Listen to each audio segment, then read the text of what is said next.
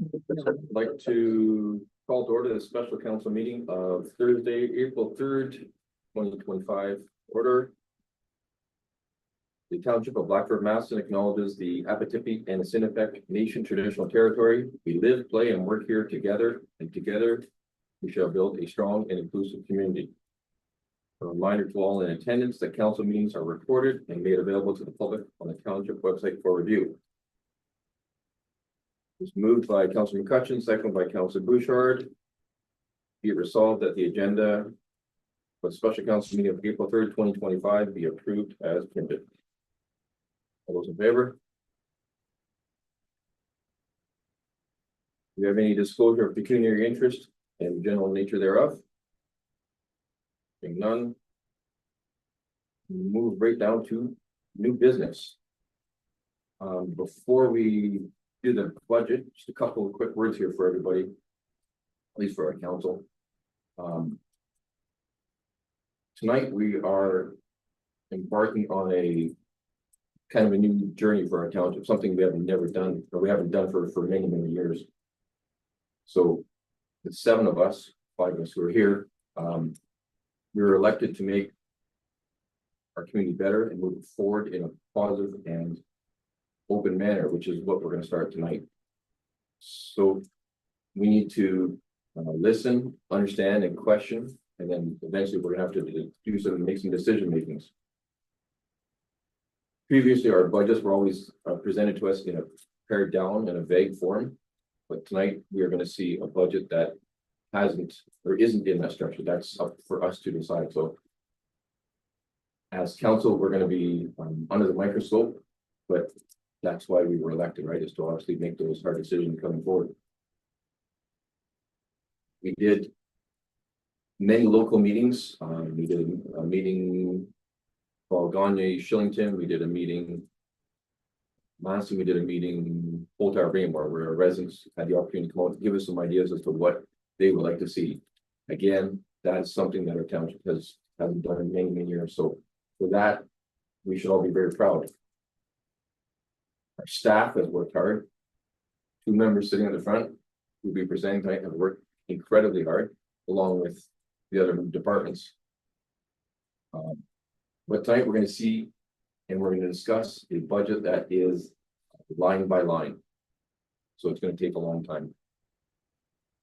But this is what we promised our voters prior to getting elected. So let's give everybody the opportunity to say what they have to.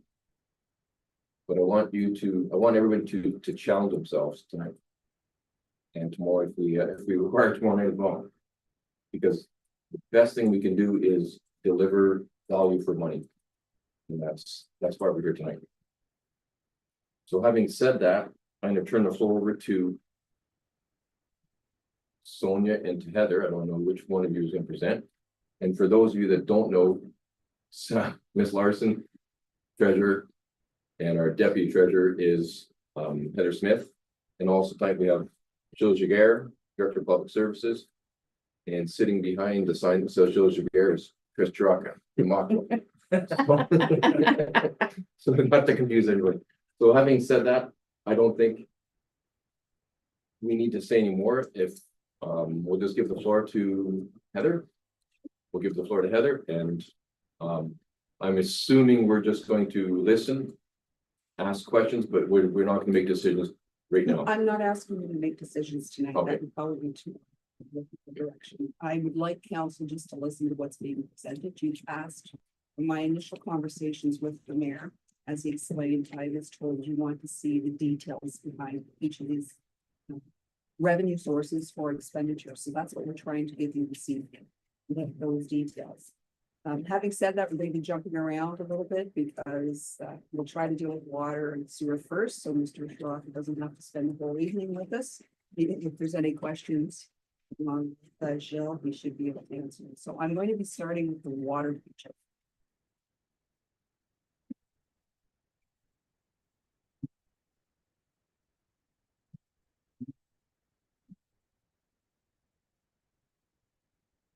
So,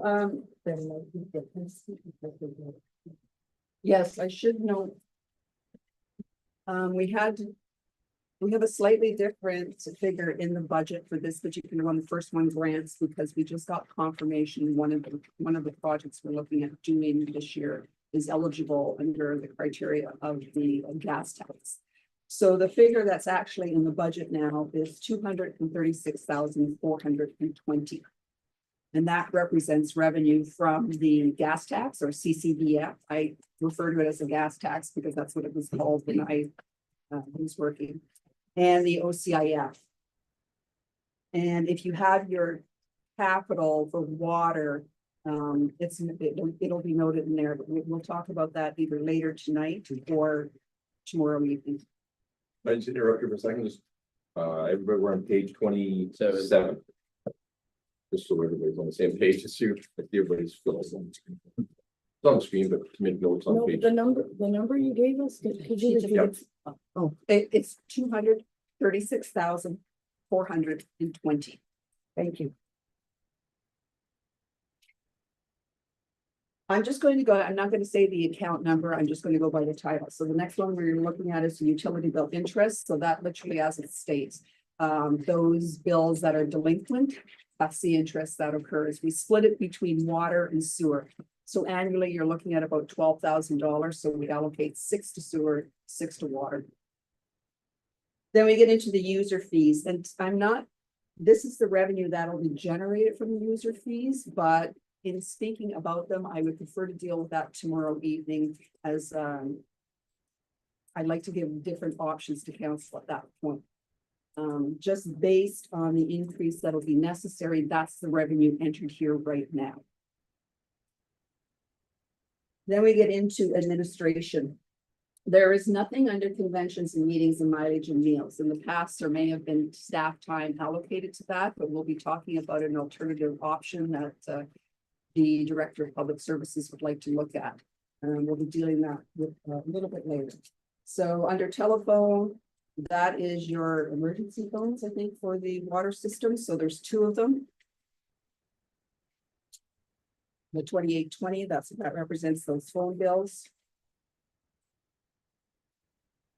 Your water facilities are, if I use the expression PIL, does everybody understand what that is? Payment in lieu. In other words, they are considered taxable under that system. So you have to write those taxes off or absorb them. So that's what the 6,200 represents.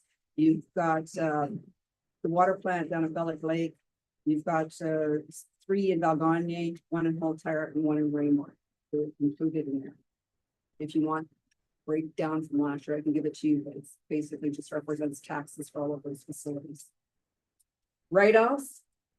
These are accounts that are delinquent that you cannot collect. When I spoke to the treasurer, she felt this was an amount that would be adequate for this year. We're hoping to get back into regular collections again, so we are hoping to see a decrease. I would also note that last year, the actual that represents the total write-off. That should have been split between water and sewer. That's why it seems a little bit high. But as I said, we're hoping to get it down, and we're budgeting $5,000. The transfer to reserves, that represents if you take the expenses away from the revenue that you're going to raise from the user fees, you have a slight surplus if all the expenses come in exactly on budget, which is nice in an ideal world, but rarely happens. But at this point, 4239 is what is expected to be surplus. Your capital, I don't know if you have the capital in front of you or. Do they mention the capital no. budget? Yeah, we do. Yeah, Okay. So you've got included in the capital is the Holtire well number 3 at 16,000. The manganese pilot project, which is what we just found out Monday afternoon, Monday morning, that is eligible under the gas tax, and that was not included previously. That's what changed the amount. So that's 14,700. In Matheson, you have well number 1, the pipe rupture, and that is 38,220. And again, we were able to get that covered under the gas tax. Raymore, the well number 5, the pump and motor replacement at 30,000. Again, we were able to fit it under the criteria of the gas tax. And the distribution mapping is going to be funded under OSIP. That is important for your asset management plan. Right now, you don't have any information on the actual locations of your lines, where your valves are. Certainly, probably Chris could speak about that when I'm done the next line, if you want to know a little bit more about these or any of these capital projects. Chris could probably answer your questions related to them. And then the last one is the fire suppression pump and motor replacement, the 98.5. And again, we were able to fit it under the criteria of the gas tax. So all of those outside funding sources help with the rates, because otherwise it would be your users paying for that. Or you'd be draining your reserves. I'm gonna go back to the expense side, Ranju, you want to look at that?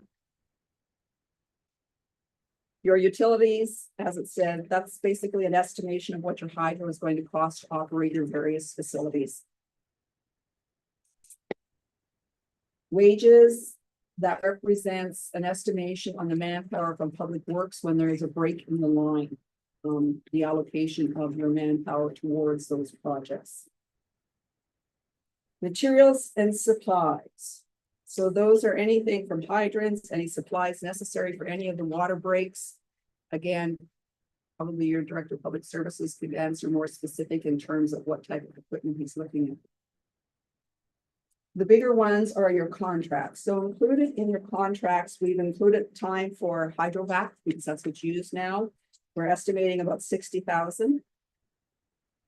In your Aqua contract, you pay a monthly fee, but you also pay for services above and beyond that. So we term that major maintenance. So under that, the Halterra Water has about 12,250. There's major maintenance in Matheson Water of 13,150. Raymore, 6,860.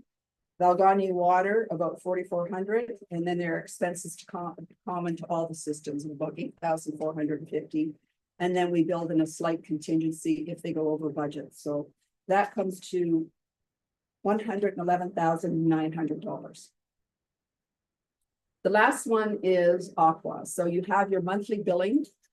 Your Valgani system is about 51,000, just a little over 51. Raymore is a little over 41,300.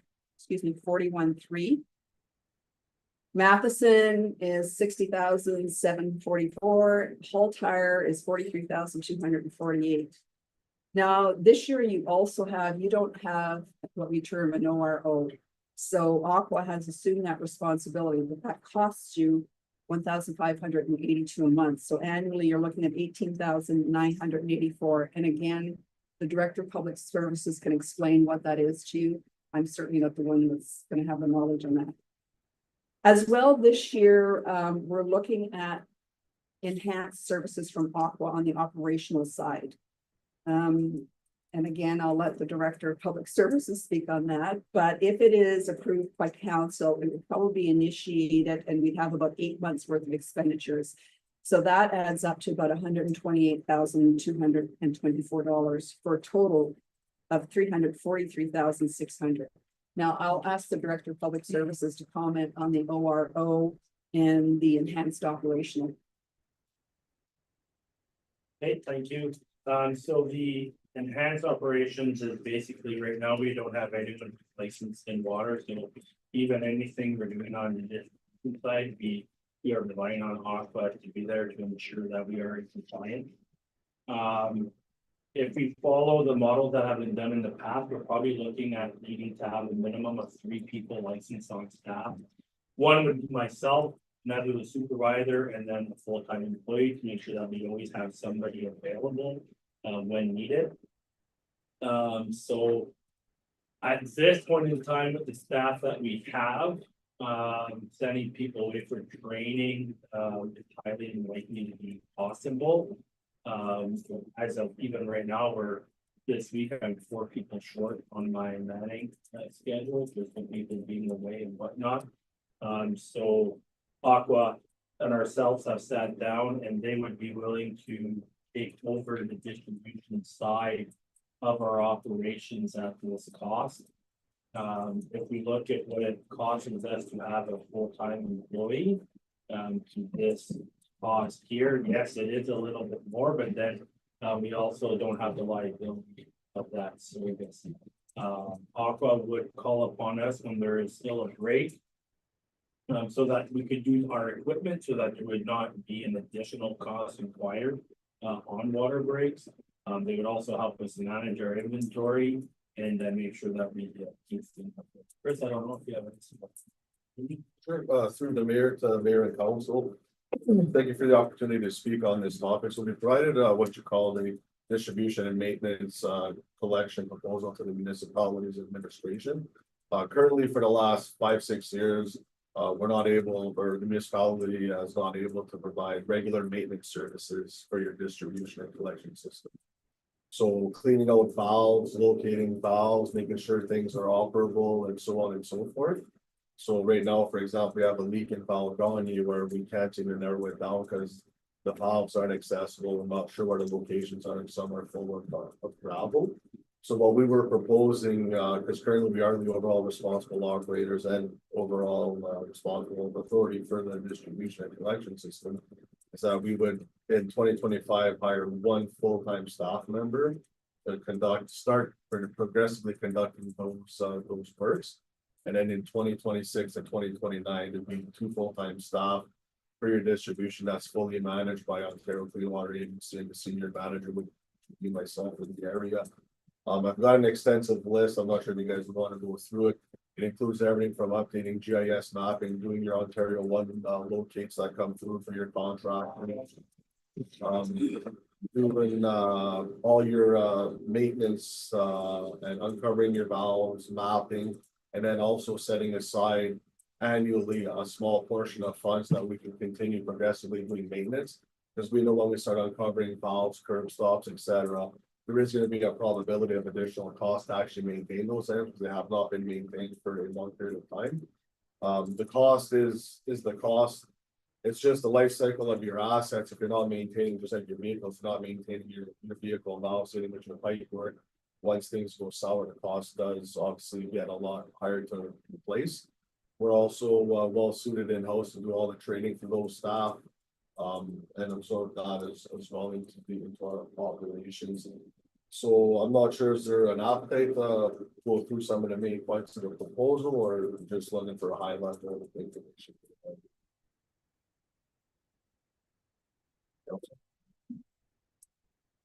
I can just, if you want, I can just bullet Yeah. point it out Yeah, please do. for you guys. Please do. And the proposal also includes conducting your requirement in 2026 for your environmental compliance approvals for your consolidated linear infrastructure.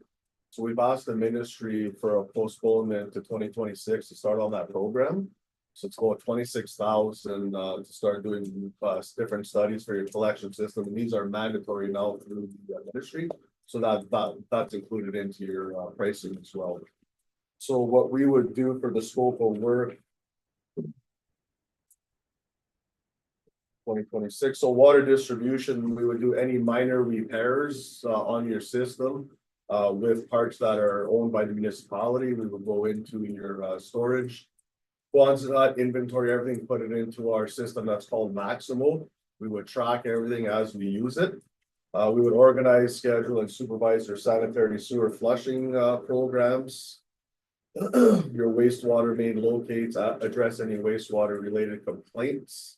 On call 24 hours a day, 7 days a week, 365 days a year for all 4 town sites. Locating water main valves, documenting your main valves, and also including them into your CGIS program so that you have a better understanding of asset management and also funding. We would document all of that as well. We would provide the labor within that for any water main valve cleaning and exercising.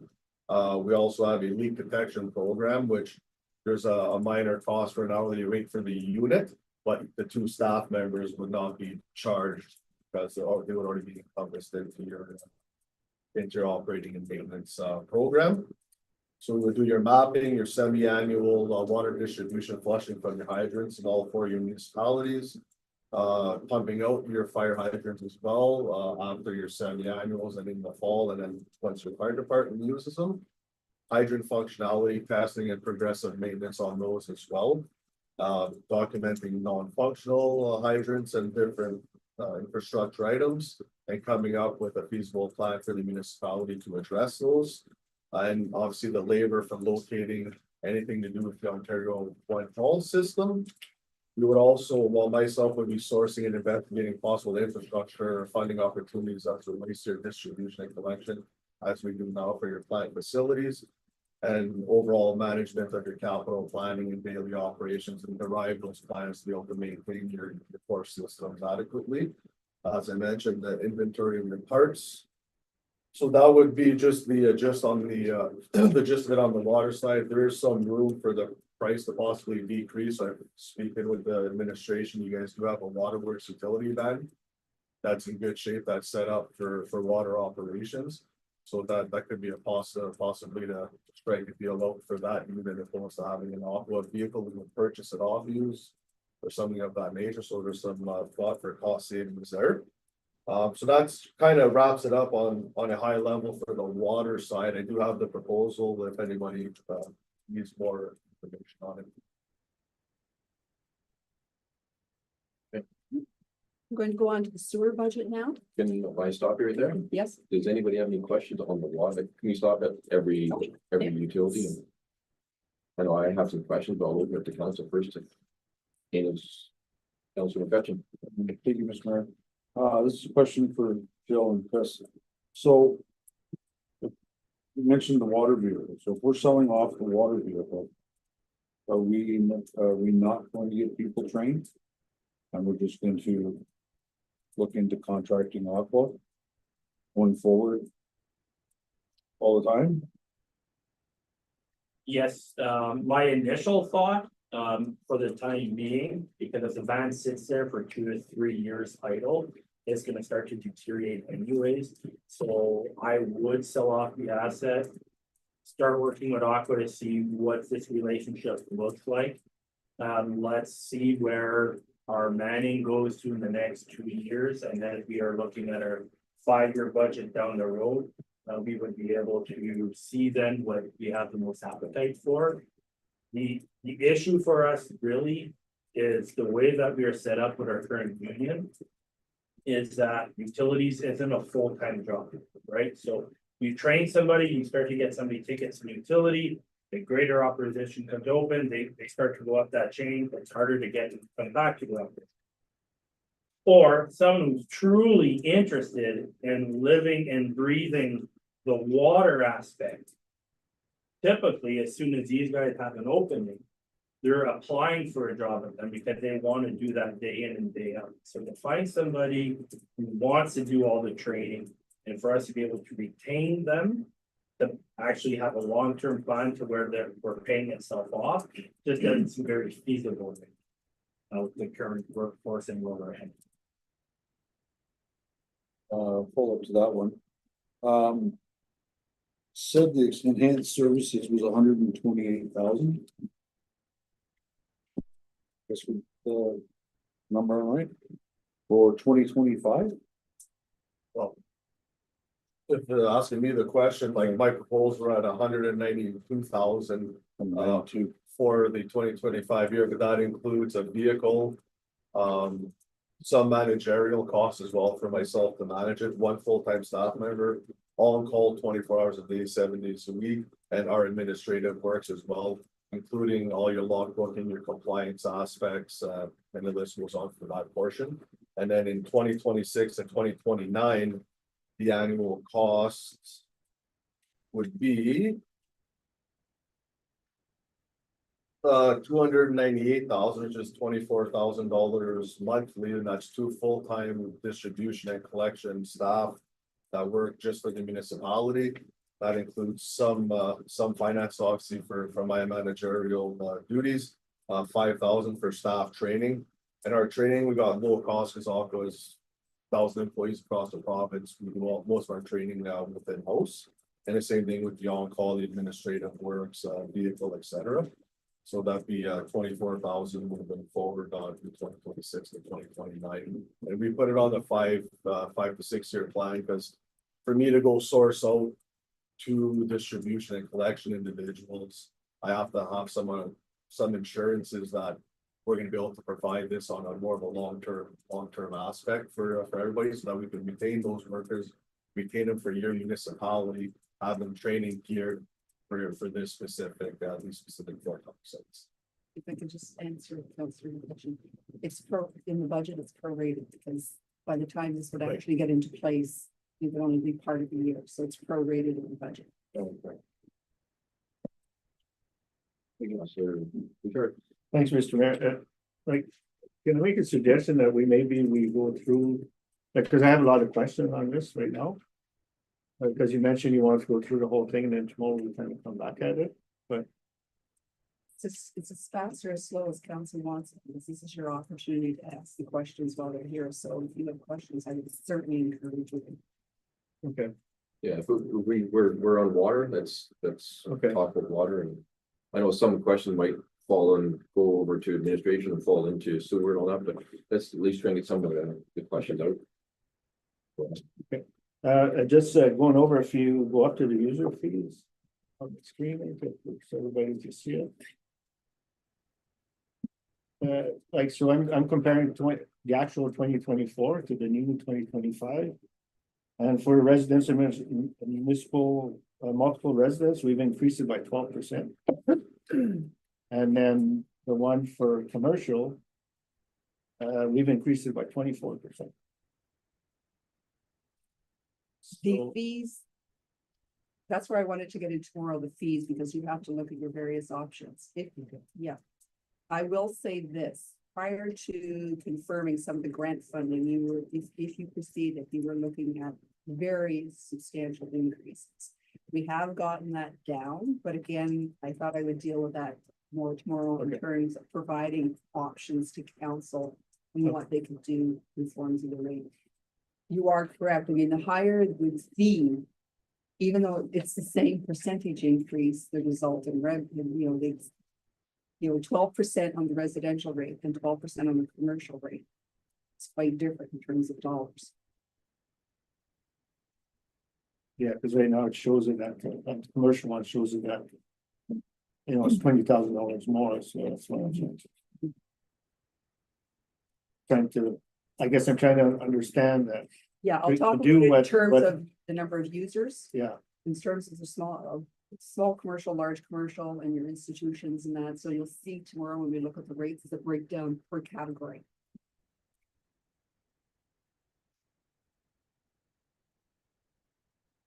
Questions? I have a couple. Can you explain what the ORO is for everybody? Yeah, through the mayor to mayor and council. So there's Ontario regulation 170 is what governs your municipal drinking water systems. Within those regulations, you have to have an operating authority, which is OA, and your ORO, which is overall responsible operator. So that's a designated individual that is licensed to the class of your facility that is ultimately responsible 24 hours a day, 7 days a week, 365 weeks a year for your water systems. So when we have somebody on call, if they're a lesser license than that, they need permission from the ORO to make any adjustments to your process. You have to have an overall responsible operator by law. So we're running into this with a lot of our contracts now is we're the overall responsible operator for distribution and collection, holding liability on that aspect. But either the client's workers are doing the work or there's no work being done at all. And that's where there's a little bit of a disconnect on the fear with that, right? So we want to always ensure that we have proper training, proper staffing and everything within the regulatory requirements. So that's it. This we thought was also a good opportunity to provide that enhanced level of service and proper level of maintenance to your distribution and collection system.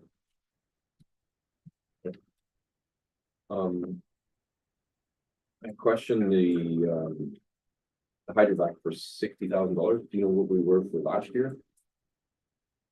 I know it's an expensive rate per hour, but there's a. Right. Mr. Mayor, through you, I'm not sure exactly where you were last year, but I know we had like one event this year where it was almost $9,000, $10,000. So if you look at how many we had, let's say we had 5 or 6 events last year at $10,000 a pop. It doesn't take long to get to that at $60,000. That's why it's so important to move forward and start collecting proper data and trying to correct some of our older infrastructure. So then the hydrovac situation should start to diminish in a couple of years, right, as we fix our infrastructure. But right now, it's kind of a, it's a guessing game, and just because we're talking about water and hydrovacs, I'm afraid about what happens tonight. I'll have the water main break somewhere, right? But it is the season. So. And I don't know, Chris, if you could speak on if this enhanced service, do you have it in other towns and how has it been received? Through the mayor to mayor and council. So this is where we're starting off. So I do quite a bit of distribution work in other municipalities as an additional service above and beyond. Right, say 80% of our clients, because we operate fully at Go Down or those smaller communities. We've been doing all the distribution. It's been received well in those areas. I come from the distribution and collection background. It's my bread and butter, not at the water plant, not in capital. So it's a good opportunity that we have the boots on the ground that know your system a little bit, that have the expertise with our staff as well. Your local individuals, Rainy Boucher's, your operations supervisor, been with Ontario Clean Water Agency in the area for 18 years.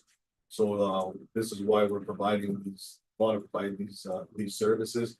They've always been well received, and I think we're coordinating on a team effort with respect to your public works director with say we need to do a dig, utilizing your municipal equipment and municipal employees under Ontario Clean Water Agency as a general contractor would be a viable idea for everybody. I think most of you know we're not maintaining the distribution and collection system as we should. But again, our financial restrictions that Ontario Clean Water Agency understands that. Yep. If I do the math correctly, you said it was about 190 grand per year. I think that's what we had. So that's like $16,000 or $15,000 a month. Correct. The gentleman that we had doing it now, hopefully will be costing us $15,000 a month, but moving forward in 2026, you want to have 2 people. So I'm just having a hard time grasping how we had sort of a gentleman doing it for 40 hours a week, and now 8 months from now you want to spend $300,000. For sure. Is it putting us in a position that we won't have water breaks, or is it putting us in a position that we're going to save money? Through the mayor to mayor and council. So it would put you in a position in the longevity of being in a better maintained state. I can never guarantee that what we're going to do is going to alleviate water main breaks. But without spending the 40 grand or 40 hours a week with one individual, to my knowledge, we weren't getting done what needed to be done to adequately maintain the system. Furthermore, like log books have to be recorded. We've got none of that data, the compliance aspect. Those costs also include my managerial hours to derive work plans for all of your water and sewer house sites for those maintenance programs over a 5-year period. But I think, and it's like everything else, you maintain it better, you are going to spend less in the long run. But I cannot guarantee that the water main break. But knowing where our valves are, stuff like in Balagoni at the current moment, we kind of knew where our valves were and able to clean. We could absolutely get on them a lot quicker without calling in a vac truck or possibly isolate a water main to a certain area, start shutting the valves off to kind of see where it's at and get a better idea on it. So we spent 3-4 days with some public works staff. Just digging with a shovel and tiger torch trying to find a valve. So there's ample amount of work to be done that will be beneficial, but no guarantees obviously on decreasing water mains. I was just gonna say maybe the director of public works could discuss qualifications and certifications required, and that would clear some of this as well. So we had looked. Sorry, Councillor Charbonneau would like to refer. So we had looked at this real fast. How fast can you get someone ticketed? What are the costs associated to that?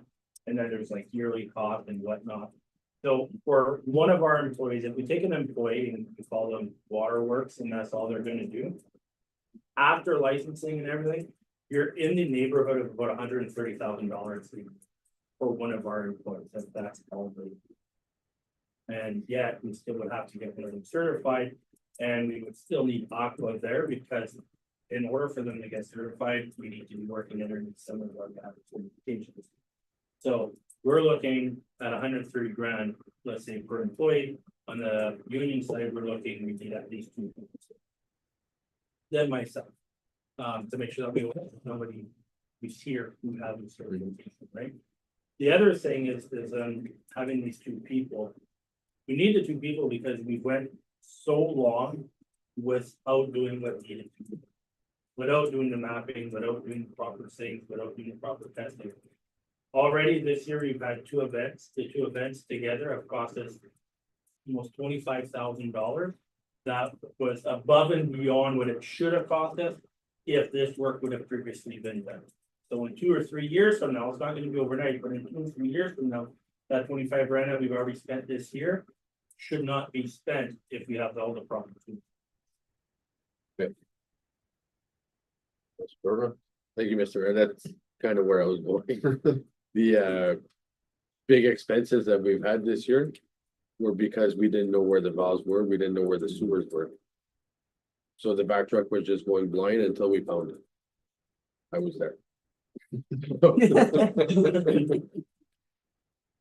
So, but the 40 hours a week was just not cutting it. So that's why I understand where, you know, you need 2 people. There is no maps of where the valves are or nothing. Yeah, I just want people to, in council to understand is that what this is doing is gonna, maybe not, overnight, but maybe in 2 years from now, when we do have an issue. We know where to go and our costs will be greatly reduced. It's hardship now for some gain later on. That was. Obviously, I've got to get you to say that rather than me. Through the mayor to mayor council, we also in this proposal provide hourly rates for leak detection that are very good because there's no labor involved. So if we have 2 staff working for you, all we do is rent.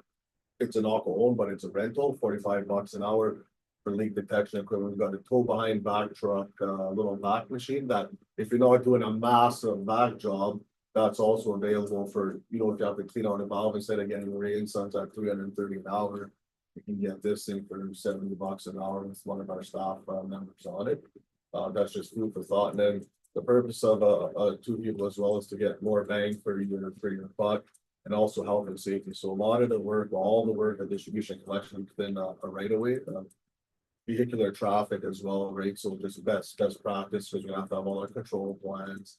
Adhere to all the regulatory requirements, even when you're working on valves, you never really want just one guy trying to use the valve machine by himself. So, and if there's ever any other question, we got a full proposal that's been provided and then we can speak on that as well. Okay. You here? Just to end, because as we're talking, and I feel like we might be talking negative towards our current crew, right? And I just want to assure everyone, the crew that we currently have are doing the best they can with the tool that we've provided them. And even for them, it's getting frustrating, right? Oh, the curb stop's supposed to be here, but there's water leaking in my house, you gotta shut it off, and it takes us 2 hours to find a curb stop, right? So at 1 o'clock in the morning on a Saturday, when you're calling in guys, their stress levels go up pretty high. So they are doing the best they can with the tools they've been given. And we've notified this as a big gap. You know, in our plans and where we want to go. So I just wanted to. Yeah, perfect. Any other questions on the council? I'll turn it back over to Heather. I'm going to jump to the sewer budget now.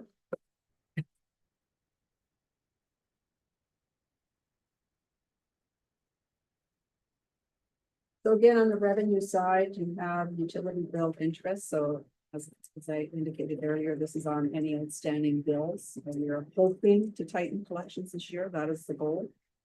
The next set of revenue are the user fees. And again, tomorrow I will get into specifics as far as the rates, options, stuff like that. But this is the base revenue at this point that you require in order to meet your expenditure side. On the expenditures, you have taxes, so you have various sewer facilities that are payment in lieu or PIL, as we say, so we're estimating the taxes on those to be about $12,000.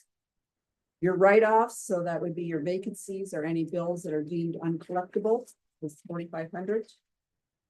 Again, the transfer to reserve, so if all your expenditures come in exactly as they're budgeted, you would have a very slight surplus, which would go into your reserves.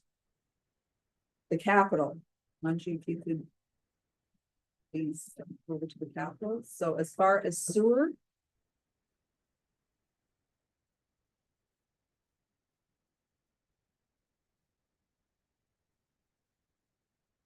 at the Matheson Water Plant, you have repairs to the concrete grid channels and commuter, Common user. okay, replacement. Thank you. Spare glass, a gas chlorinator, electric hoist replacement, and digestion sludge removal. And at Valgonna, you have a flow meter maintenance and flue installation. That is all funded right now through your user fees. We can go back to the budget, please, Sandra.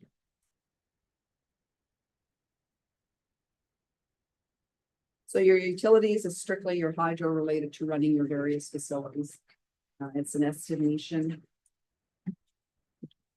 Your wages, again, that's your staff time that would be on any sort of, could be flushing lines. I don't think too often there's a break. The director can correct me on that. Your materials and supplies, again, that's just any necessary, supplies related to the sewer lines. Now your contracts. So in here you have septic, last year you had some septic pumping, so we have 3,500 for that. You have flushing every year that's done, 15,000. You have some sludge haulage at 8,000.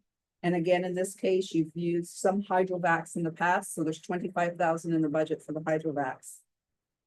Now, under Aqua, it's major maintenance that is not considered capital and beyond the scope of your monthly fees. In Altar, you have about 17,000. Matheson Water Plant, you have 63,000. Raymore, 15,850. Valgonna, 13,000, and there's a contingency built in, which gives you a total of 176,700. The Ontario Clean Water Agency monthly billing. So Matheson is 145, roughly 600 a year. Raymore, 14,232. Altair, 17,292. And Valgonna, 13,632, for a total of $190.70. We rounded it to 728. Let me give any specific questions related to sewer that we would like Chris and myself or Jill to answer. Questions for council? Council Charbonneau? Thank you, Mr. Mayor. Just looking at the wages, if we were to go ahead with the Aqua, the wages are pretty much the same as every other year. Would those go down? You have to ask. Sure. Your in-house wages for sure will go down. Yeah. How much on the, like?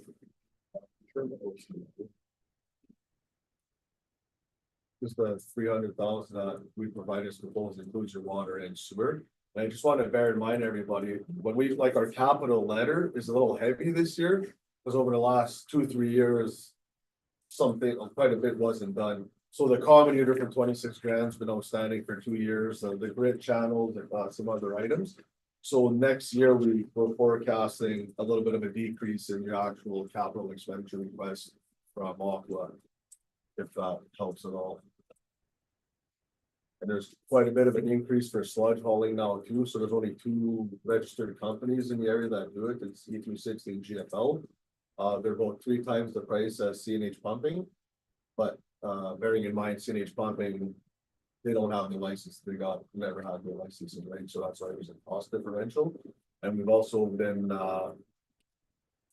put by the ministry a directive that is boosted up your costs is dechlorinating and chlorinating your effluent from your waste plant here in Matheson all year round and not only the summertime anymore.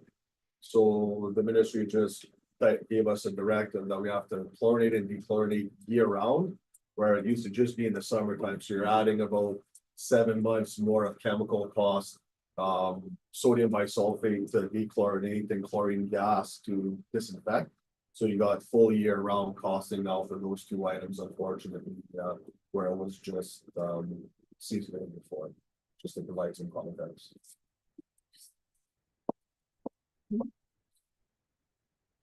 Councilor McCutcheon? Thank you, Mr. Mayor. I look at the history of the contracts. And the actual for 2024 was $48,000, $48,520. And now our contracts are jumping to $176,000. I'll answer that in terms of the budgeting. When I look back at your general ledger, historically. We would allocate. Those expenditures of Aqua that were above and beyond the warrants in this account, but when I looked last year, they were all over the place within your budget. So we have tried to get back to this year consolidations so that at year end, we can actually do an honest comparison of what was projected. And what has occurred. I noticed last year when I was looking at the lists that many of the items probably weren't completed, really. When I looked at the list for 2023 and 24, many of them were not done. So that's why you're also seeing less expenditures related to last year. Joe, I don't know if I have it in front of me, you can bear, you speak for a moment, I'll see if I do.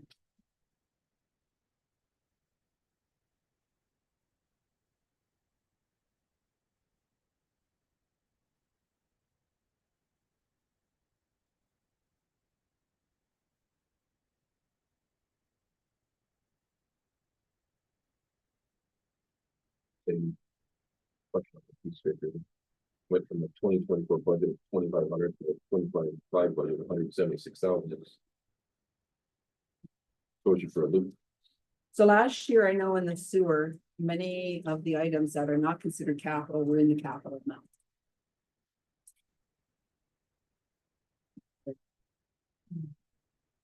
Yes. Yeah, some of it was dispersed, but also last year, many of the expenditures that we're breaking out this year into contracts because they're not truly capital were in capital last year. As you can see, your capital budget last year was 113,660, but the actual was 133,150. I can't tell from the general ledger the specifics.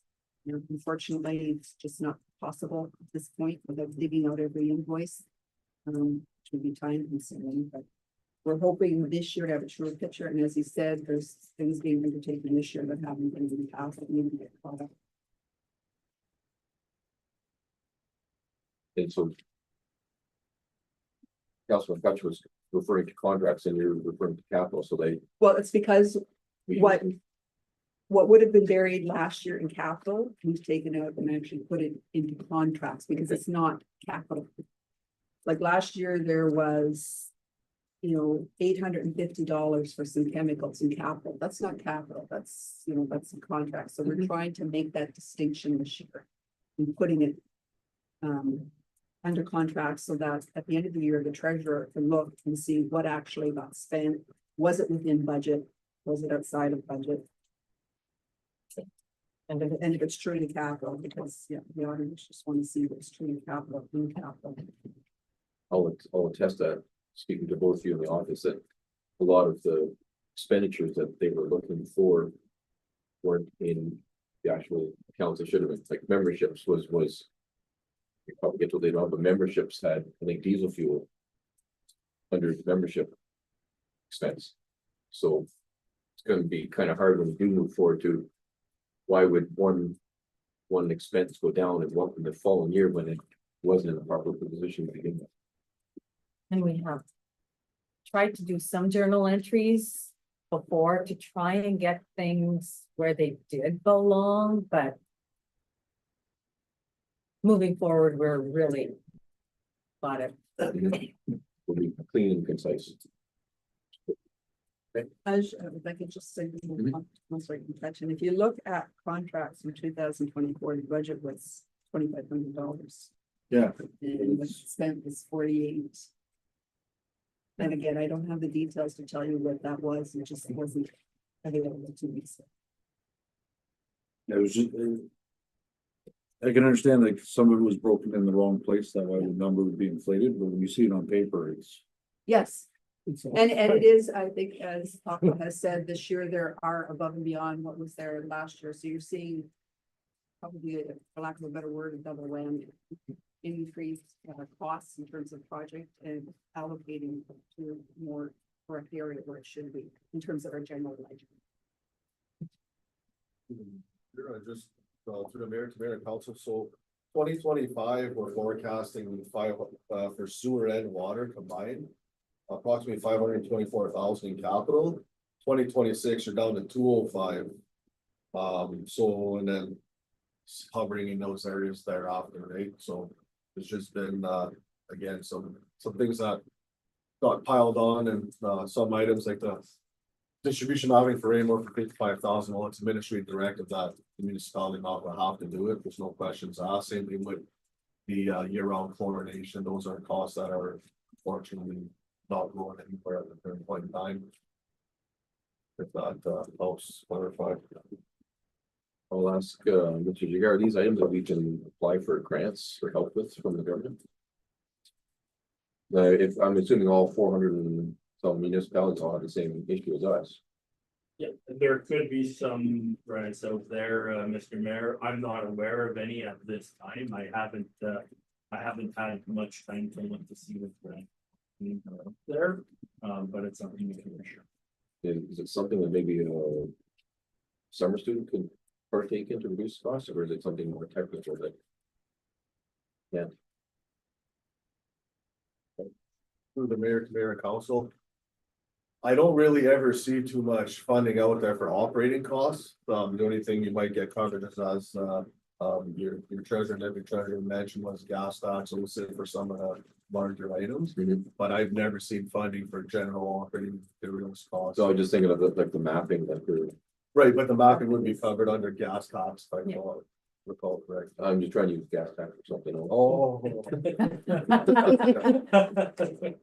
It's true.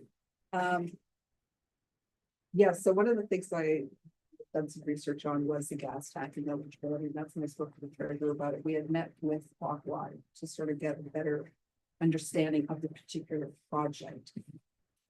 We didn't look in terms of the sewer. I haven't done any research that way. It's probably just something I could do to see, but as mentioned, often, for lack of a better word, a spin has to be put on it, so it is not considered maintenance, because in the eyes of the province, if it is maintenance, then it is up to the municipalities to cover that.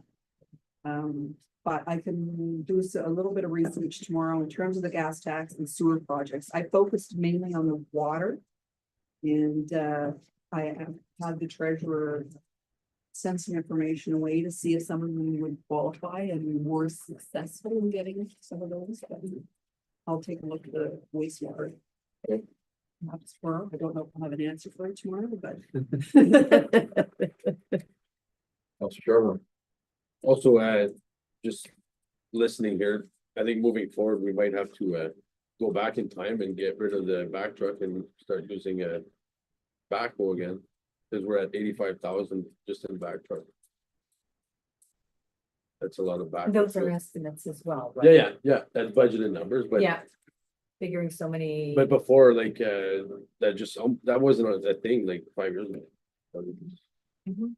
Right, it's just easy, but sometimes when you have no money, you don't do easy, you do hard. Maybe we could purchase our own contractors. Contractor. Yeah, but yeah, there's environmental pieces of that. Councilor McCutcheon. Thank you, Mr. Mayor. Chris. So there's the sewer contract, like the sewer Aqua, right? There's the new distribution one. What does Aqua, what do we pay Aqua for the other one? What? For water? Yeah, how many contracts do you have with the two, right? Sewer and water, right? That is correct. What's the water one? So the water one currently? Yeah. So currently, what we do for water is we take care of all your facilities. Yep. All your monitoring, your sampling, anything to do within the plants. Yep. And obviously you're overall responsible operator for your distribution. And then on the collection side, anything to do with your lagoons and wastewater treatment facility here in Matheson. And all your outlying lagoons in the area as well. And what was that cost us? That cost, that I don't have it off the top We of my have head, to Heather. do- You mean the regular monthly billing? Yeah, the total Okay. cost, but I can't find. Okay. 2024 is 214. For Yeah, water. your Page water 28. component for Aqua. Yeah. For Valganye water, it's $51,096. For Raymore. $41,304. Matheson water, $60,744.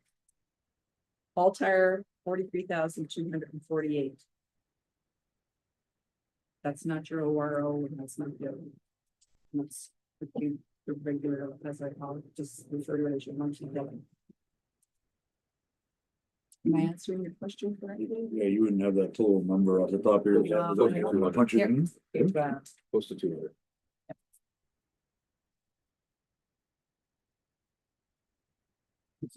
That one up to 14, 382. Yeah. And that includes the ORO.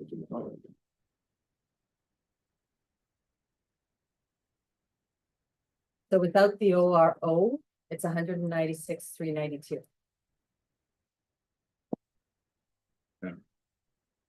For water.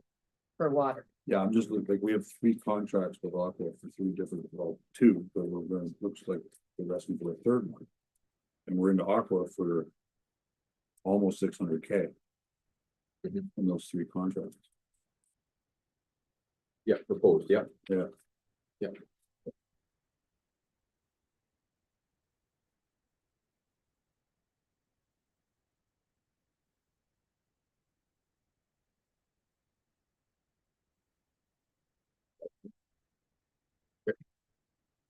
Any questions on?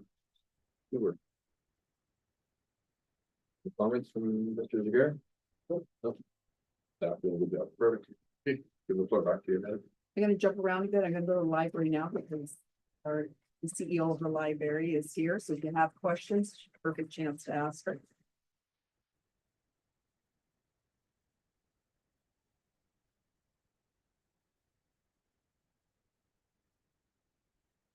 Page 43. 1.3.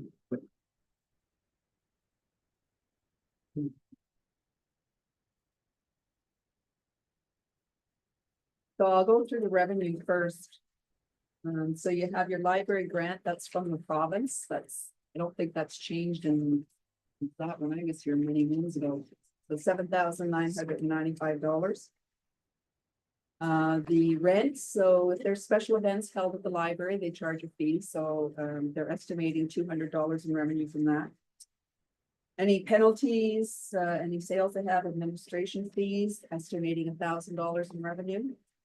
And I would note there was just a slight change in speaking to the CAO. She wants to make some purchases of furniture this year in the amount of $2,500. And the library has a deferred grant that we'll be drawing in to pay for that. It's not showing on your budget, but it's under donations. It's $2,500. 215 is 2,500 on our page. It's Beside the 215, yes. Beside it, yeah. yeah.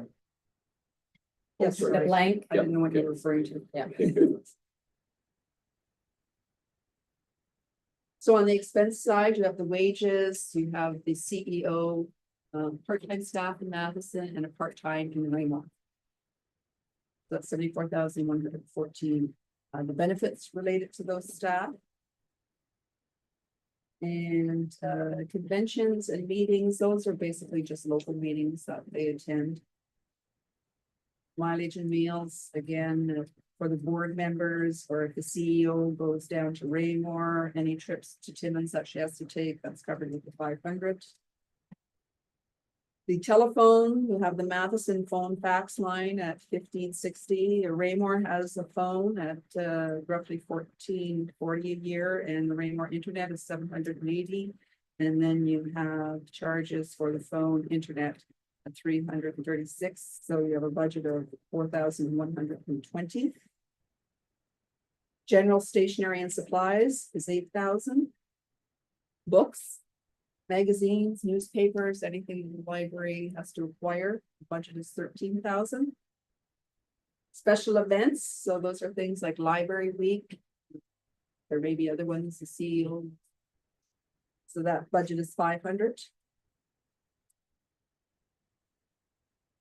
Your memberships and subscriptions, so you have the OLS Jazzy system, that's their catalog system. You have the OLS, their copyright license criterion. And the Federation of Ontario Public Libraries.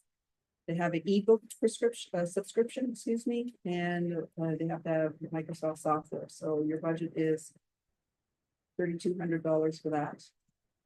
The insurance, that's for the actual billing for insurance for this year, $340.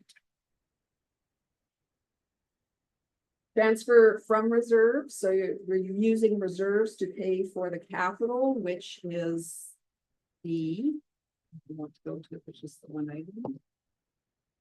It is the ramp and door at the library they hope to do this year, or they were hoping to do it, I think, last year, and it wasn't completed, so they're hoping to do it this year.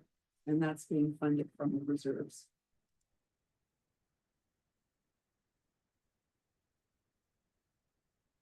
So the materials and supplies, you have their regular materials and supplies, which is $1,000. We've also placed the purchase of new furniture in here because obviously they don't have a specific account for purchasing furniture, so it's 2,500 in there to make the total budget of 3,500. Your utilities, so there is gas, the library, hydro, we have a hot water tank, we have the rent for the Raymore Library is in there as well. And we allocate all municipal services, water, like all, excuse me, municipal facilities that are connected to the water sewer system are allocated a billing. So the total is the $9,000. The repairs and maintenance to building are your standard repairs that may be needed throughout the year. If you've been able to get someone to do the snow removal, carpet cleaning, any more miscellaneous items like that, 5,000. And cleaning supplies, 1,000. And as I said, the CEO is here, so if you have any specific questions related to the operation of the library, an excellent opportunity to have them answered by her. Council, any questions? This is a pretty straightforward. Nice, easy one, yeah. Just to. Council can take a look under buildings under utilities. Just look on every page and add this up at the end of tonight or tomorrow night and watch how much we spend on hydro and gas in amongst all of our rinks, all of our two libraries, every building we own. You'll be amazed at how much we spend in all these buildings. You'd be not amazed, it's amazing, a positive word. Councilor McCutcheon? Thank you, Mr. Mayor. The transfer from reserve and the capital for the ramp, Yes, would that not fall under the federal AOD? they don't fund, I'm not aware of any grants that they give towards that, but.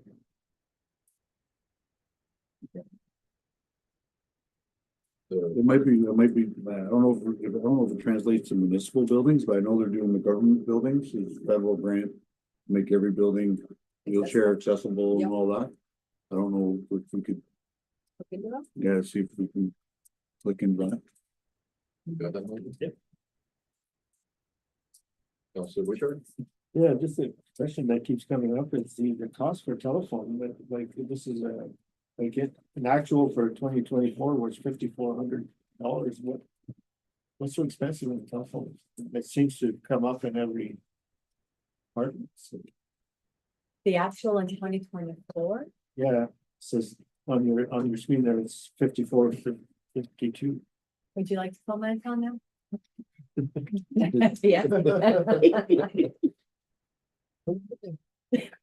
Without getting into too much information. We were part of the township. We still pay a little bit from the township, so fee for our internet.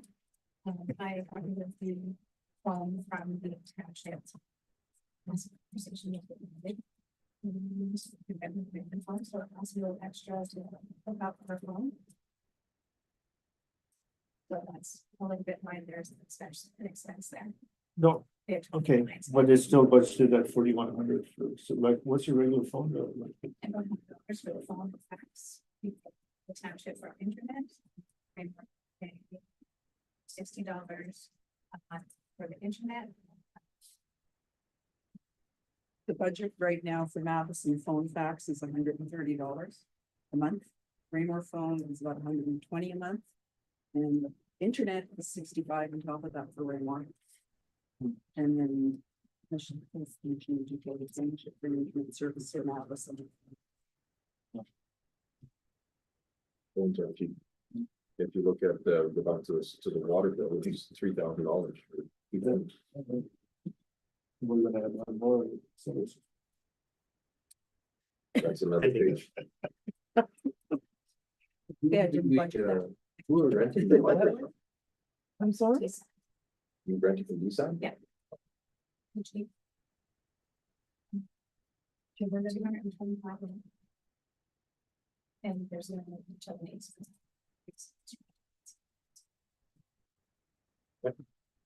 And we just got, content, and I think that was $30 for the year.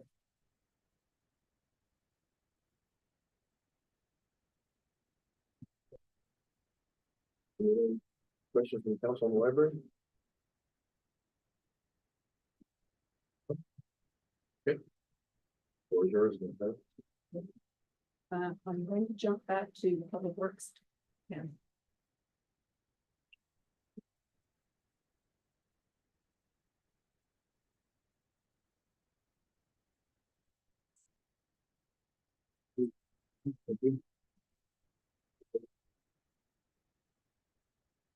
Through the mayor, council, is there any water, any other water sewer items?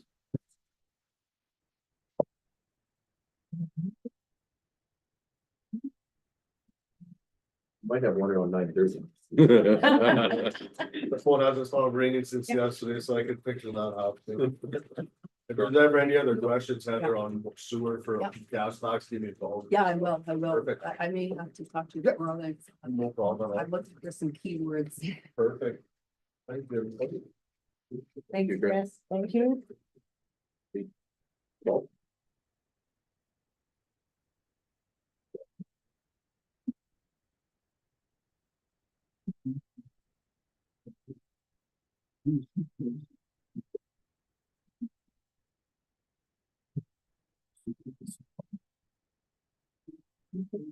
Good.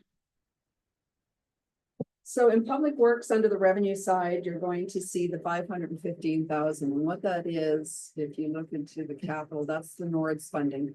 That has to be used up by the end of this year. And in speaking to the director, we're going to focus that on the roads. In terms of gravel, ditching, those type of things. You know, the director can comment more specifically on the specifics, but we're showing that revenue coming in. The 400,100, that is what council has already approved and purchased the snow truck. That is your loan coming in under sundry revenue. And I think we hope to have that in place by June. We're hoping. I'll comment in terms of the wages overall, Public Works. Obviously, you have new administration and you've had 2 years of irregular operations. So it's been very difficult to look at previous last year or two for the allocation of wages. So what we had done is look back at 2022, which was your last, let's say, full year of regular operations. We use that as a basis to sort of move forward in determining the percentages where to allocate the time. So this year, if you will, it's a base year. At the end of the year, the director will have a better idea where staff time is spent, but this is our projection at this particular point. So in terms of administration, there is, as it says, $260 or 70. The benefits, that is all the benefits for the director and all the staff at Public Works.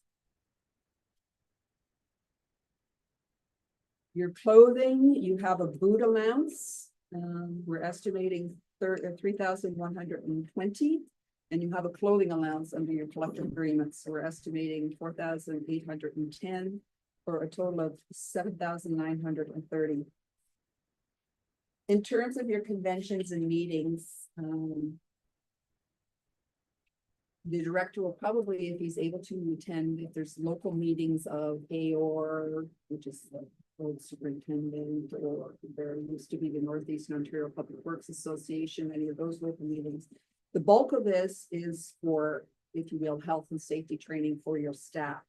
So things like confined space, trenching, working at heights, CPR, first aid.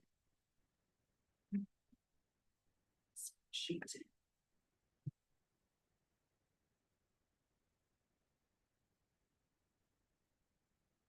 I can remember the director got a quote of $900 a day to bring someone in to teach these courses, and then we can address the staff that require it. So we're estimating 3,000 for that. So your total budget is 7,000. Mileage and meals, that's as per the contract. You incur meals when the men work a certain amount of overtime. And also about 1,300 in miscellaneous meals, whether that's someone going out of town to meetings or. Telephone, so you have a radio license you have to pay every year. That's $1,300. You have an on-call phone. You have 1, 2, 3 phones that you're paying for, so that's a total of $4,000. Stationery and supply, logbooks, calendar books, any stationery that's specific to Public Works that isn't in our general like paper and that's covered under administration. So that's 2,500. Advertising, that's general advertising. It could be for job postings or any other type of advertising they do. So that's 2,500. Your memberships and subscriptions.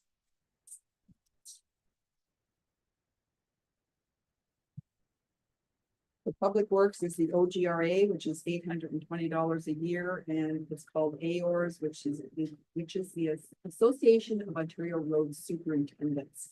That's $350.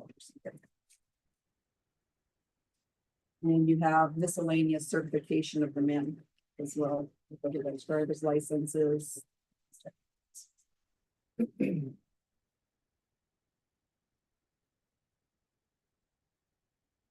So the insurance, that's based off the actual billing, 72,840.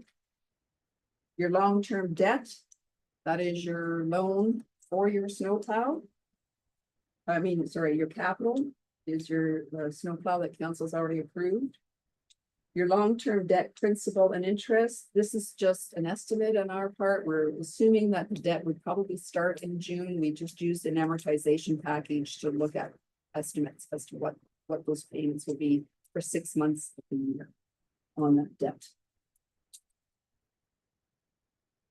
Your building, again, wages, that's any work that the men are doing around the building, maintaining the building, those type of things.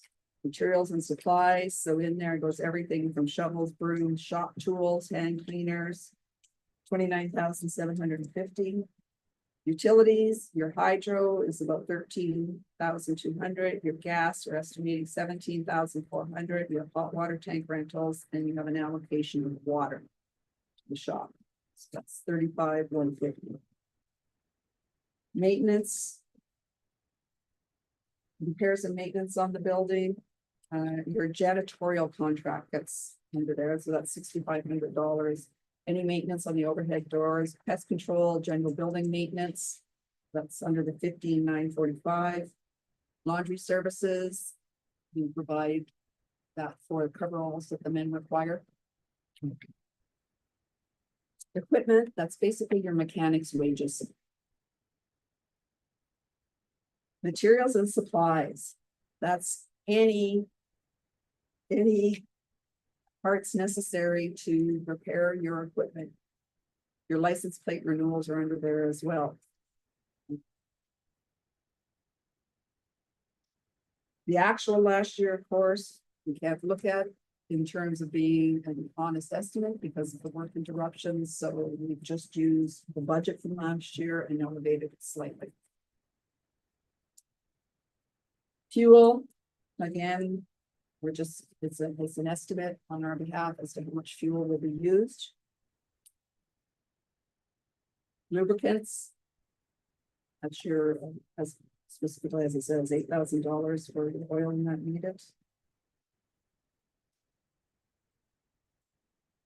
So your contracts under equipment, you do need some outside mechanics, so we're estimating 2 days a week.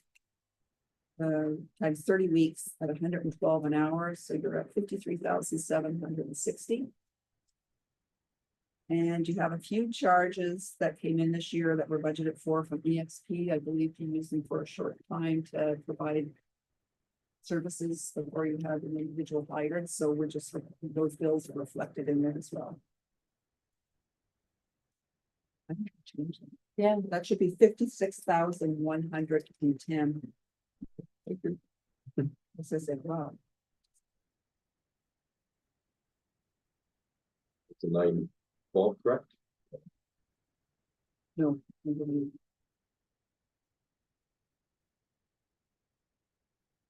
$962, $990.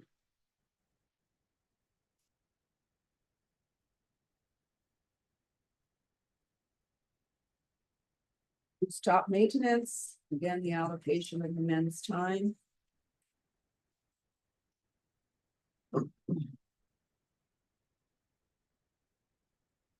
Materials and supplies. You in there as well as the annual aggregate fee that you have to pay. And whatever, the director can comment in terms of more if you need to know what type of materials and supplies, but certainly. Your contracts. So in there, there's a gravel contract where you have 450,000. And calcium at 193,400 for a total of 643,400.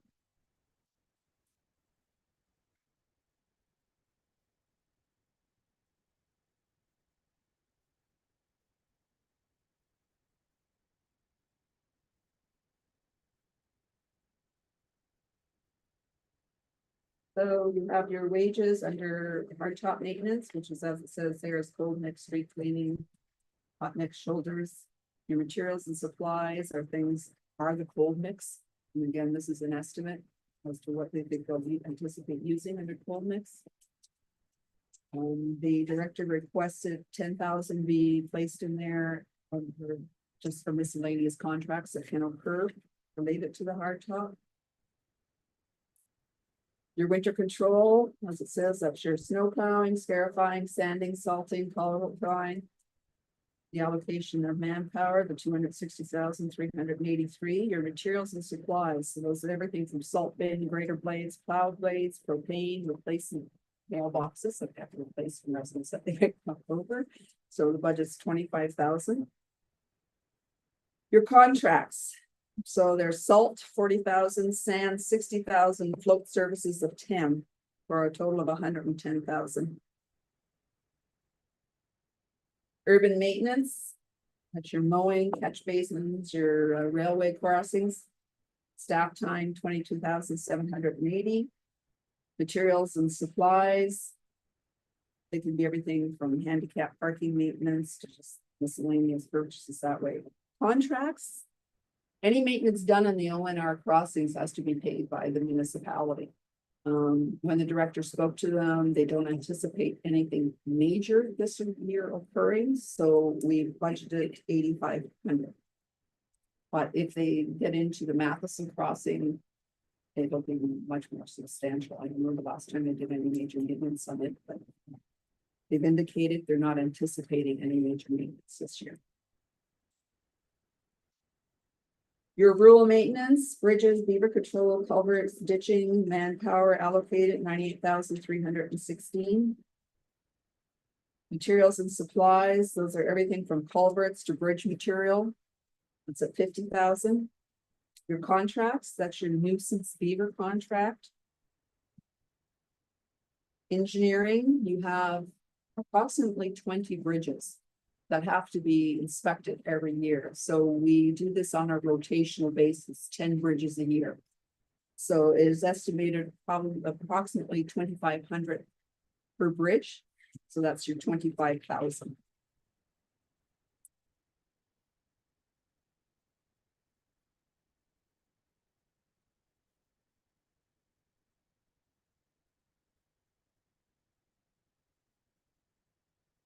Now we're into projects. This was created for events that are sometimes one-off for the public works to be involved in.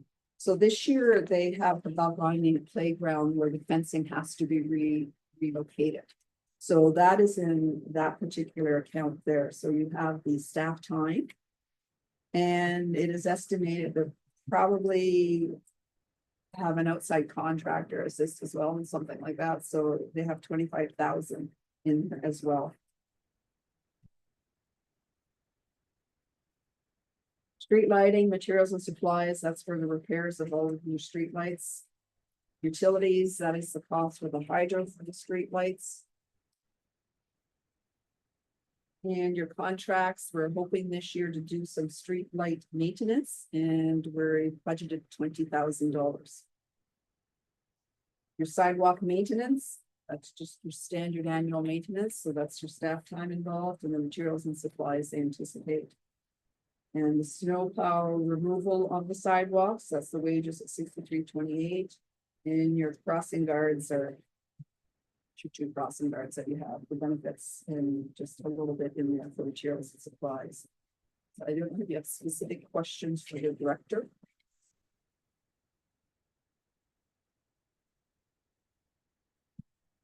This is one of your largest budgets. Yeah.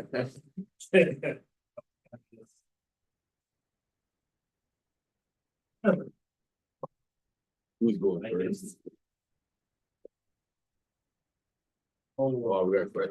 Yeah. We'll start with Council Sheriff and all that. Thank you, Mr. Mayor. First question would be under sidewalks. I see there's no contracts and there's not very many wages. Are we planning on fixing the sidewalk by the bank? So with my arrival time, not trying to use, mixed use, I haven't really seen that, right? So I'm not sure what it's going to entail or what it's to get back where it's originally supposed to be. That's why we had only put a little amount there to see this year what we can temporarily do until more permanent fix can be done. We probably wanting this year identify 3 to 4 locations that need to be done. Do what we can in-house in prepping those locations, and then the following year hire a contractor who specializes and can do that kind of work, and then have them come in and fix a couple of them while they're here. Because every time we bring in a contractor, the mobilization and to get here is usually like almost 1/3 of your cost, right? So trying to make sure that when we get them here, we're doing groups of work and not just one-offs. If you have a greater understanding on that sidewalk, and if it's something that absolutely needs to be further in depth, then this year we can have a conversation. It's pretty bad, like, at least put gravel and packet for this year.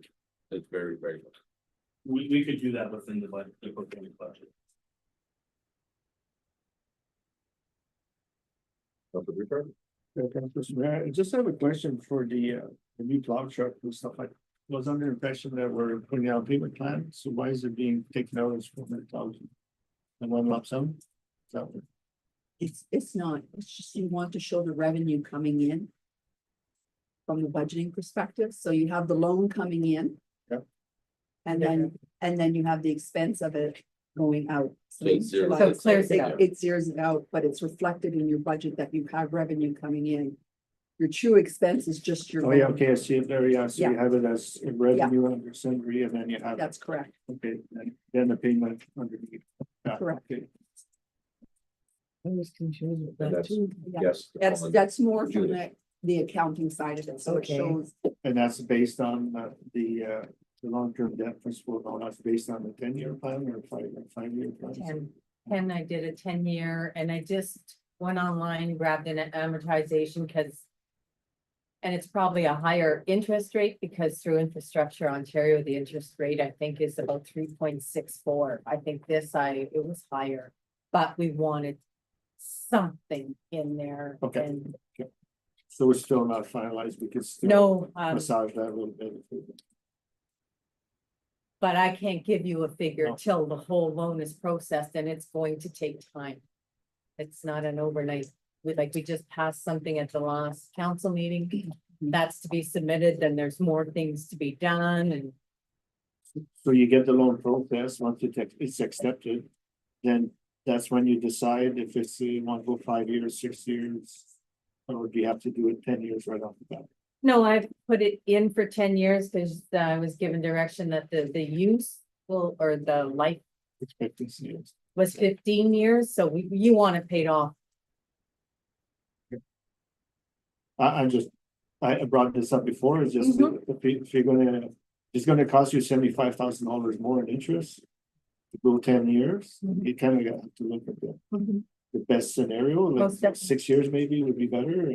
And I can bring that, Yeah. like, once we're at that point, I can bring it back to you to show you what the differences are, and you can make that decision for sure. Councilor Charbonneau. Thanks, Mr. Mayor. Under buildings, repairs and maintenance, I think, Henry, you said there was janitorial services. For $6,000. For the public works shop. It's, I'm just going by the contract that I was given. It was Yeah. 5 hours a week. 52 weeks a year, 25.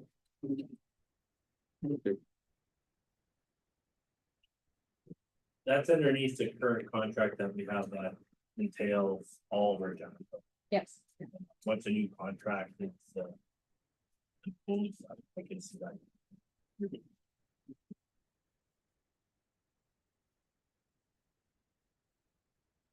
We'll just continue on, Okay, right on. and we'll move beyond. And again, we have, what, 450,000 for gravel? I know we have a big pile left there. But it's not really gravel. Is there something we can do with that? Like, can we sell it to somebody that can use it and maybe get real gravel? So in talking to the foreman, our initial thoughts were we'd be able to use that, like if we're gonna replace a culvert, let's say. We would use 90% of that and then just a little bit of A gravel on top, right? So then we would reduce how much A gravel is needed when we're doing those repairs and then still utilize the material that we've already. Okay. Do we think we need 450,000 of gravel? Like, cause we, just last year, I think it was what, 800,000 that was purchased? Right? So in the paperwork that I found from previous, gravel is one of those things that they've always, every year, made sure that they're in different locations. I have maps on, redo this one. Again, with my timing of showing up in January, I haven't been able to have a good grip on how our roads are. So we basically took a number historically on what we usually spend every year on redoing. So that's the number that's in there. Cause like with you coming in January, you're not really aware of it, but. I was actually hoping if we can maybe get rid of a little bit of gravel, if we can pave the Waterbag Hill. I spoke with, I think Dave, I spoke with you about this before, but because the contractor is doing the highway, we would save a lot of money. Cause there's no mobilization, demobilization, they're already here, they're doing the whole highway. That hill right now in summer, you'll see, we grade it every 2 days. Because you can't go up the hill. So every 2 days, we're probably spending $300-400 just grading that hill. If not more. That's right, like fuel, maintenance, employees, blah, blah, blah. So if we were to calculate that for a year.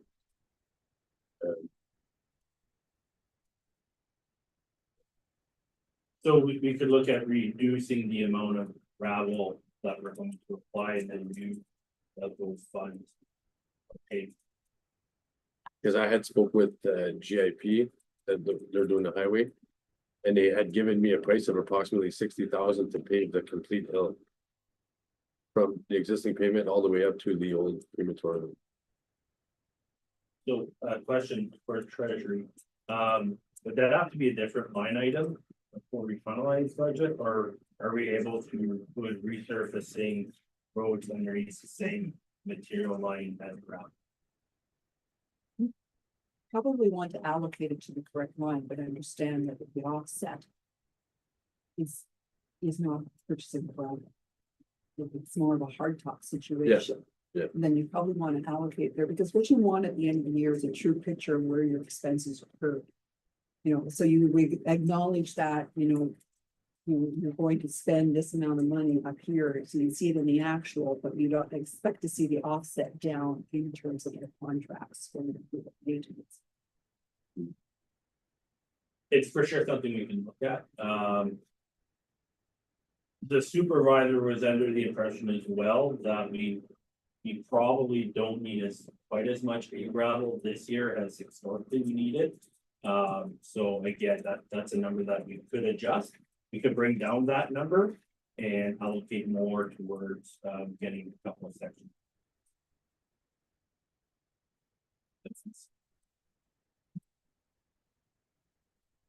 Subject of heating, we're just wondering, has any consideration been given to the one? What? Was any of this? Yeah, so Balgony Road, the part that is already paved, I was in your impression that we wanted to keep that paved. I haven't been able to get anyone out there yet to give me a firm quotation. I'll reach out a second time, but I don't have it actually.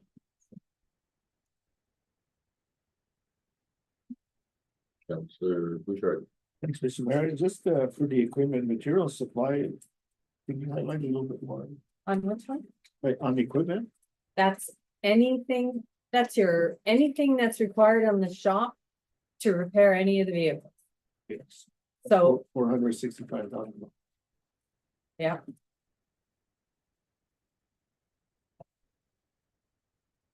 Beginning from the product into a. from greater- the oil filters, that everything, Could be a motor, could be anything. yeah.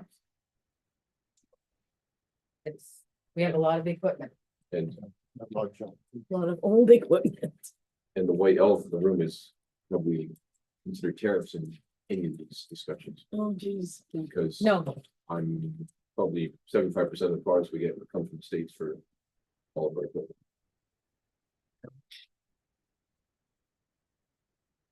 Councillor McCutcheon? Yeah, I had the fuel. On 400 there. Like. The budget for 2023 is 350,000, the actual was 174. I know, labor disruption. I know that. Yeah. Right? But if there's a historical pattern. Like if you look at the numbers, there's always like, it's always pretty close to it. Why are we budgeting so high for fuel? Like that's almost half. Above. I think your labor disruption happened 23, 24, right? Mhm, Yeah. So you don't have an actual full year of data in which we. mhm. Okay. That's how come, like, we don't have 22 up on the screen. But we basically went back and looked at 22 and then inflated it to today's gas prices to give us a budget for this year.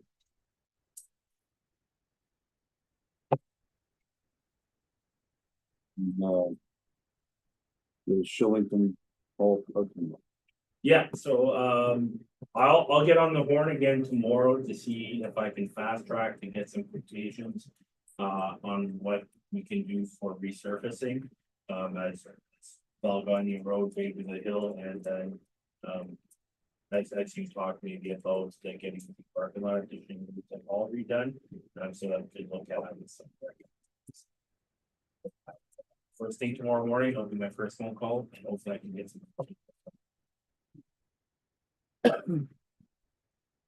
Any other questions from council? Councillor Bouchard? Do we have a special contract for it? Yeah, and we're with McDougal Energy. So you get a special rate for you. And that's going to go down. It's the multi-contract right now. Another. I'm gonna fire up some questions. I think we be more effort. No possible viewing of federal subsidies this year. In which way? Well, we had 120 last year. 400 before, is there nothing that we can, something we can apply for to get some subsidies? Last year, that 120, from when I looked at the budget, was to deal with the gas tanks. Okay, That was the, capital. Yep. That was supposed to be the Nords, but that. That doesn't fit into the criteria of the rights to be honest with you. So, and your expenditure last year was only $10,000. So that's gonna be covered under the levy. The 515 is your Nords funding gonna be spent completely on roads.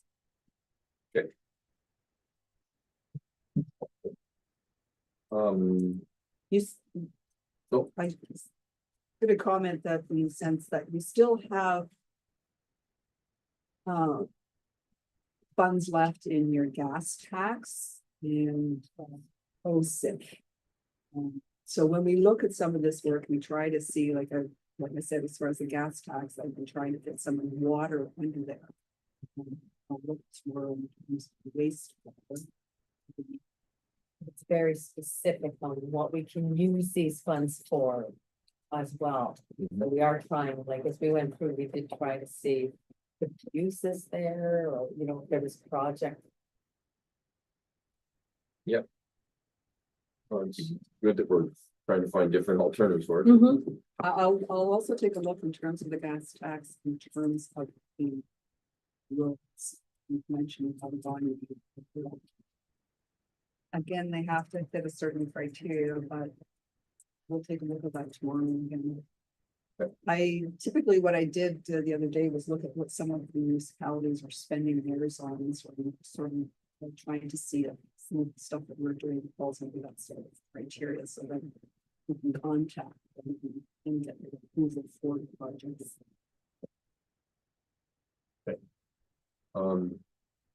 My next question under administration for wages, Yes,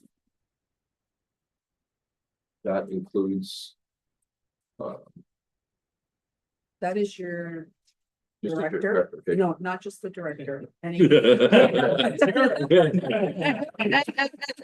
I don't want to alarm everybody. That's not just the director. Benefits are. We make an estimation in terms of staff sick time, their vacation time gets allocated under there, any other training time. Okay. So that does reflect various staff expenses that go into that as well. So that would include not only the director, but also the assistant director and any administration towards them. The assistant director is recreation. Okay, Yeah, they're under recreation. Yeah. but any staff time to help out the director is in there. No.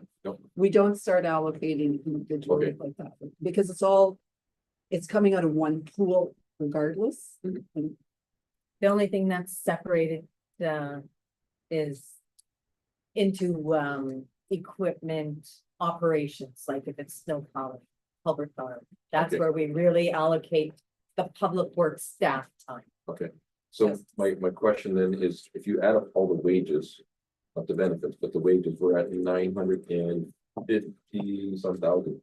Is that? Oh, well, because you don't, when you look at all the staff under public works, what you don't have is the water and sewer, so your total wages for your public works time, because what we. I'll backtrack. Right now you have over $1 million. $1,044,476.18.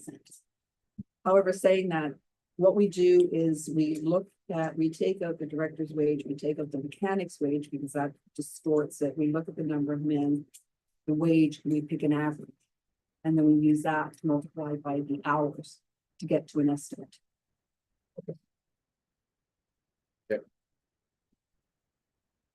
Under was gonna say, so this particular year, when you look at your staff wages and you average them out, we're using an average of 31.64 an hour.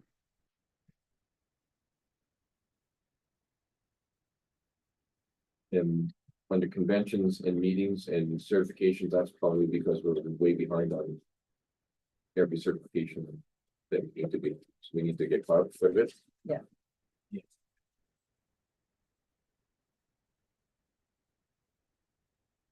Yes, you have 3,600 is under for the staff. Yep. And the balance is related to the And director. just while we're on that one, Mr. Mayor. When we are doing training here at the, let's say it's that $900 total a day. Most courses allow us to have up to 15 people. Like our last one we just did, and we only had 11 or 12 of those. So we actually filled the other vacancies with employees from neighboring communities. Then it actually lowered our training cost for that. And we'll continue to do that. So if we have a ditching training here for 8 hours, and that is mandatory, we will fill the course with neighboring communities to make sure that we're getting kind of the best bang for our. Okay. I have an impression of the public works. Delta? Nope. Okay, give the floor back to you, Heather. Going to go to recreation now.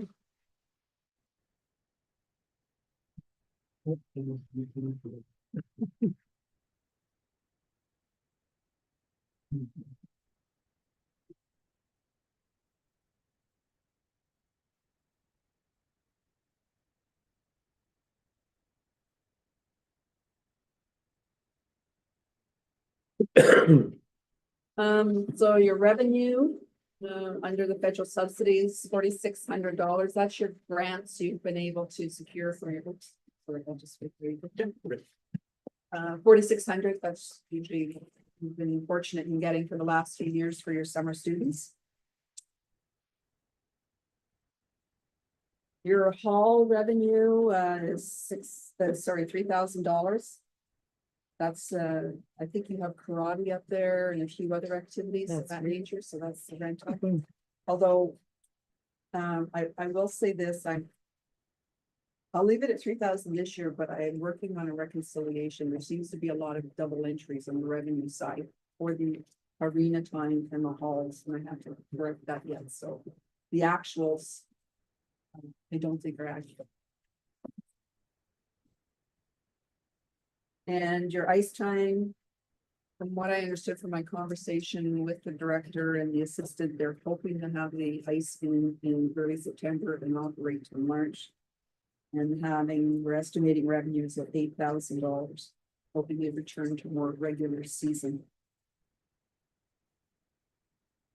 Gym memberships, again, we're estimating 15,000.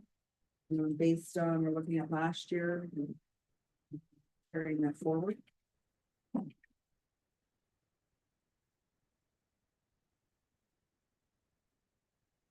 Same thing as with public works. So what we've done is you have the executive assistant, all of her hours are in administration.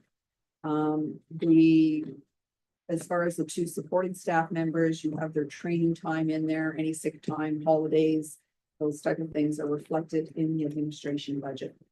The 84,943.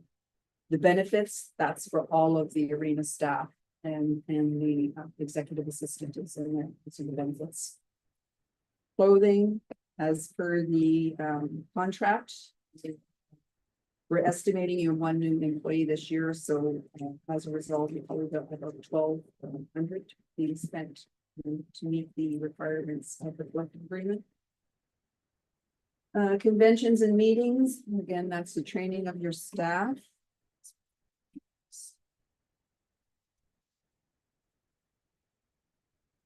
So you have a staff member who needs to take a refrigeration course, that's estimated to be about $1,100. And then they have to send a staff member down to Brantford for an ice making course.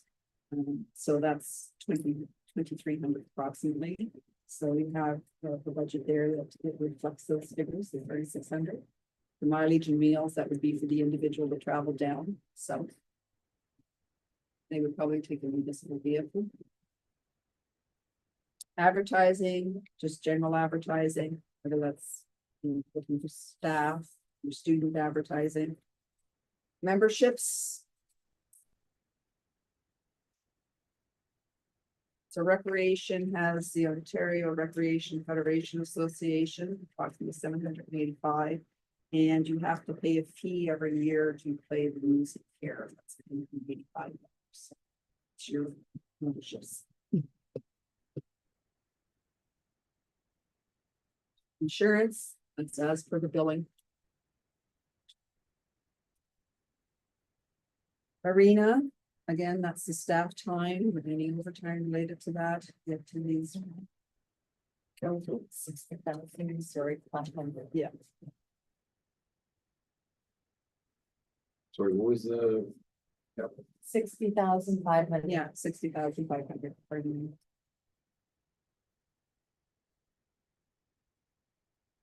So you have the balance, you still have to commission your arena solar system, so there's 15,500 in there.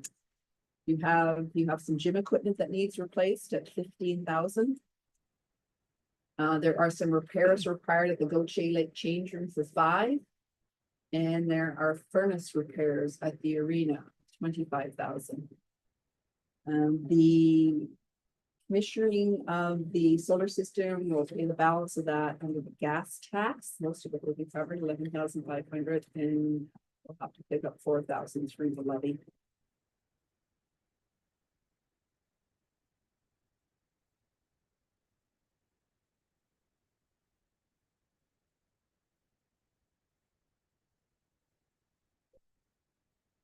Right, then I'm going on to the arena, again, that's staff time. Materials and supplies, so that's cleaning supplies, bathroom supplies, propane, paint for the arena, and I don't mean the paint for the ice, I mean any general painting of the maintenance within the facility itself, so estimating a budget of 12,000. Equipment repairs, so that's strictly our equipment related, smaller equipment related to the arena. Budget of 6,000. Utilities. This one was a bit of an estimate on our end because you are going to be commissioning that solar system this year. So we're estimating your hydro at 33,000. Your gas at 10,700. You have a hot water tank rental about 1,800, and again your allocated water and sewer. So the budget is 50,000. We'll have a better picture. You'll have a better picture next year, probably in the latter part of the year, to see how it affects your. And that one, I think just is that in 2021. The treasurer was just indicated to me the other day, we just received a hydro bill just now for last year, and it's over $17,000 alone. I hope it doesn't go over 50,000.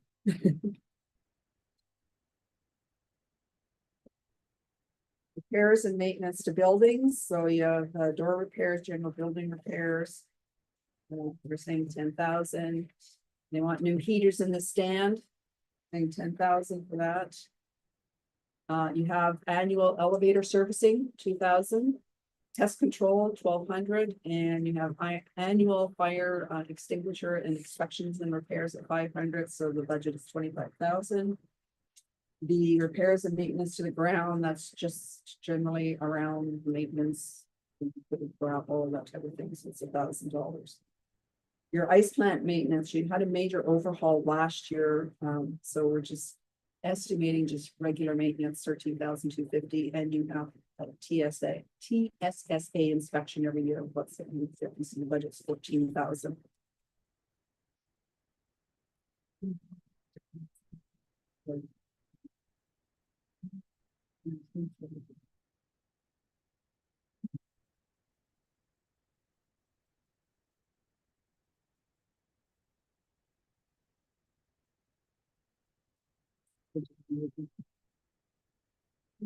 You will, that's an estimate.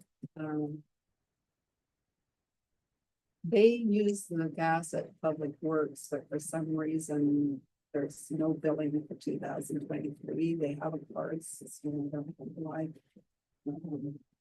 And last year was new as well, so. Yeah, during the lockout, um.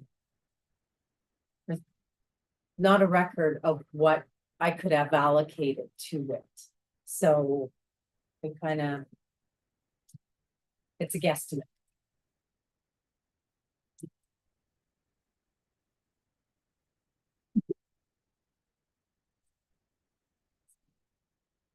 As for the fuel. Yeah. But there was propane on the. unit. Yes, but there's fuel, they do dump runs with their trucks Okay, and so that's all. that's all part of the fuel, anything of the, yeah. So the repairs and maintenance to vehicles, speaking to the director, you have some of the vehicles, they've had some repairs this year, so they're estimated $8,000.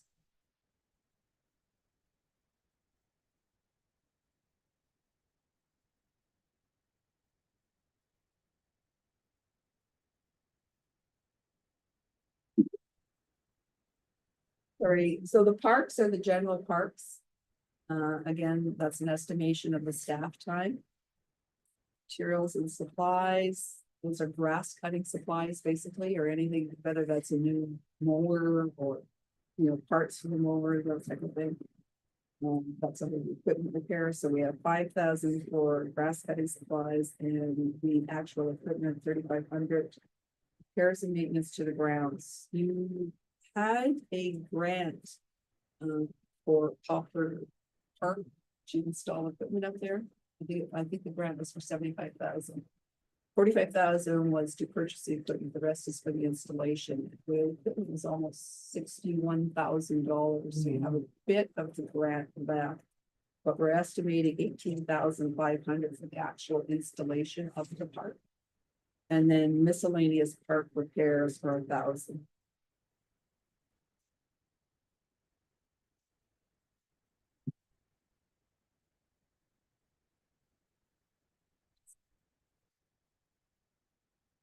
Okay, so ball field, self-explanatory. We are, from what I understand, taking over the Balvenie ball field and its operation. So that's staff time to do some work there. There's 27,000 in the materials and supplies. They require a survey for the ball field, so that's estimated at 12,000. And the director is estimating 15,000 for reparations at the ball field, so that's a total of 27,000. Your outdoor rinks, from what I understand, my conversation, council was looking to repair those and get them up and going again this year. Operations probably won't happen until the following budget year, by the time we actually get snow. What this reflects is some of our staff time, they're doing some minor reparation to the ball, no, excuse me, to the arenas. Outdoor rinks. You, under your materials and supplies, so this is where things like any bathroom and cleaning supplies get charged, any miscellaneous small supplies that are required at the outdoor rinks. Your utilities, so you have hydro at Balvenie, Raymore, and Hellshire, you have gas heating at each of those facilities, and you're also allocated water and sewer billing. So the estimation is 12,610. When speaking to the director, it is noted that the buildings, the washrooms and that are in terrible shape. So he's budgeting $15,000 for new toilets and sinks at each of these facilities. And the grounds as well, the boards need reparation and there has to be some preparation to the grounds. So again, he's estimating 15,000 to prep those grounds for ice in the future. Other programs, so those can be things like Canada Day, those type of things for staffs involved. So that would not be the executive assistant, that's the actual attendance, that would be their staff time. 27,000 under materials and supplies, we requested, they requested 15,000 for Canada Day. And for various events, i.e. things like Seniors Day, they're asking for 12,000 budget. Total of 27,000. Equipment repairs, that's related to your gym equipment. If it needs repairs at all, they have someone come in and do it. That's where it gets charged. Your contracts, this is where you have your seniors bus. So you have that about $1,000 a month times 12 months, so that's your $12,000.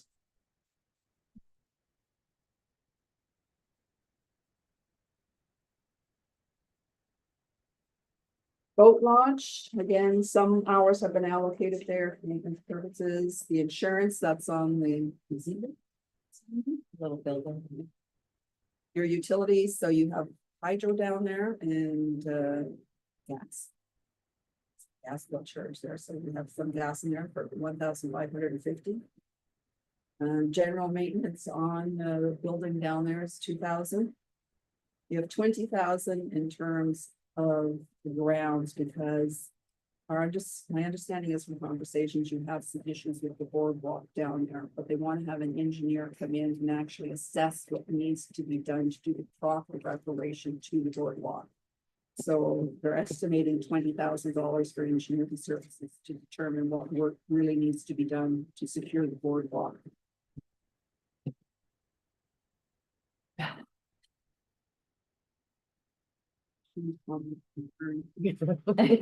Everybody's so quiet. I heard your eyes. Open the Florida Council. Gary, I have two questions. For the outdoor rinks, how many rinks are we talking about here? The outdoor rinks, Old Tire, Raymore, Valga. okay. The other question was the insurance. For the arena, 100,000, is that just for the arena or is that also for the outdoor rinks? Sorry, I need the question again. The insurance, for recreation, 100,800. Anything related to recreation. So that would include arena, Outdoor Rinks? rinks, there's, I would need the list. okay, But Parks under there as well. there's no insurance. I don't think. Yeah, liability. Yeah. maybe. the only separate insurance is the boat launch. so under the arena is this building and, then recreation is. Sorry. I will have to add the Valgani ballpark. Oh, it's gonna go up.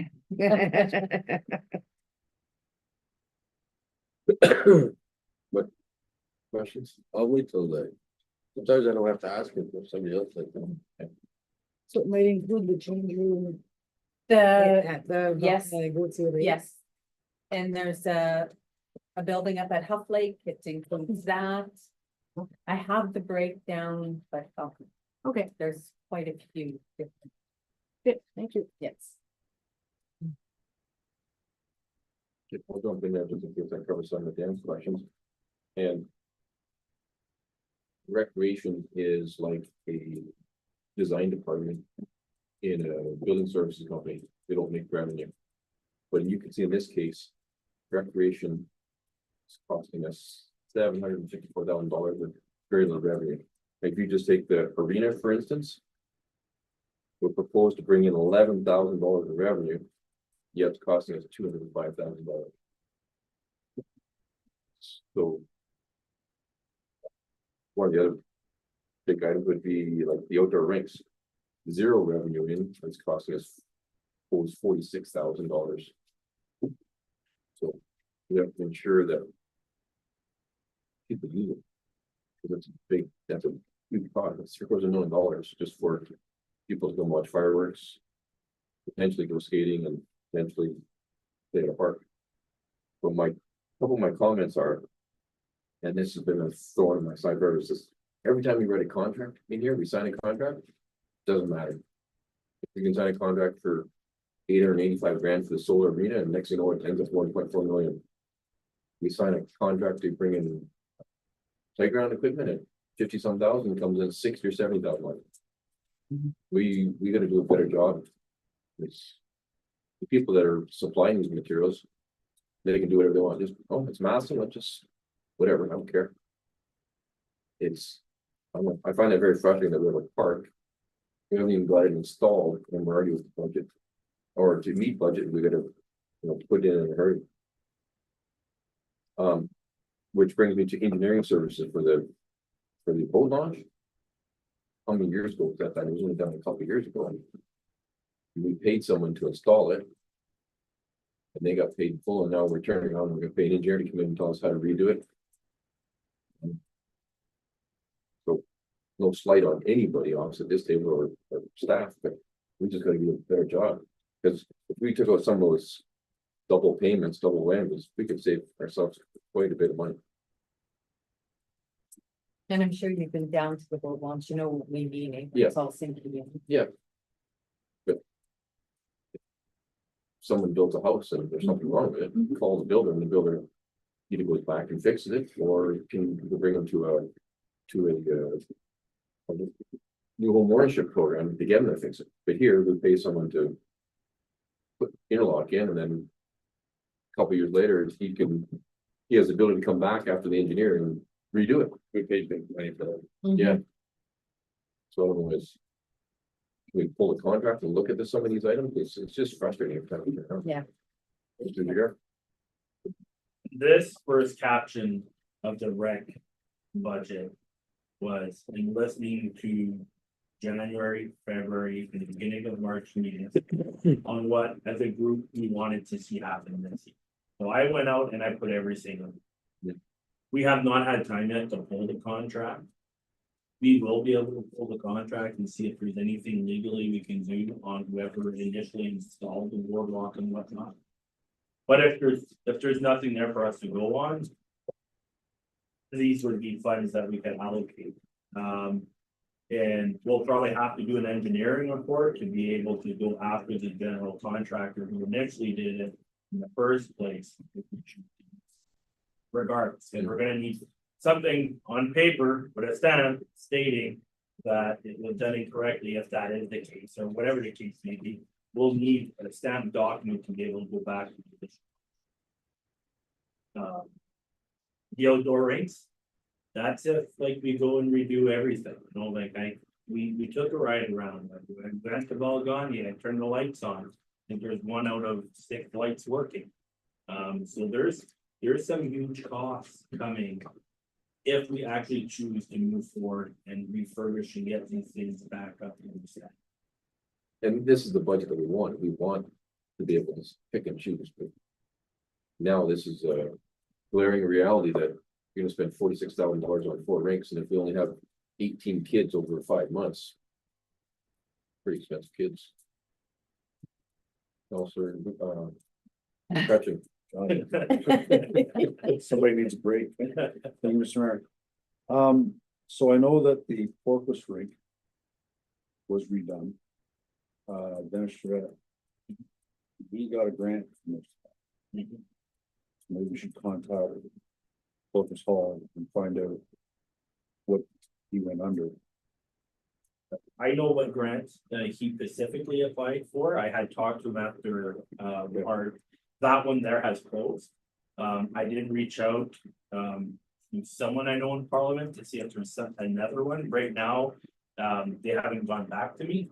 So I'm still waiting to hear back. Again, these are all estimated because like the Valganya rink, the snow is over the boards. So it's hard for me to give you an accurate number. But when you look at the rink, you see the board, one board's going this way, the other board's going that way. So you know it needs repair, right? So, but to come back to Mr. Mayor's point is, are they going to be utilized if we go and spend these funds? To me, that would be the greater question. Right, is what can we do as a group? To go out in the community and ask the people that are living there. Do you want the outdoor? Maybe we can ensure that this facility, that we keep a couple of hours a week for free. So that anyone who lives in our community can come here and use this at zero cost and play pickup hockey. As opposed to redoing an outdoor rink, if there's potentially 2 kids that might use it once a week when it's not too cold. So maybe there's some work to be done on going back to the community and going, do you guys even want your outdoor? Well, Just as I will just say, we did this when we did the pre-budget meetings, our coffee time meetings. And I will say, every community stated they wanted the outdoor rinks. Mhm. It was but yes, there's the other point. Do we need a building? Do we need that? Where the toilet and sink facilities are? That is, Yeah, I don't want us to go back, like I remember when I grew up, I put my skates on the snowbank. Yeah. So, but do we want to go back that? Maybe that's, we do a stepping stone, but you can see the buildings are costing us 12 months a year. they keep in hydro itself. Council Bouchard? Yeah, just to counteract that, I took care of the ring or skating rink for 5 years. Volunteered my time at diesel fuel and all that. And there is some nights that you'll get 3-4 kids, or some nights you'll get 10, some nights you'll get nobody. You'll spend 2 hours cleaning the ice and come and stuff. You definitely need to have the shacks there, because some nights it's closed, the kids play for 20 minutes and all that. But if you compare the cost of that compared to what this arena is costing us, the benefit of the kids in Raymore or Old-Tire. The kids from Raymore or Old-Tire like to come out to sit here if the parents are working. Mhm. So, I mean, now we've just purchased a baseball field that's gonna cost us probably at least $35,000 a year. That's not gonna bring any revenue in. So it's just a service that we're trying to offer. Yeah. In my perspective, from living in Raymore all these years, I'd say you could get rid of the arena and then so you can look at it that way.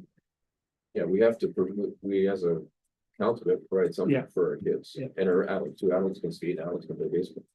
And the skating rink is actually operated for volunteers, so that's why the wages are, because before, it used to be wages. We used to hire seasonal workers for that. Yeah. And I calculated the other night, it's $40,000 a year if you work. Seasonal worker for all 3 units, so we're saving that. Yeah. So, just to touch on your outdoor rinks. I'm just gonna say, one of our outdoor rinks that was open this year. And that we don't have an attendant in, and it was probably the rink that was open the shortest amount of time. Somebody went in there, discharged the 2 fire extinguishers that were in there, plugged the toilet. We spent 2 rec employees a full day in cleaning that facility. The one thing that is probably different too from X amount of years ago is you have more and more people looking for a place to stay warm up and what, right? Cabinets and whatnot, so that's why that price is so high as well, because we're gonna probably next year have to start looking at, if you can repair them all, we're gonna have to have some kind of like surveillance cameras or something put up, and if not, like the one rink was open, I think the total of 8 days this year, just because the way it fell, and it ended up costing. And you also know.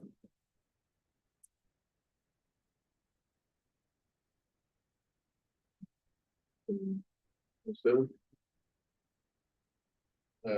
Yeah, I just like to see what we could do with this arena to. Bring the revenue up. I'm sure there's lots we can do, right? Especially with the canteen, there's no revenue. Yeah, so, me and Lisa are working on a bulletin to go out to neighboring communities on what we have to offer here. One of the concerns this year, we were told, because we didn't have a referee room with its proper shower, it was hard to get actual certified officials to come to our community to ref games, so then people weren't coming here. So we've already given the referee room back downstairs. The workers' lunchroom and office is now upstairs here in the back. So in our bulletin this fall, when we go to release it, it's, you know, got back 4 full dressing rooms. We have back a referee group, you know. Our ice will be in hopefully by mid-September. Hopefully that will encourage your local kids here that used to play hockey here to have a minor hockey back in Madison and stay here and play here. Minor hockey is meeting every month right now, trying to come up with ideas on how they're gonna get local kids to come back to this arena. But until we try, we won't know the true impact that we have. We're trying to get our rink youth in the off season. We're having people starting reaching out to us to do birthday parties here, where they can play like a floor hockey for an hour and then come upstairs and have their cake before they leave. We have some residents that have indicated to us that they would like to see pickleball inside the arena. You have other residents that said if you had a ball hockey league, we would join that. So we're going through all of those things right now to see what we could do. My biggest hurdle is everyone here expects everything for free. They think everything that we're gonna do at the arena is a service and that there's no cost that comes. So that's kind of the top of the conversation we're talking about. These activities. And I think now that we have the BRM events committee, they're starting to come up with some good ideas. And we have to work on everyone's behalf to try and get a hotel here. I think once we get a hotel, we'll start getting more events, hockey tournaments and ball hockey. That'll help increase revenue, but that's something we have to work on ourselves. What would you say the ice rental was this year, like 50% of the time, or? We had 2 rentals a week that were every week, a Sunday and a Tuesday, I believe. I'll say almost every other weekend after January for sure. We had the NDHL league, which is basically the house league hockey. They started coming back doing some hockey.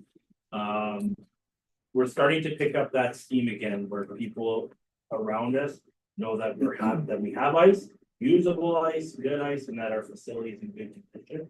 And we even had some inquiries very late in the season, but then their plans fell through, so they didn't come, but they were gonna come here.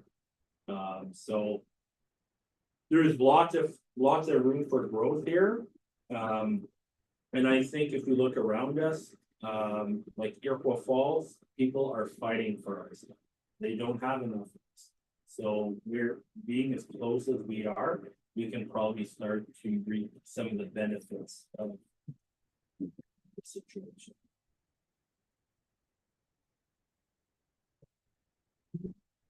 Question from council? No? Okay. We'll take a quick 10-minute break. Maybe we can glass of water and revive and then we'll head back at her. So it's 7:15 to 7:25. And I want to see smiles when you come back, because they're all looking pretty serious. Is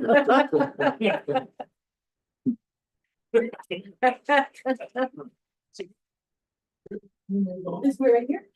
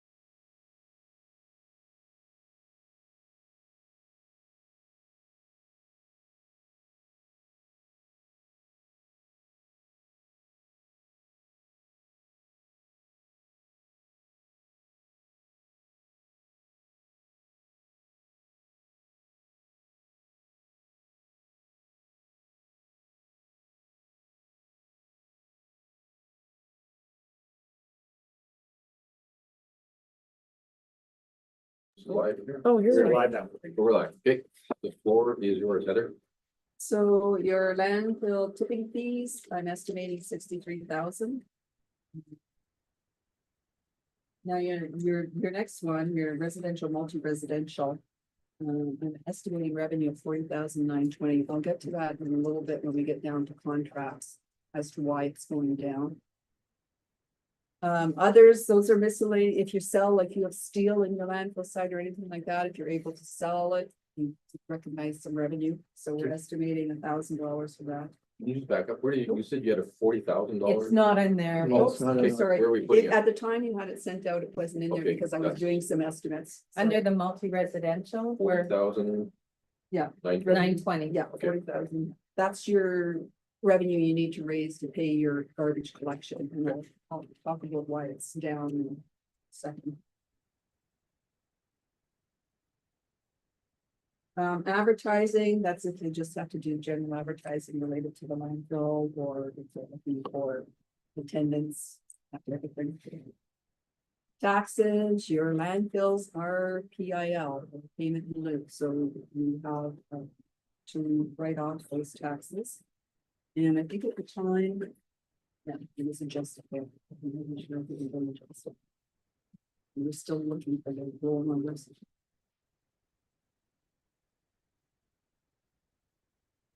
The contracts.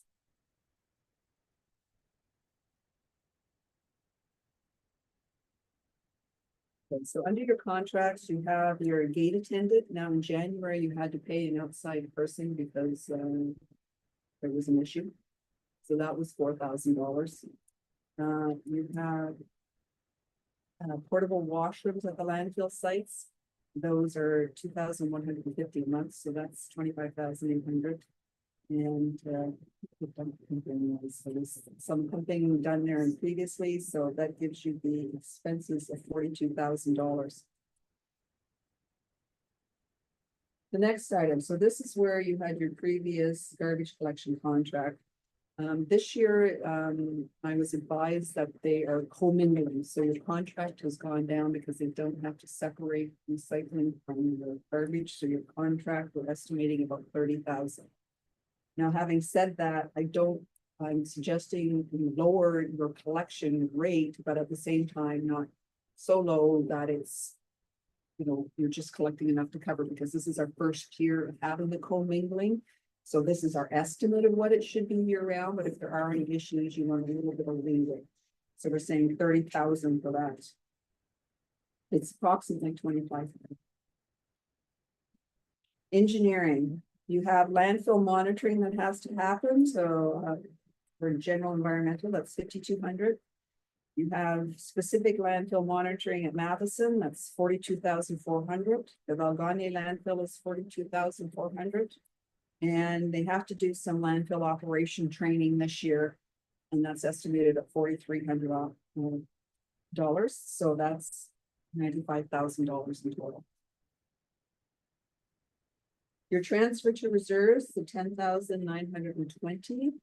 That's the difference between your user fees coming in and the cost of your contract. And that'll vary if the contract comes in a little over 30,000, but that goes into a specific reserve for garbage collection.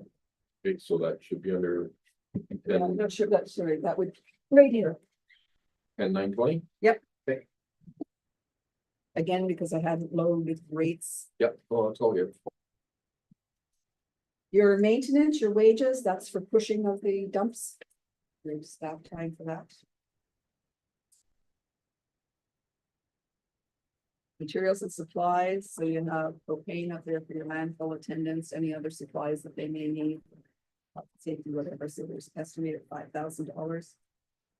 And you have no recycling costs this year. My understanding is. They're Generating revenue. That's in your tipping fee. Any questions related to your landfills? Keep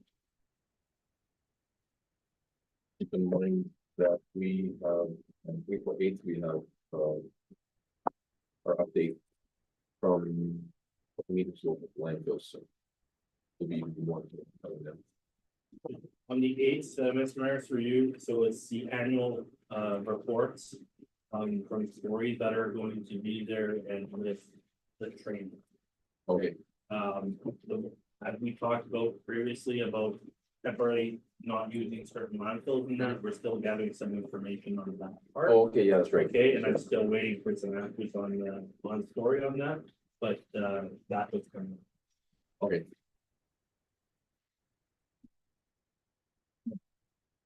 Councilor McCutcheon? Thank you, Mr. Mayor.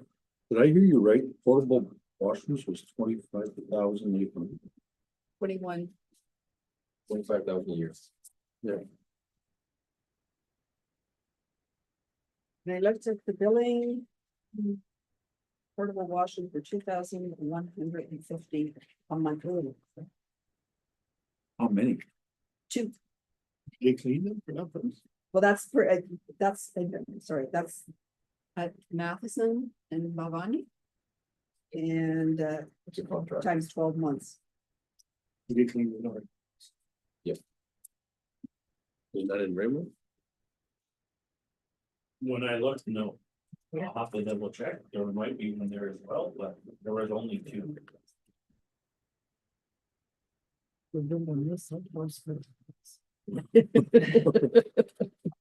When dump, you cut the cost. Yeah. Yeah, dumps are, landfills are expensive to operate. They're very expensive to open and very expensive to close. What did you see that 42,000 was for? It was under engineering. Was 25 for the The toilets, landfill monitor. 4 for the attendant. The engineering, that's all the monitoring that has to be done related to the landfill sites, so And if we were to stop using one, do these still need that much monitoring, you know? I can only answer as the legislation was, perhaps the director knows, usually the dumps still need monitoring. I don't know if it would be as frequent if they were not in regular use. Yeah. But they would probably still need some monitoring. But Jill, you want- As for our current agreements with the environment, yes. And the short answer right now is yes. Even if in June or July or this year, we decide to go down to one landfill, the same amount of monitoring. The monitoring is basically for your leach, right? Making sure that our waste is not. Not, so, that was. And to take it one step further, Councilor Trevor. And we're being open here and grant, in that monitoring, when that invoice comes in, we're paying for person to monitor, person to write the report. Paying mileage, cars, meals. So it's a contract with pre-existing, so we pay a lot of money for one person to come and do a report, another person to write it, and then the rest is all in ancillary expenses, like I said, meals, hotels if they need it. And we probably don't have a choice. We don't have a choice. So we know we need the monitor, but we have a choice to who we. Yeah. Yeah. But It's would it be expensive. better? I don't know. It's expensive. Yeah. Okay. Any other questions from council on land on solid waste? Nope, okay, oh, sorry. The wages seem very high to me, like if it's just for pushing the dumps, I don't know if it's for the attendance also, but. It's just for pushing the down. Yeah. Sorry.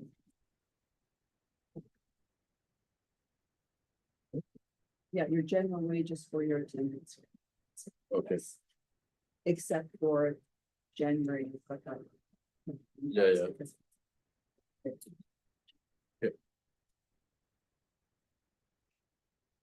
Your landfill attendants themselves. Bear with me. Because at the 85,000 you mentioned, you, I think they said $31 an hour was that's For public, For public 27 work. for yeah. public works. your landfill attendance right now.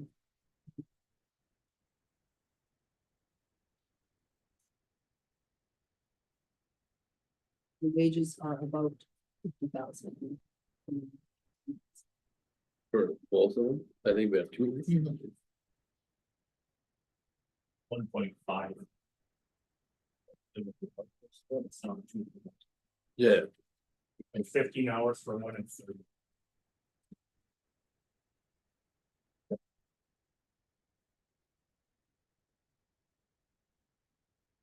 okay, we're good.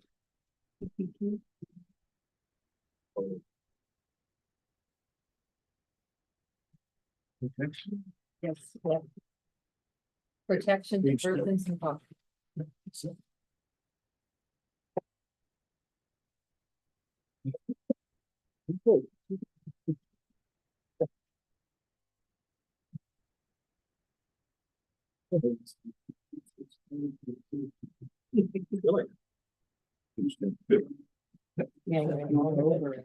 Oh, this one, that's expensive.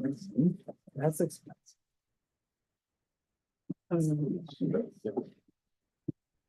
Great, you ready?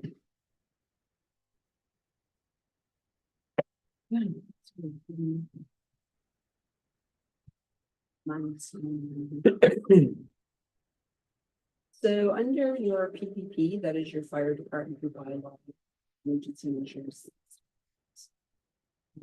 So you have a provincial subsidy, when you get looking at the fire department capital, you're going to see that the fire chief was successful in securing a grant related to an initiative for fire cancer prevention measures. So this reflects the grant of 24,690 related to that. The tower rental, you have two businesses or entities that rent from the tower. You have the Ministry of Health and you have VNet, and that was the revenue from those individuals. Your building permits. That one, we did an estimate. As you can see, you've had a bit of a fluctuation in your revenue. In 2022, your revenue was close to 100,000. In 2023, it was about 99,300. And then you had a drop in 2024. My understanding is that you were using the city of Timmins to help you, but then you went to a third party, another company in Southern Ontario.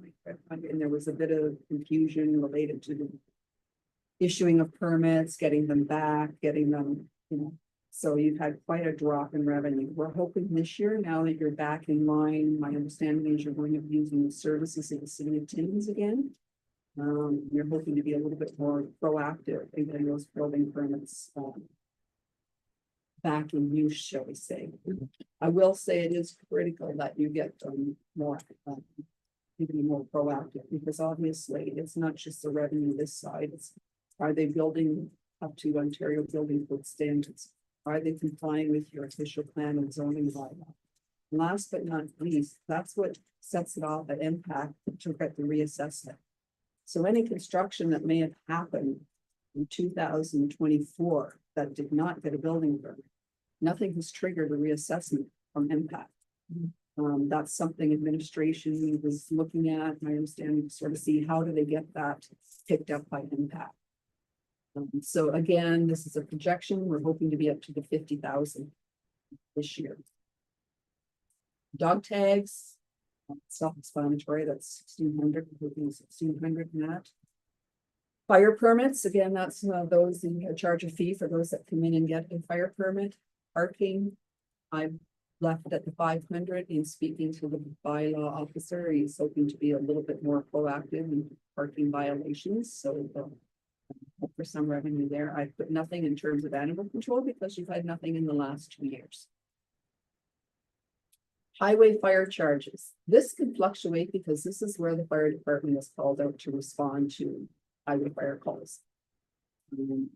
I know you've had a few accidents this year, so we're estimating 15,000 in revenue. Again, that you don't want to see these accidents, but at the same time, we all know it's a reality, and when they're called out, we get to charge those fees back to MTO. M&R brush fire. I don't know if you're familiar with what that is, or so you have an agreement in place with the Ministry of Natural Resources. You each identify areas that you're protecting.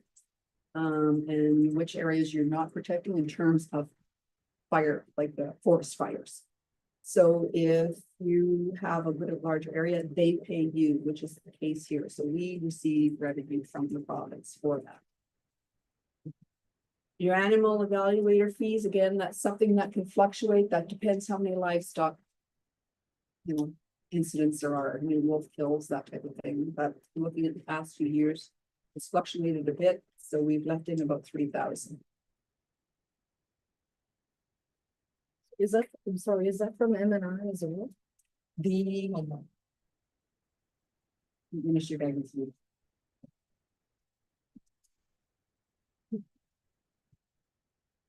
The first one we're gonna be looking at is the fire department, and as we mentioned, the fire chief is away, so, but he gives a fairly detailed budget. Now, in terms of your wages for the fire department. You have the fire chief's wages, you have the fireman's points, which this year are just over $87,000. You have inspections or complaint requests, so the fire chief is estimating 6 a year, 2 men, an average of 2 hours, so that's 720. Other meetings they go to are mutual aid and other fire training. So again, you have just a little bit over $1,000 in for that. Pre-course, so those are courses that they take, average of 6 men, 24 hours at $30 an hour, so that's 4,320.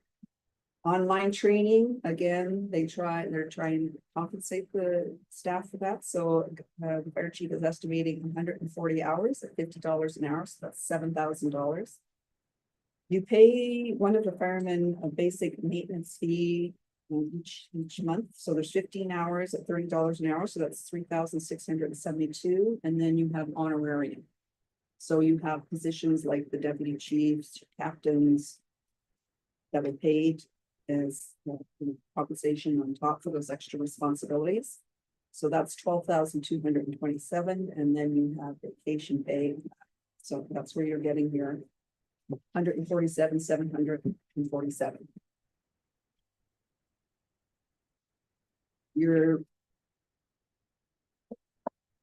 So your benefits, you have WSIB for the firemen, which averages a little under $11,000.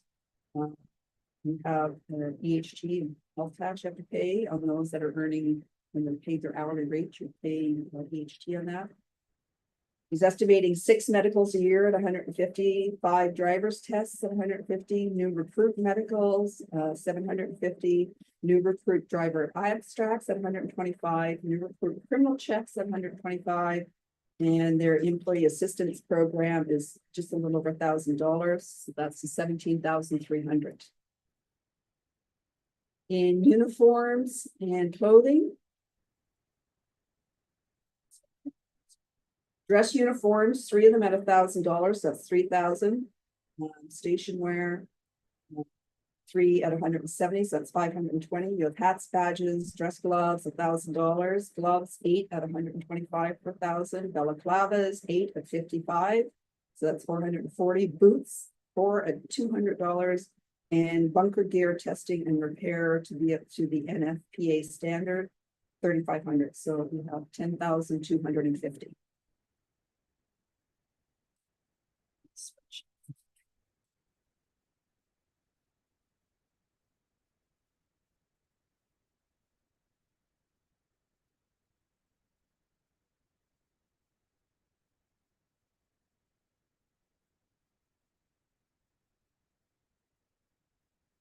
So in terms of conventions and training and mileage and meals, they attend the fire education conference, which I believe is in North Bay. General training, they have about 3,800, and first aid training, 1,300. So you have your 6,660. Mileage and meals is related to the fire education. Their general training, mutual aid, there's some money in there, and their points and their fire calls. So they're estimating 4,665 related to those events.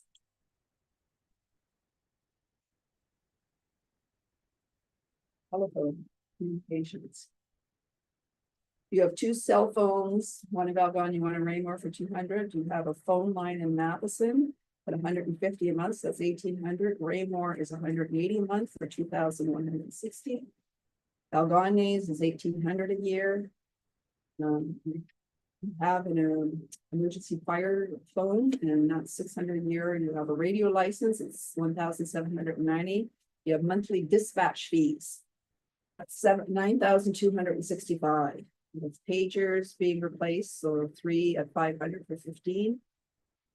Replacement of two-way radios at $2,500.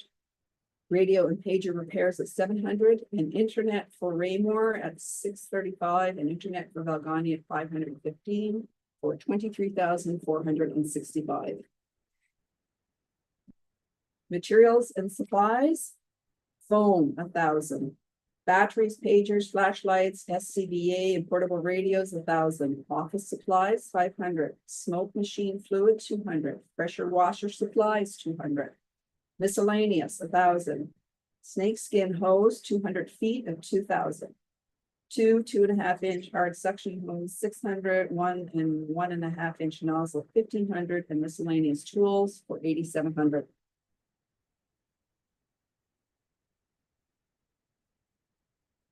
Your equipment, SCBA testing, $2,500. Breathing air compressor maintenance, $2,000. Breathing air sampler every 6 months, that's $750. SCBA cylinder hydrostat testing, excuse me, $1,050. Miscellaneous at $500. Auto extraction tool maintenance at $2,800. Atmospheric monitor recalibration at $615 for $10,212.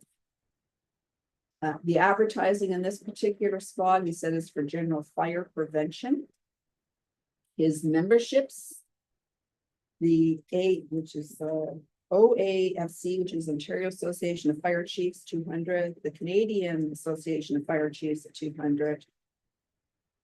The OMFPOA, and I'm sorry, I forget what all the initials were, but basically it's fire prevention, 150, and special occasion permit at 600. So you have 1,350. Insurance is as per the actual bill. Public education, this is fire prevention materials. Did you want to go to the capital function? Yep. Please.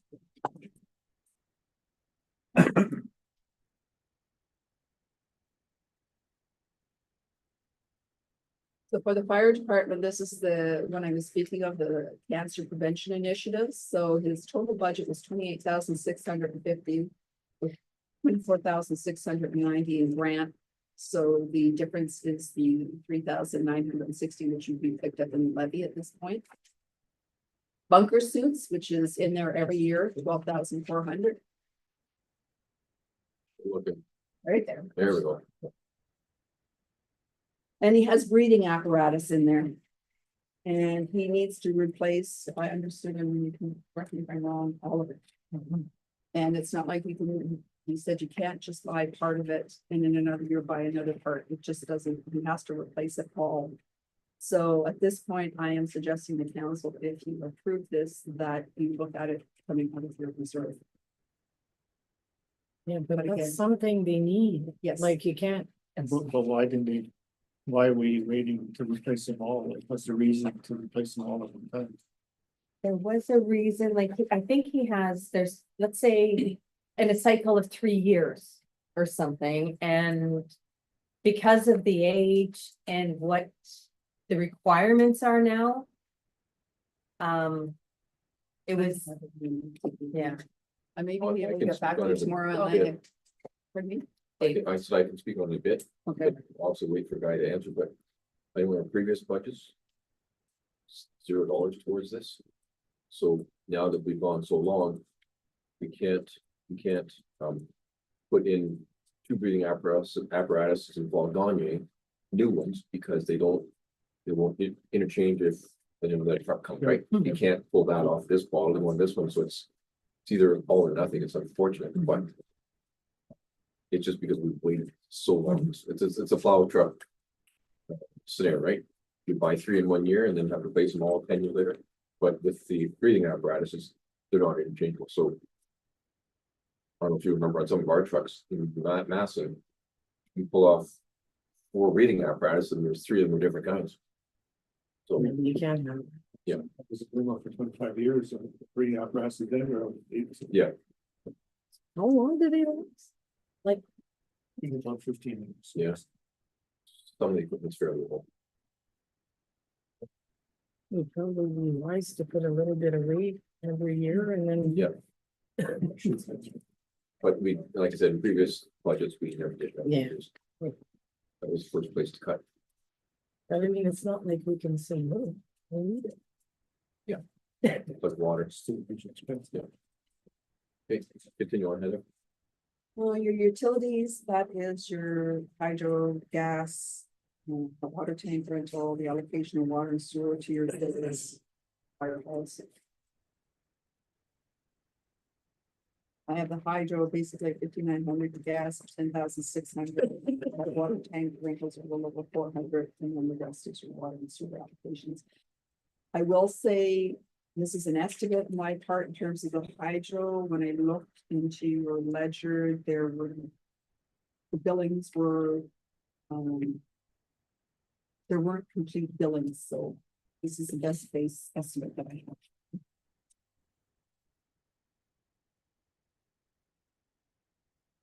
Repairs and maintenance to buildings. So he has door maintenance at 2,000. Electrical, he needs some electrical work at 300, miscellaneous 500.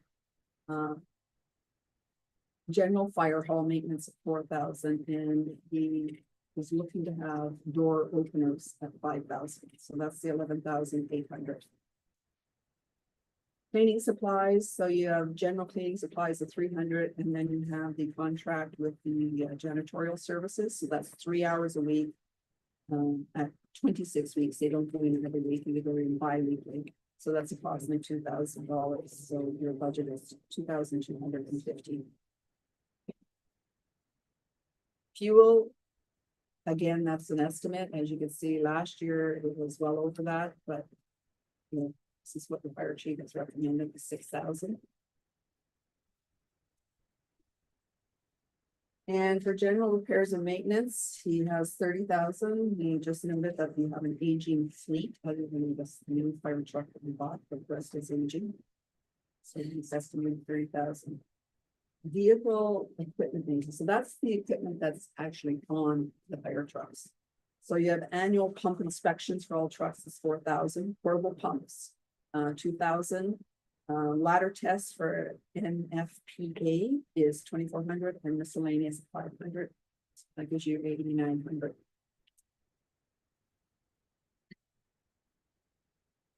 Any questions related to the fire department that you want us to pass on to the fire chief and clarify? Dr. Bridger? Yeah, it would just be for, just remembering from when I was on the department, we would go to the local gas station to get diesel. Yep. Where if we had access to Spouties, They do, they have the fobs now, they Yeah. do. you do now? Yes. Okay, that's good. And as long as someone from, well, as long as someone from Public Works is available, we get through these. Okay.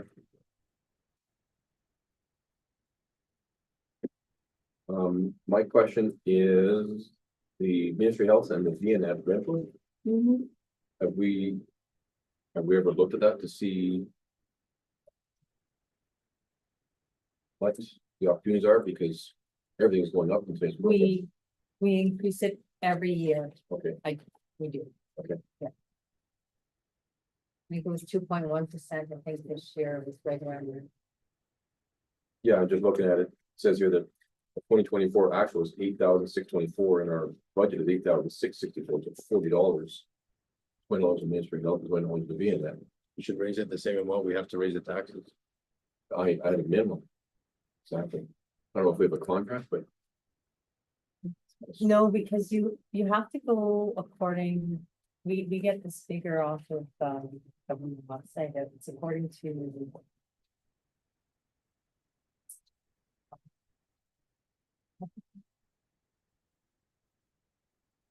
I'm just curious if we're gonna hear taxpayers with a minimum of cost of living, and we're only gonna go up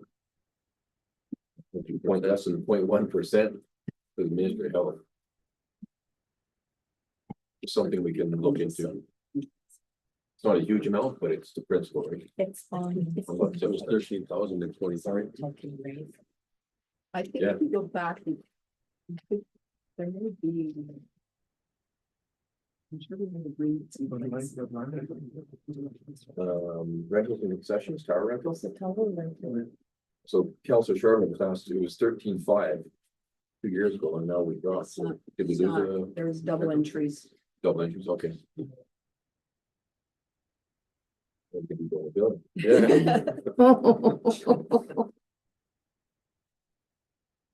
Okay, anyone else for questions on fire, and we'll move on to bylaw? So the bylaw, the wages, that's the wages and benefits related to your building inspector bylaw officer. The benefits for that individual. 37,680.89. Conventions and meetings, so in speaking to the bylaw building inspector, he is hoping to complete some OBOA, which is the Ontario Building Association courses. When I spoke to him, we indicated 3 at 575, plus you have to do the exam, which is separate, and you take that through the colleges, so that would be 3 times 160 for 480. He may attend OBOA Memorial chapter meetings, those are the local chapter of OBOA, so 150, and then miscellaneous meetings at 500. So that's your 2,855.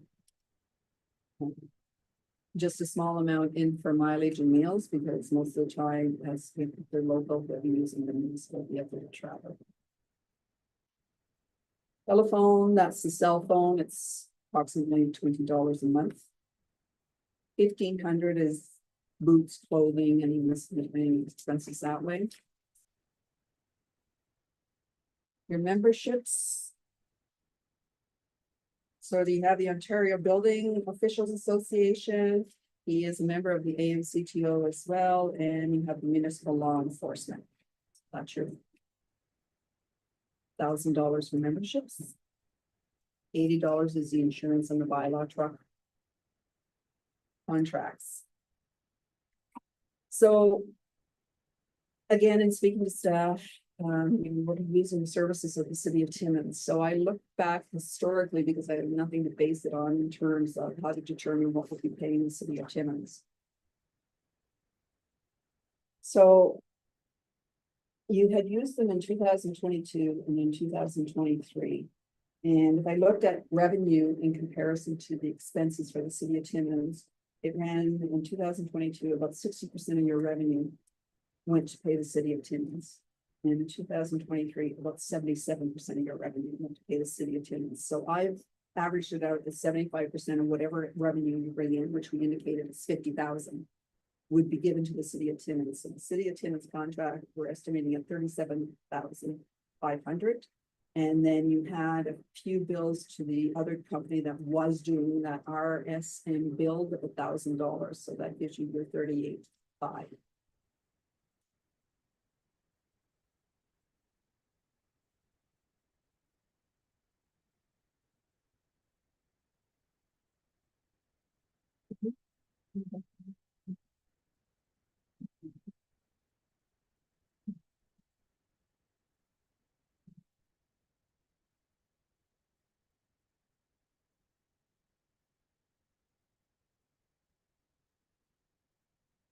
Just look at my thing, and I've got something in here, and I've got a capital figure for some reason, Yeah. but there is no capital. Repairs and maintenance to building, that's your kennel, your dog pound, for $1,000. As you can see, last year there wasn't much used in gas. I'm estimating 2,000 this year. You have a brand new truck. So again, I see minimal maintenance, so perhaps $2,000. Any question related to bylaw or? Councilor Charbonneau. Thank you, Mr. Mayor. Is there? I don't know if it's because it's only one employee, but is there a reason why the wage and benefits aren't separated on this one? I included them in one because I don't want to violate information and privacy laws. Cause it's only one. It's one Yes. individual and that would make his salary public, which is not, not.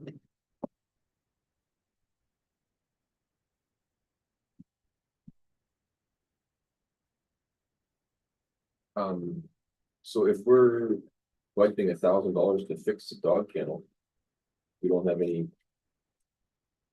Do we put in revenue for bringing to look after dogs or do we just lose money on the dogs? Losing money. I don't even, I can't Okay. comment, I don't know how look, I've seen no dog fines, but I can't tell you how active. You've been in that area. It's been a few years. Is there a thing for dogs? Mhm. Yeah, I estimated in here about 1,600 for dog tags. We're good to go. Well, hold on there. Oh, okay. I think we're spending way too much though, like right now, look at every other year, it's you know, 100, 110, whatever. Well, this year we're at over 180,000. For wage and contract. Under like total? Yeah. For 197 budget. Annual revenue.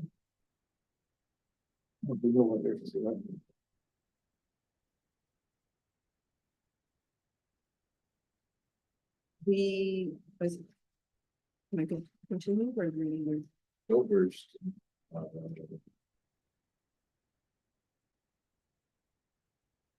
Like 2024 actual was 101.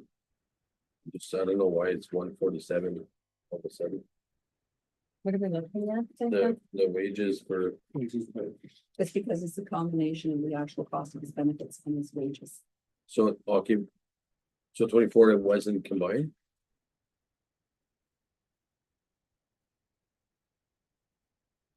Yes, it's combined. Okay, so for some reason this year we're going up 46,000. 46%. Not bad. Something has to be incorrect then. I'll look at, I don't know if you want to touch about that in the format. But anyway. Perhaps we can take a look at that. Okay. Because there, yeah, we didn't do anything. We didn't make, as a council, we didn't make an adjustment. I'll go to administration. Yeah. There are reasons for that. There's two in particular. I think they're better left for full discussion. There are reasons for the increase. And I will say that that's not that reason for the year.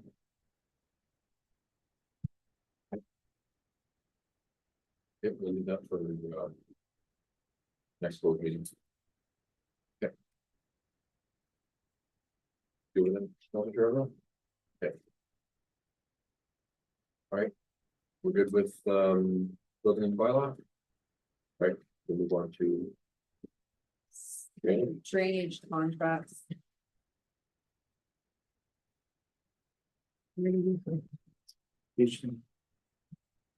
Page 10, just maybe midway. Before that, So. There is in discussing with the treasurer, it's our understanding that there is a drainage, municipal drain issue down in the Kramer area, the reach. And the engineer provided some estimated costs on that, so that's what's reflected here, this estimated cost to proceed with that municipal drain. again, that's a no revenue type of item. Something we must pay, right? In the end, like, once the municipal drain is complete and that's if it proceeds, because we have to hold a meeting. We're thinking the end of April to see if it's actually going to go, but we're legally bound right now to proceed with it because the application has been put in, there has been costs. When the drain is completed, we will see some revenue from the property owners who abut to this drain. Excessive portion. Yep. Yes, thank you. This is. Pardon me? For, farm property. No. So we pay upfront. And then once it's complete, the two abutting owners are provided the bill for their portion. So we won't get it all back. Well, we will probably. So just ditching. Yeah, a little more complicated than that. Involved in But basically, like, when someone's also tiling, when they're gonna tie it into the chain. And then there needs to be a work, make sure that they're not so we do have a negative impact. but they're probably have. When someone fills out the application, you have to give them. We will see a portion of the revenue come back. It's still negative, Yes, it will be, because Yeah. it's. but it's this, we don't have a choice in these instances. No choice. Mhm. Yep, all right. Okay, you're good to continue. Animal evaluator, that's the expenses we incur if an animal evaluator has to go with regard to livestock, so. Again, it's. For speculation, if we have livestock bills and. The compensation, so we have to pay out. Revenue back. The tile drainage loan. That's what we're based on the files that we're estimating this year, and Trevor can explain that. Fill it out, we get it back. Yeah, it is, we are like the middle person. Somebody applies for the tile drainage loan. And it's through Omafra. They more or less. Pay for it. We go through the application process with Omafra. Omafra approves it. Omafra bills us. The month or the yearly amount, and then we have to invoice the person that has the tile drain. Tile drain are like, you know, the weeping tiles in your farm property to make. To make you, or to make your. Farm property drain. This is different than the municipal drains, just so you know. Yeah, but before we continue, I'm just gonna, can you? More clarification on this livestock compensation, because it's an expense. With word compensation is. It is also Compensation to the farmer. to the farmer. So if Joe Blow loses cattle due to a sheep or wolf kill, they call out the evaluator goes out and we submit a claim to Omafra. Omafra, again, we're the middle plan. The Omafra will pay the claim and we'll reimburse the person that lost the livestock. So it is an in and out as well. Yeah, it may not cover all the expenses for sure. So if they lose a calf, Many years ago, when a farm owner. Omafra had them billed directly to them and they paid it out. They got rid of that and let the municipality act as the middle person. So they had to hire the animal evaluator, pay the person to go out and evaluate as to whether the claim is a legitimate livestock claim. In other words, there's only certain animals are willing to compensate for it in terms of the kill. And then you can submit to them for a form of reimbursement. It was a download. Yeah, I know it's a small expense, but for someone to. Have a farm and lose livestock because of a wild animal, and then we have to pay for it. It's pretty good. Should have insurance for that, no? but like Yeah, pretty much what the claim for the livestock, like, if it's a calf. There's a set rate at how much Omafra will pay. We're not giving the owner more than what Omafra's gonna pay. But Omoffer only allows, I think it's $40 for the evaluator, so. If he puts in a claim for 120 for mileage and his time, we have set fees on that as well. We may not be covered fully on that. It's pretty good gig as a farmer. You know, not lose situation. Councilor Bouchard? Just a question, can we get out of this at all? No. Stand to- Councilor McCutcheon? Thank you, Mr. Mayor. Has anybody actually ever claimed it? Oh, yes. And so the budget's $4,000, like one cow is over $2,000. Yeah. Like, what, we replace 2 cows a year? I've seen a whole flock of sheep or a whole herd of sheep. Have you purchased beef lately?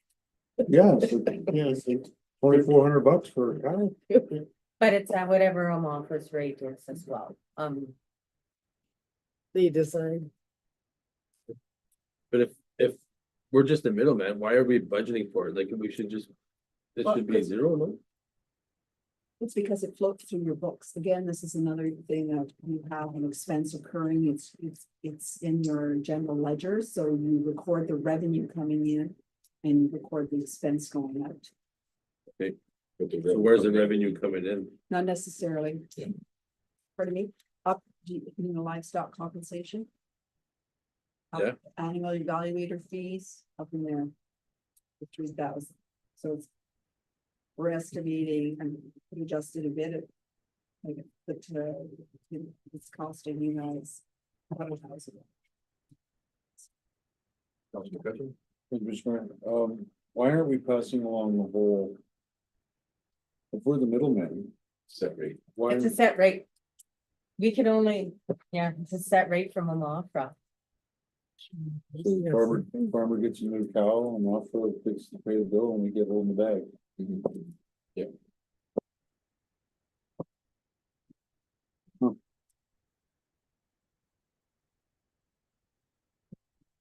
I got nothing, I don't get it. That's what happens to the middleman. You get stuck Oh, holding the God. bag. But also in this, and we don't see it in here, we don't see it in administration, it's the administration time. Yeah, It's all time. Person at the front desk, it's someone creating the check, someone signing the check, someone mailing the check, Can you Postage, bill bank your fees. time? yeah. So being the middleman is. Yep. Is a loss rate. And we're a middleman for the tile loads. We're the middleman for many things. And Yeah. that administration cost, it's not no different than Like your musical chairs, taxation. but we never get the chair. It's And no all the- different than it- All these things that we're the middleman for is for farmland that you charge 25% tax rate. Yes. Thanks. Before, they were charged the same as a residential rate.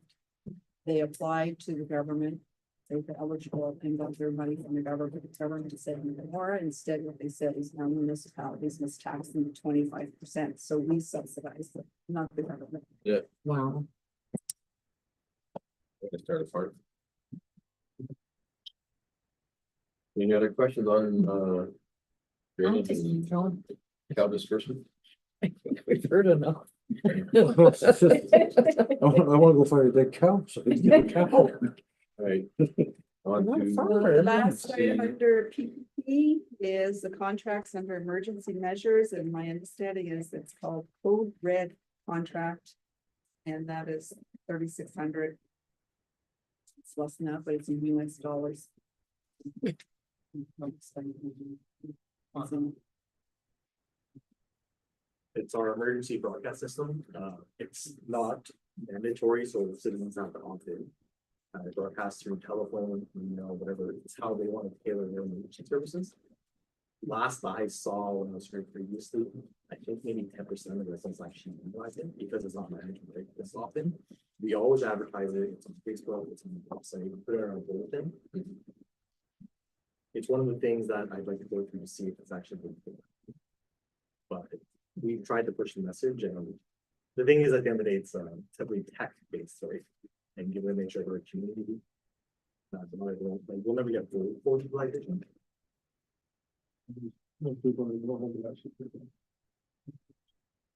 A lot of residents were so receptive. Yes. Can you look into it? I think when I came on board, I had asked to get it, but we've already paid for it. It had already been paid. Yeah, so that's why, so I think going next year for sure. I think it comes up You mean in 25? July. I'm just. I think it comes up in July. That's what we kind of. Yeah. I can double. $600 to help pay for the rain. It's a count and a half. You've been here too long. Any other questions on, news papers then? No. Okay. What are we going to now? I'm gonna cover two small ones before I get to general government, so I'll do museum. And then I'll go to cemetery. Yeah, no, but after that, thanks. At the back. I found the cemetery. Is it before cemetery? Empty spots. Okay, 25. Oh, I was off. Way off. All right. Ready. There we go. Museums. Fairly straightforward. You're basically just paying to keep the building heated. You have no revenue. You have nothing in terms of wages. You have the insurance on the building. 2507, you've got utilities on the building. And when I was talking to the treasurer, I'm not sure if the water's on there, but I didn't allocate water in sewer. We don't have anything. Go down, or Why is it 26, showing yeah, there you go. utilities? That's when we support. Water is on, by the way. Oh, there's it. Well, there must Whether you be want to heat keep it then. on or not.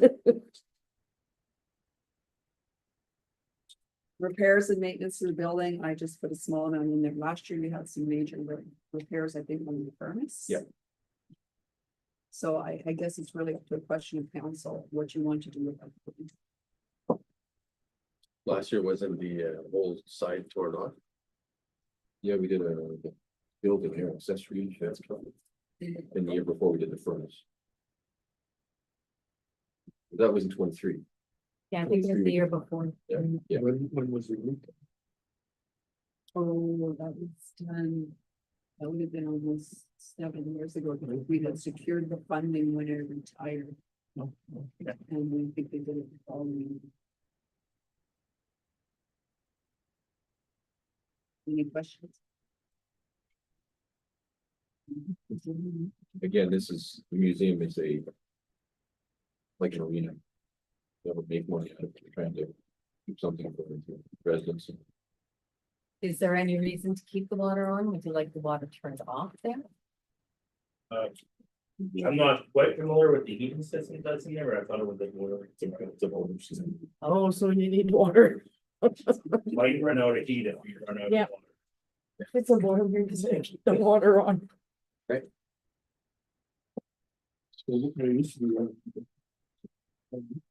You used to have revenue. A little bit, yeah. Yep. When they had some special events and a little bit of admission fees and that type of thing. Because we used to have your student. Yeah, we got it. But we made the decision, During council and half of them to close the museum. Across city. I know a lot of people have asked for it to be back open, but It was actually during COVID when we made the decision to, well, couldn't have anybody in, and that's when it hasn't been open since. and depending on when you talk to. This person, that person, this person went from. Some people said there was 200 people a year and some people said there was 60 people, so it's. It's a, It wasn't more advertised. You know, when you go on the highway, it's really not a lot of signs. It's a day to take. yep. Okay. Any other questions on this museum then? Okay, I'm gonna do it in cemetery. 17. 17, yeah.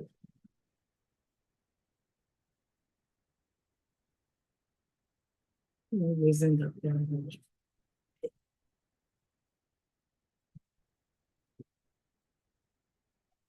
So the first is the sale of the plots. I looked at the last few years, I'm estimating approximately 20 lots being sold, so that's $7,000. On your burials, I'm estimating 11,000, of course, that's an unknown. Your foundations, it's the installation of monuments, that's what has to be paid for the base. So with each sale of a lot and each monument installed, there's care and maintenance funds.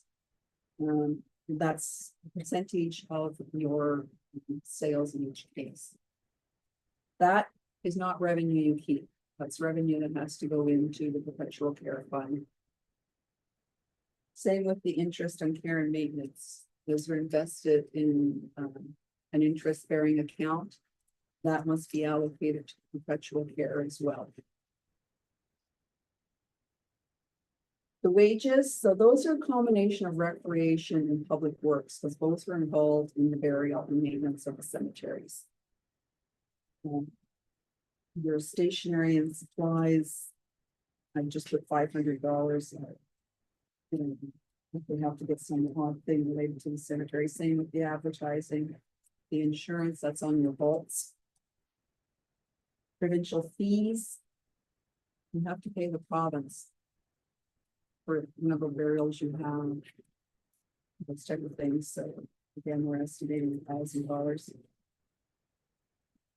Repairs and maintenance to the buildings, again, that's your vaults, if there's just general repairs to them. The grounds. That's things like soil, cement, seed, any small tools necessary or required for burials, so 6,000. Cemetery. How many cemeteries do you have? 7. 7?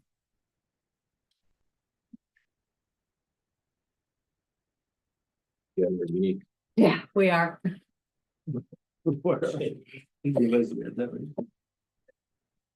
water plants, multiple landfills, multiple cemeteries. Yeah.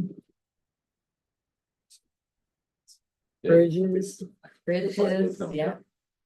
And then the wages are double what they were, it's just. It's just an estimation and certain, it's the last year, I was selling this contractor to do the works, and this is your first year. That's right. Block floats last year, the year before.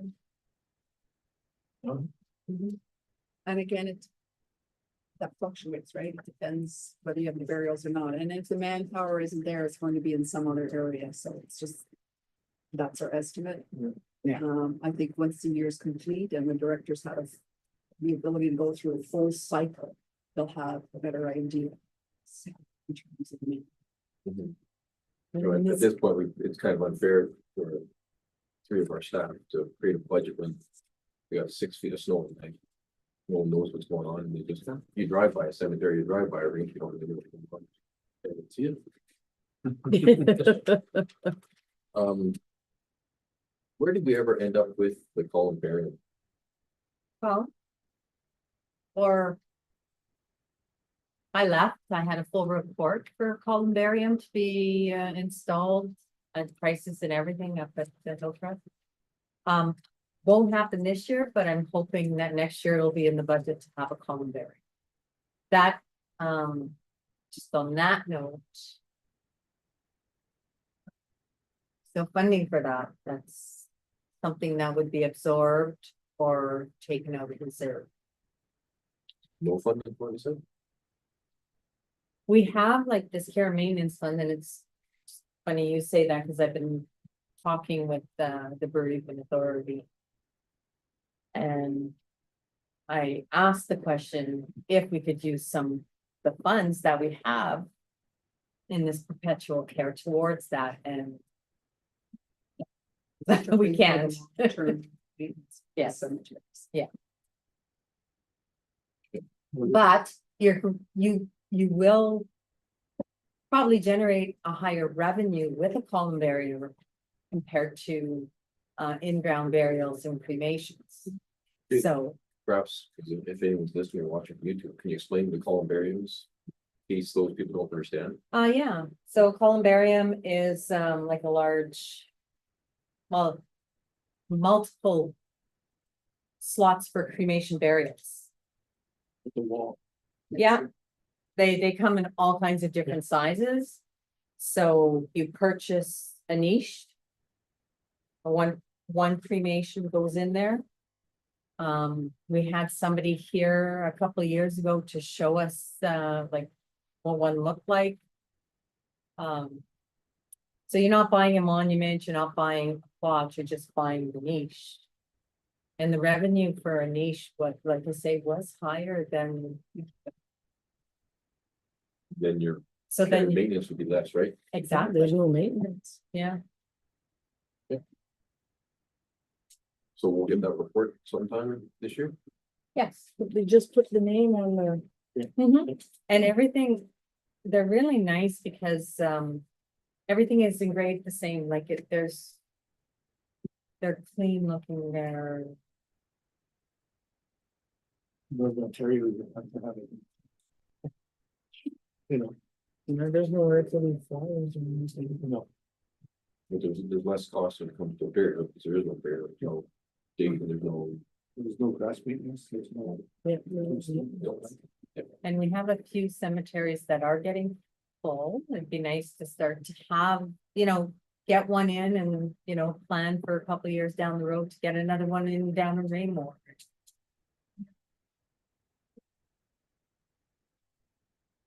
Question on cemeteries?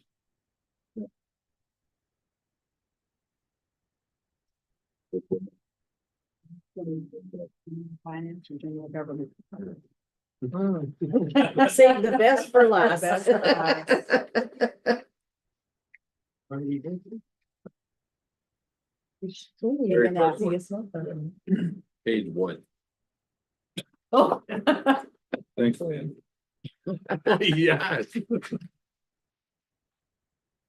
So I know, one of the questions that was asked is why is the tax revenue empty? The tax revenue is empty because that's the exercise we're doing. I need to determine what the tax revenue is going to be. So this initial part of it is left blank because I need to see what the requisition is going to be. Once we have determined that, then the revenue will be entered. Your, first one though is set is your hospital with the bed levy. It's been that for 50 years, $75 a bed times the number of beds. The 13,802 is the acreage fee that's charged. ONR and Hydro each receive an acreage fee. That fee is set by the province and the acreage is determined by the province. That is the revenue generated.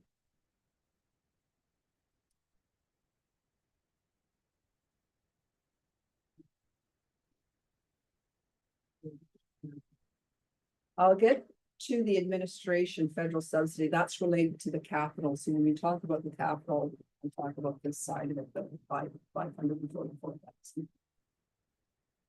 Your OMPF, that's the grant that you received from the province of 1.2 million. POA, that's an estimate. We never know. That depends on how many fines are laid under that jurisdiction as to how much we get. That can fluctuate year to year. Again, our estimate is 30,000. Lottery licenses, again, I was just looking at the past 2 years and I'm estimating 650. Apparently you're not doing business licensing anymore, so there's no revenue there.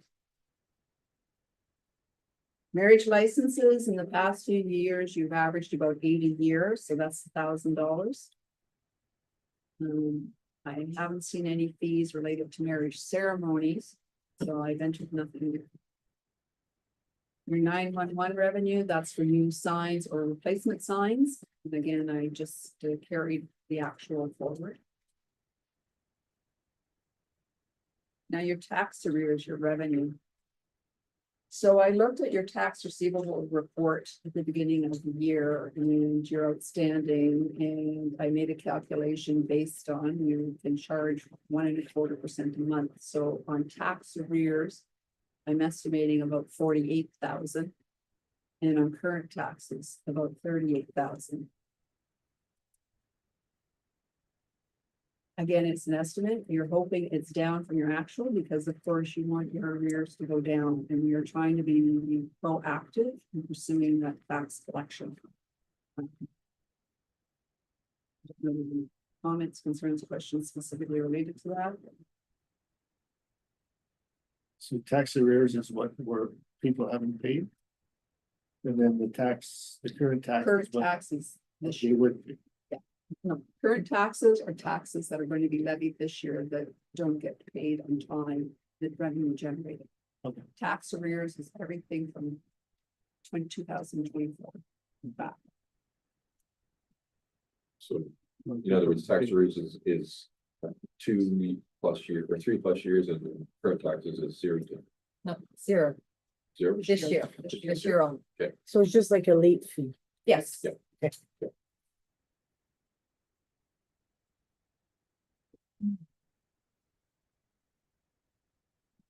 So your administration fees, those are things like tax bill reprints, miscellaneous fees. You have a smart net revenue of 1530, and I'm sorry. Oh, though the GPS. The one at the shop. The next is tax registration. We'll be talking about this a little bit later on, but you have properties that you are going to, I guess you would say, the final level of collection, which is tax registration. When an account is delinquent 2 years or more, you start a process in which it is much more legislated and it's, let's say, more severe in the sense that if it isn't paid, the individual will eventually lose the property. We're estimating revenues of 15,500. That's based on some of the files that have been paid so far. There is an issue in the general ledger related to this. Without getting too technical, I've spoken to Sonia about it. I hope to correct it so that you're actually recognizing the revenue. What was happening is you incurred an expense because you have a third party handling your taxes, so you have a real tax. I'll give you an example. So a tax file from start to finish can perhaps be $3,000 to $4,000 in fees. So that got entered on the roll. And by the rolling, that's our tax collection. And we incurred an expense, but then it got entered in the roll, and the way they were entering it wiped out the expense on the other side, even though it wasn't collected. And then when it got paid, the actual revenue was not being recognized properly. So that is something I'm trying to work on and get corrected so that it's entered on the roll correctly and you're recognizing the revenue properly. But this is an estimate for this year. Tax certificates. We're estimating about 75 certificates at $50 each.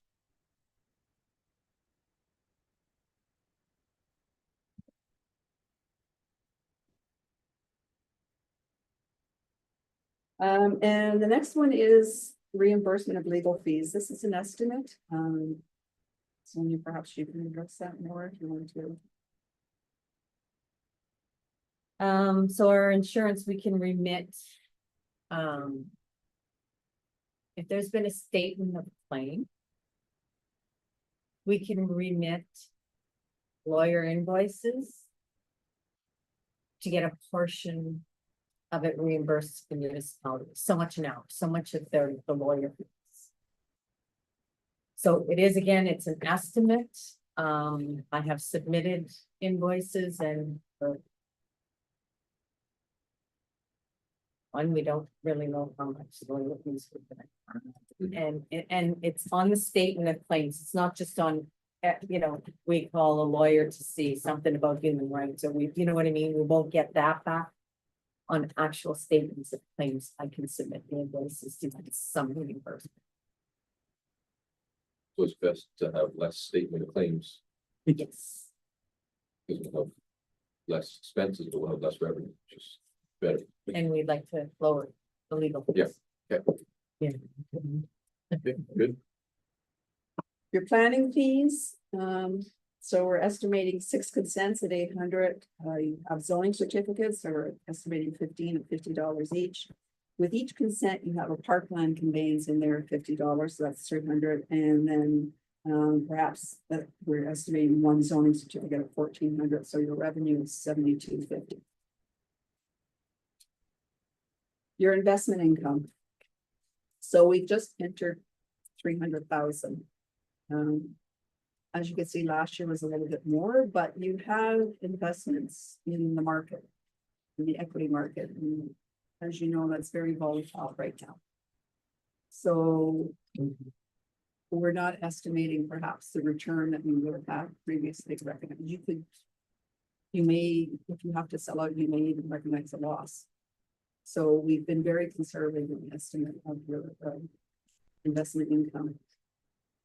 In speaking to the treasurer, you also might want to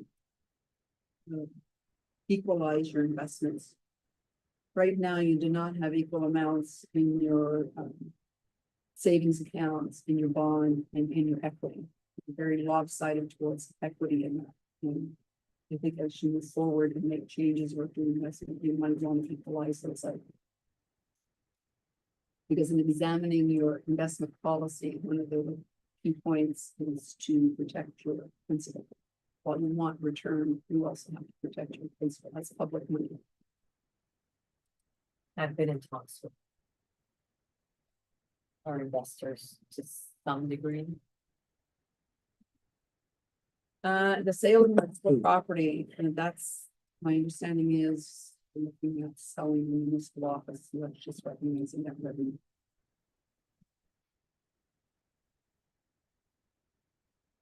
So any questions on the revenue side so far?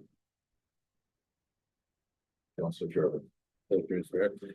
Can I just get the breakdown again for the administration fees, the 3,000? So you have like tax bill, that's the three. Yeah. So you have tax bill reprints or sometimes miscellaneous fees in there, that's about 1,500, and then you get 1,530 from those GPS or SmartNet, and that's at I think 100%.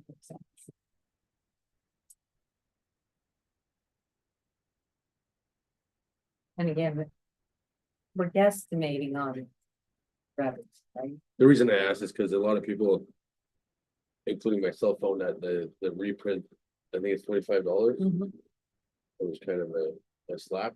For $1,500, I don't really think it's worth it, but. You know. That's why I asked what the breakdown, I didn't catch it the first time.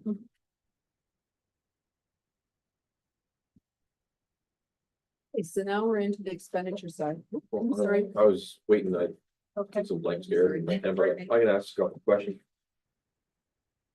Our OMPF, we used to say we go down every year. Thought we received a letter this year stating it was gonna go. Nope. Which is the. Cause it didn't go down, which is good. That's as per what we received from the Yeah. province. Um.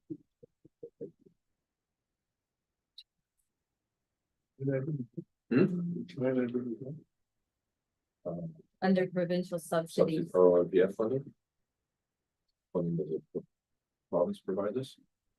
Yeah, we go down next year, but Yeah, that's blank right now. yeah, no.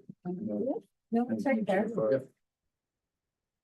Okay, I was looking at the grant and new provincial. The other question is, under interest and penalty current taxes, just recently.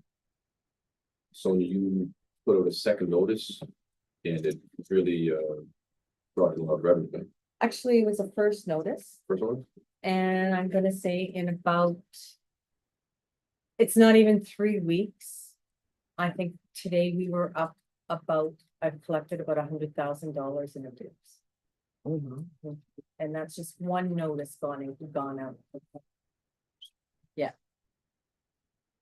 I'm just gonna stay on top of that because it worked. I hope to have, yeah, and we still have probably another gonna say about 100 files to do this too, so. Yes, yes. I have two more questions, being. The planning fees. And I know I spoke with Anju today, but. Are we losing on planning fees? Like if we're bringing in $7,200 of fee, $7,250 in revenue, what's it costing us? Do we have any idea? So interestingly enough, currently. It's costing nothing but internal staff. We're doing all the next. We're not relying on Gibbons at all? We actually don't have an existing.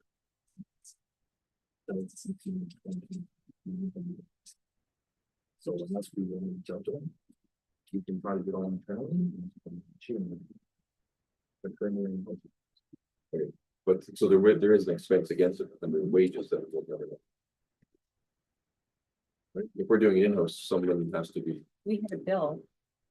That's what it's setting up. But I will say this, wasn't the same fees when I retired 8 years ago. That same fees, they have not increased.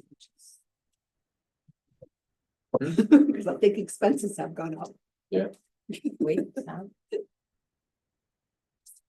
So we should be taking a look at it, just to be sure. Well, That'd be- my last question is the investment income in 2023, 2024, and then now. I remember we pulled from it to operate, Yes, so that would account for. you recognize some gains in your equity sale at that point. And I think if when I was looking at the statements of about 359,000, if we recognized the profit, lots of them used to do that. We used it to operate it, Mhm. Yeah. Yes. so we have to, that's one part of it. Okay. So for me, any other questions from the table? Nope.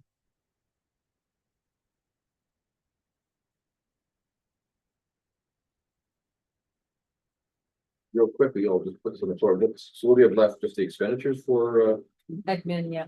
admin? How long do you think it's gonna take? Because we're another 2 hours in, if we want to take a 10-minute break to. What do you think administration or the Spencer would take an hour? I would hope there'd be some discussion. Certainly. Do you want to, If I could have leave it? Maybe, Yeah, what do you want to do? I'm thinking maybe we'll take a quick little break. For again, 10 minutes and then. But yeah, this should be the fun part. Okay. Perfect.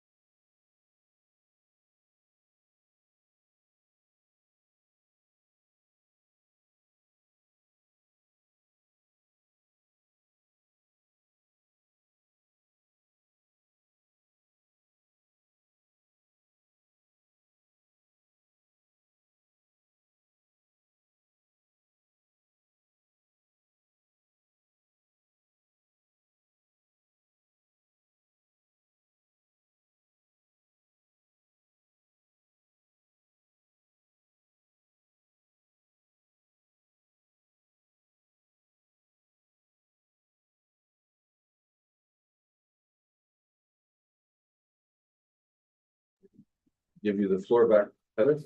So we're into the last section, which is the expenditures related to administration and finance. So the first set is related to council. In the wages, to remuneration or any per diem that actually needs to be paid, so the budget is 69,985. Your benefits that you receive, I think some of you are contributing to homeowners and everything. I can give you a more detailed breakdown if you want it.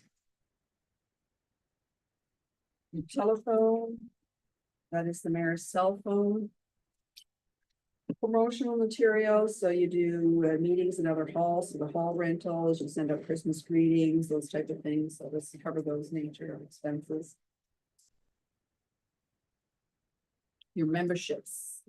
So for council, the ones that go to you are the NECN, Northeast Ontario Community Member. FNUM, your contribution to the Cochrane South Vet Committee, and Neoma.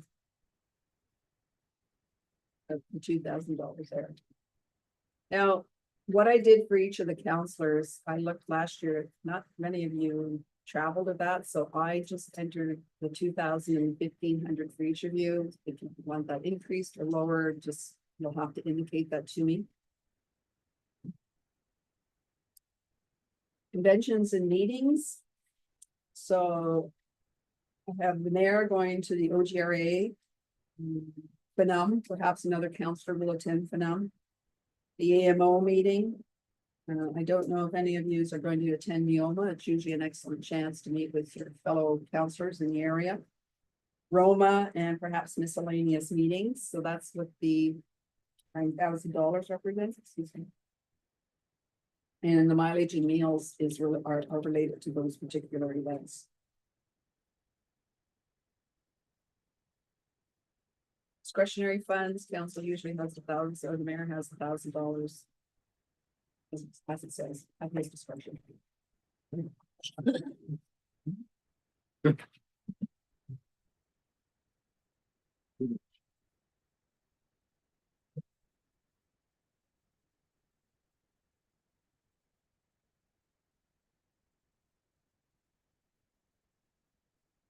So now you're into administration. So you have the wages, you have your administrative staff, you have a sub-lease for your previous administrative staff, your support staff are in there as well. The benefits related to that.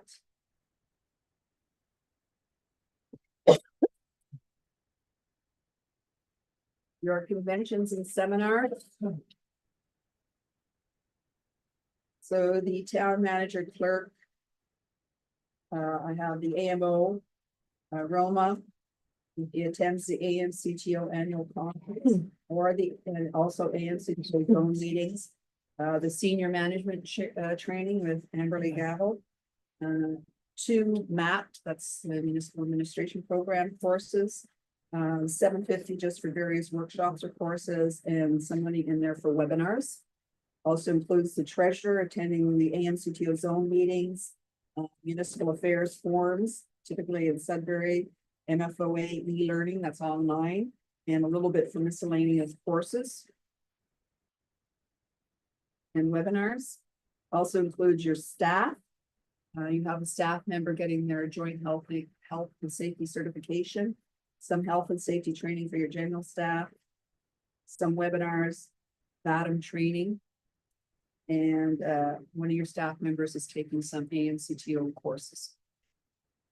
So that's where you're getting your 17,000, and the mileage and meals is related to that. It also includes the mileage in terms of my contract and my mileage. Employee relations. So you have service awards you give out every year. This year you have 1 employee at 35 years and you have 2 at 5 years. Anyway, 2 at $100. You have a Christmas dinner at $1,200. You have Christmas gift certificates that you give out, $1,650, and you have corporate awards at $300. So that's your $4,050. Your telephones. So you have your ViaNet long distance one. That's your big one. That's $5,700, and the other ones are related to your router and Netgear. I'm sorry, I'm not a techie. I don't know if that's yours, you may know. It's a wireless hub. So that's your 6,500. It's basically like, think of like a cell phone, but instead of using it for a phone, it's. I'm 100% sure. What do you mean? I'm saying- Yeah. I just know which charges.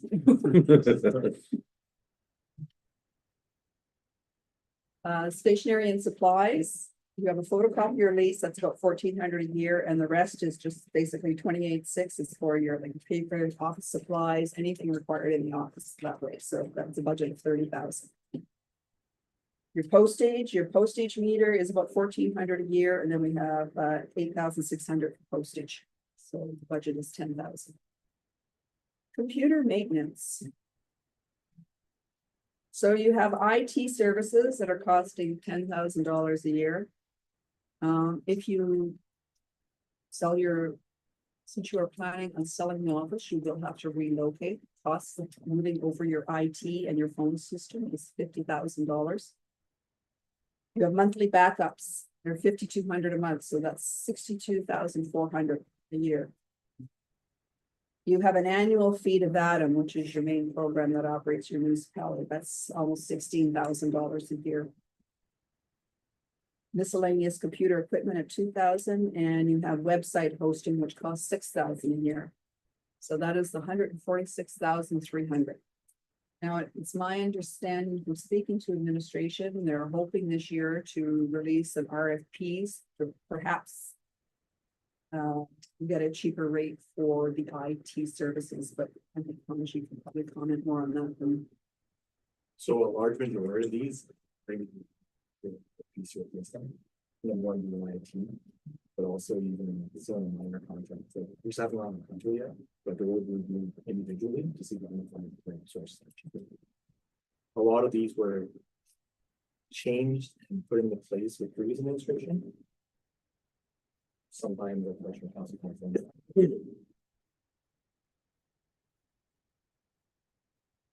Advertising, that's just general advertising, whatever they do related to the government, like their general services, whether that's employees or something else they wish to advertise, that's the 13,500.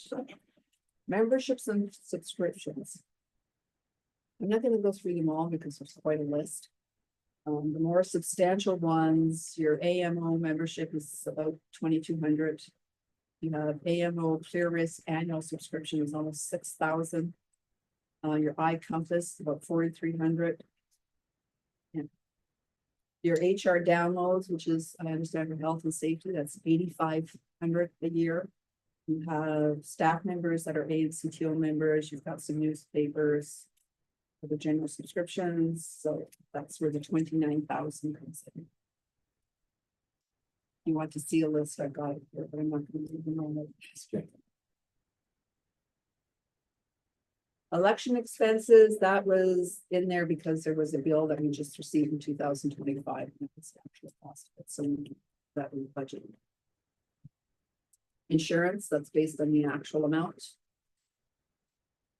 Financial services. You have bank charges, averaging about 175 a month for 2,100. You have miscellaneous bank fees, that would be for NSF checks, etc., about 750. You have EFT, that's electronic fund transfers, about 350 a month, so that's 4,200. Visa. So you offer Visa as a form of payment, but that's costing you anywhere from, in the budget, $28,000. So I think you have to look at the benefits of that as opposed to the expense. I did look at municipalities.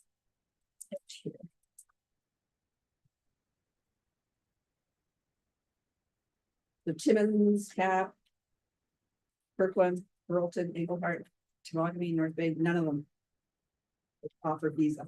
The only one that offered Visa was Smooth Rock Falls, and if you use Visa, they charge you 3% levy on it because the cost.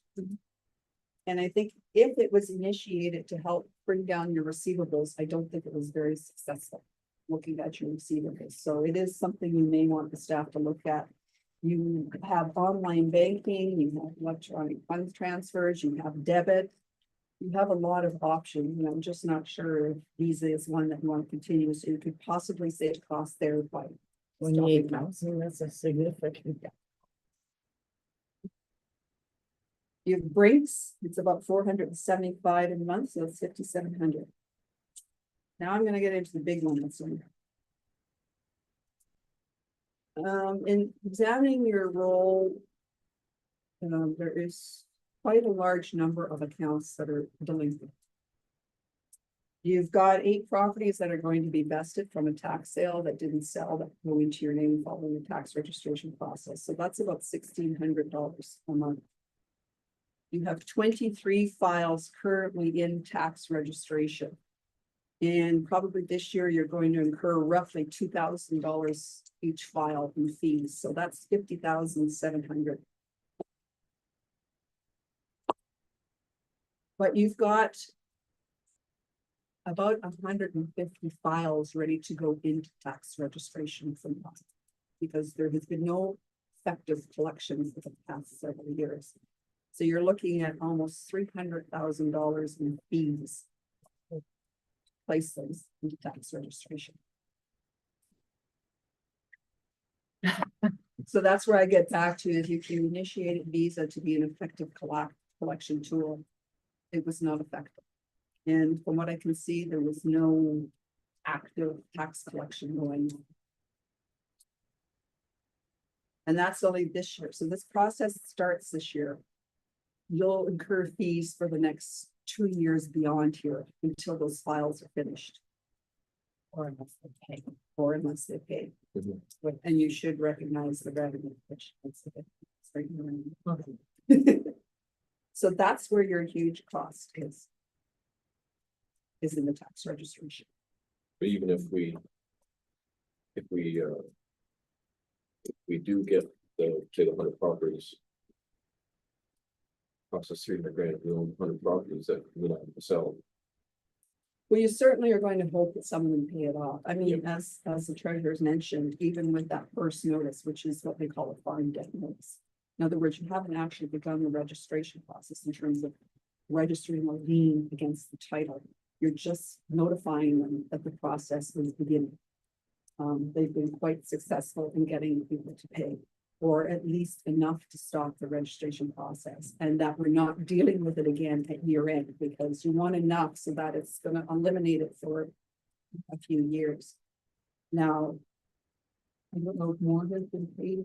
Okay, so this number I may be able to adjust slightly if some of these have been paid again, to lower it a bit. But you still have a substantial number of files. To stay on that note. This year. Once the final taxes go out and the last bill is paid in August, we will be sending notices out. To people, letting them know this is past due. That process hadn't been done I don't think in a couple of years, so even that. With us sending that out, hopefully that will bring people in to also pay their bills, so we won't get to this point. And I'll say this, that you and I had spoke, I think, 2 weeks ago.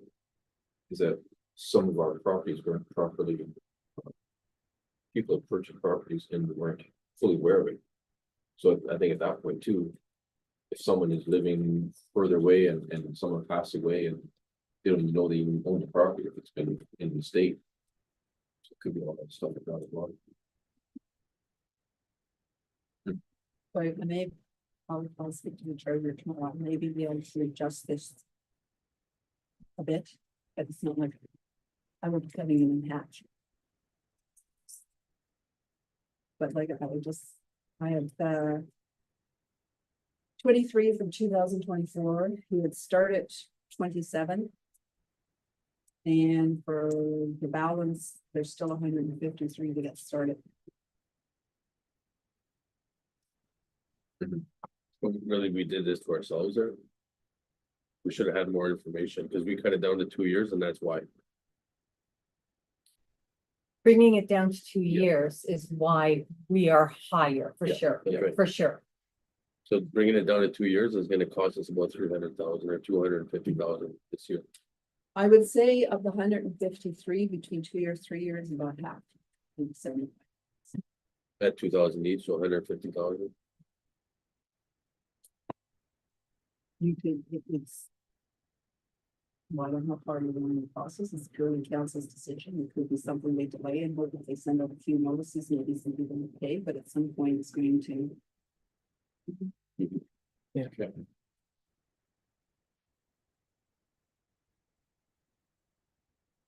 Taxes written off, so you have regular adjustments during the year for people's properties. So we have about 8,500 in there. You just had a tax sale. All those properties that didn't sell, their taxes have to be written off. So that'll be about $30,000. So that's the 38.5. Public relations. So I have entered in here between public relations and utility bills as per the municipality's grant. Excuse me. So you have grants to halls in the amount of $67.50. You have scholarships of $5,000. You have community festivals of $6,500 and the food bank a donation of $1,000. So that's the $19,250. In your grant policy, you also have the hospital utility bill donation of $14,000. I'll leave that at the council's discretion. It's my understanding that you stopped that a couple of years ago, but that's still in your policy. So again, that's the type of decision I'll be looking to council to see whether this, your policy says may. It doesn't say shall, it says may. So yeah, that's where I'll be looking for a bit of direction there. The next one is your legal fees. So you have a little bit, you've asked the director to inquire about some legal opinion on some road closures. So that's in there, miscellaneous legal fees, other legal fees. Also, your integrity commissioner is in there. So that's, I'm not going to comment beyond that to say that's what your total is.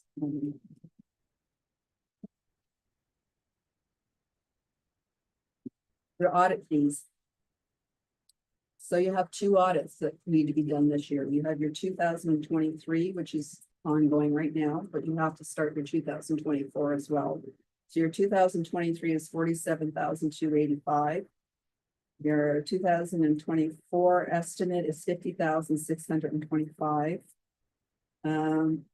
Your bank reconciliations haven't been done for 2 years and they are a mess. I'll just say a mess. So the treasurer has spoken to the accounting firm to see what the fee would be to have them look at it and address it. And they're estimating $5,000. And that may sound like a lot, but believe me, when you look at them, it's well worth it. They can do it for $5,000 to get your bank recs up, because right now you're missing payments. Payments that have been made, but they're not on the accounts. It's just, like I said, it's just a real mess. You've also included in there, my understanding is you had an RFP for a forensic audit, so the 350,000 is in there. So that's what's making up the figure of 452,110. Councilor McCutcheon? Thank you, Mr. Mayor. The forensic audit. What was the number again? 350,000. Yeah, so it's $350,000. That's something that at the time, the township with the ratepayers were asking for. Is there, because it's so expensive, is there a chance we could run a poll or a referendum over the whole entire township, so everybody can vote to either go through with the audit or not go through with the audit? Because it's, So through the mayor, we have our upcoming school thing, put in there how to access any of the township, we can do it through email, they can call it in and send out surveys. But if we reach the majority of the town and get the responses, for sure we can then issue of the town. You can delay it. You can You defer it a year. Response, you can defer it a year. Yeah. But again, those are the things tomorrow I'll be looking for your direction on this. Yeah, we will, in that, we have to waive cost versus the benefit. You get a- That's about 6%. Mhm. What's that? It's on it. 6%. Yeah,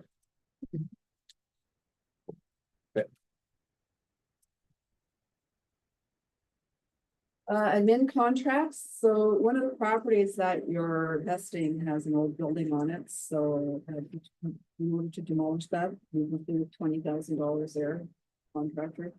Also, it's 12,000 for mentoring services for your town manager for a total of 32,000. Your donation expense, I noticed last year you gave a donation to the hospital in kind against their bed levy. I don't know if you want to do that this year or not, but I've put it in there.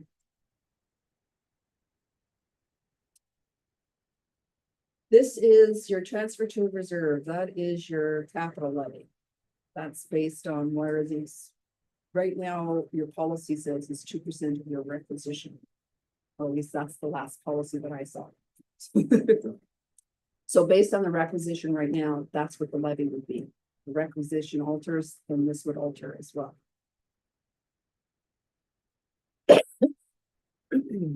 Your capital.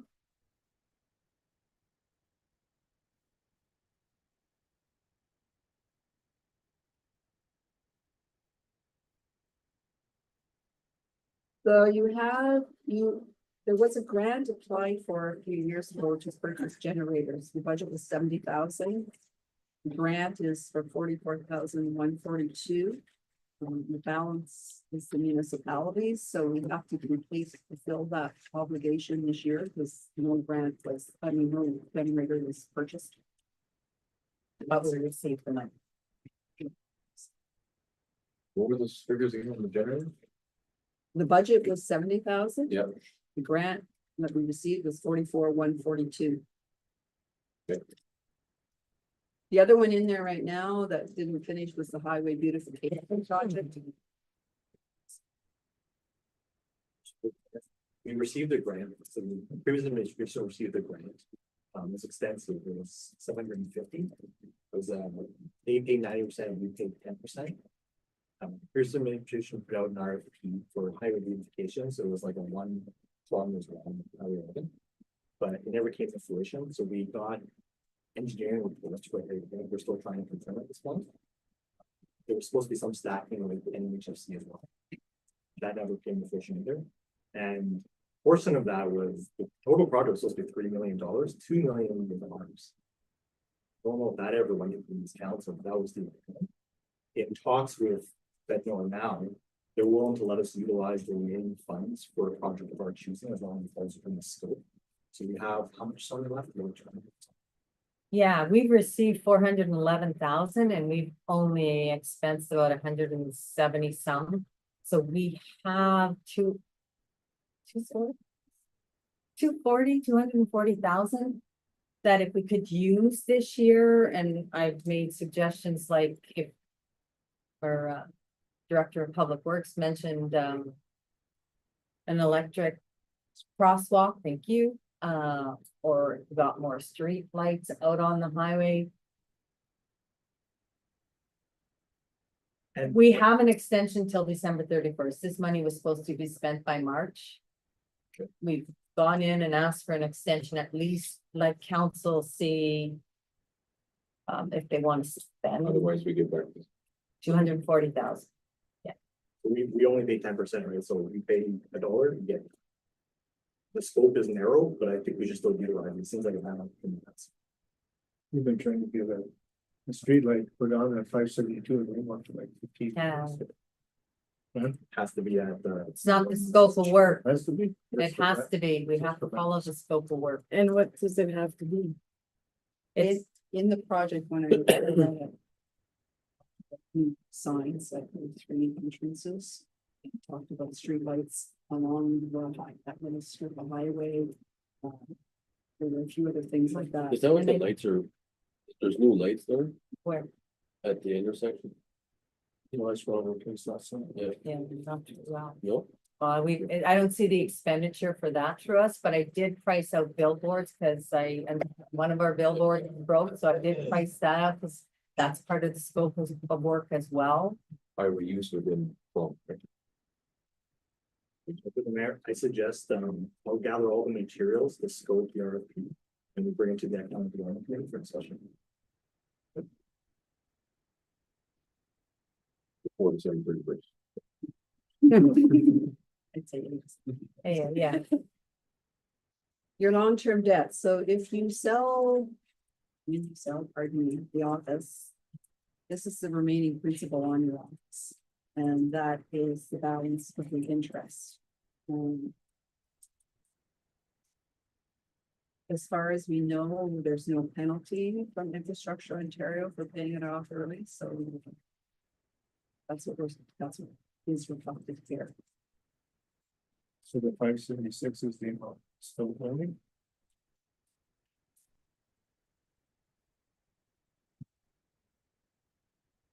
Utilities.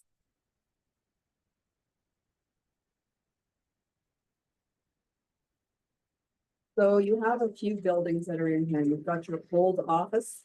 You still got hydro, gas. Still even have a hot water tank rental up there. You have a water sewer allocation, then you have a budgeted part year at your current office. And then expenses related to your new location, because you are responsible for your hydro and heat at that particular location. So that's what the 16.5 represents. Water, hydro, gas. Old place, current place, and new place.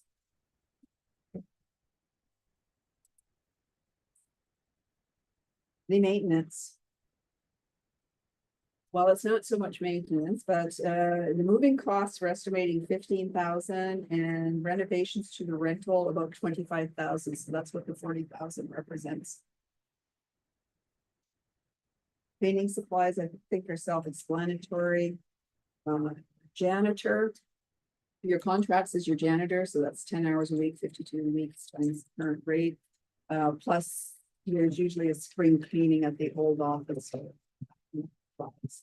So that's the 13,600. Municipal halls, it's my understanding you.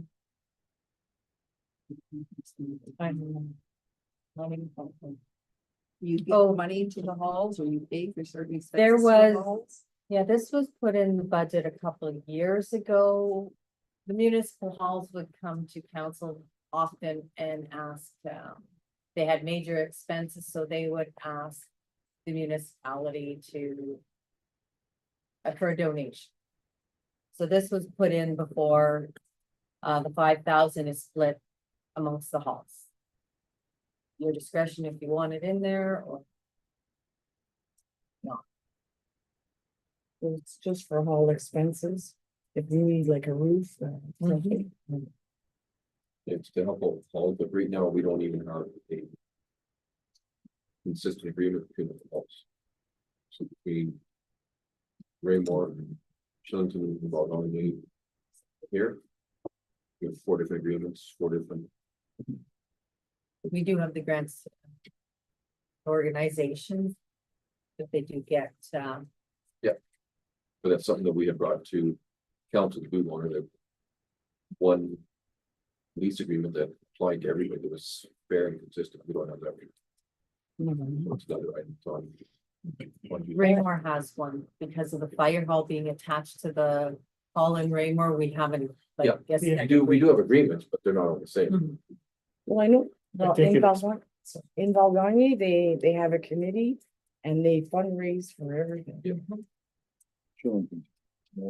Oh, yes, they do well. Need to make it fair to everybody.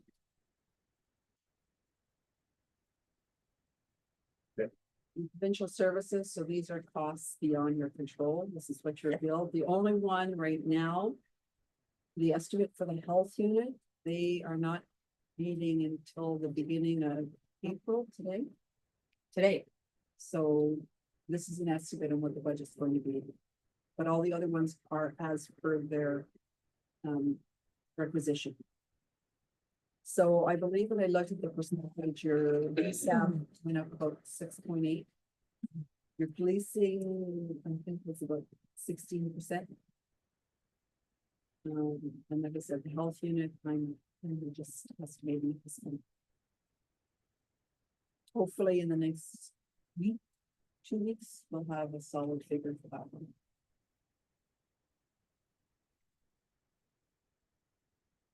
Planning, advertising, that's for your consents. You have consents or zoning bylaws, anything of that nature. Again, it's strictly an estimate. Your contracts, so. I had seen a few invoices to the city of Timmins for $425 a month for planning services. I did it times 12, so it's 5,100. And your CGIS, which is your system that has all your mapping and that information, that's $6,150 a month. So that's 24,600. So that's your 29,700. Did you say how much we paying? It's quarterly, it's quarterly. Sorry, that's the quarterly 6,000. Timmins, the invoice that I had was $425 times. 12. I think we just discussed, we're doing it in-house. Have to verify that. I'm gonna investigate that.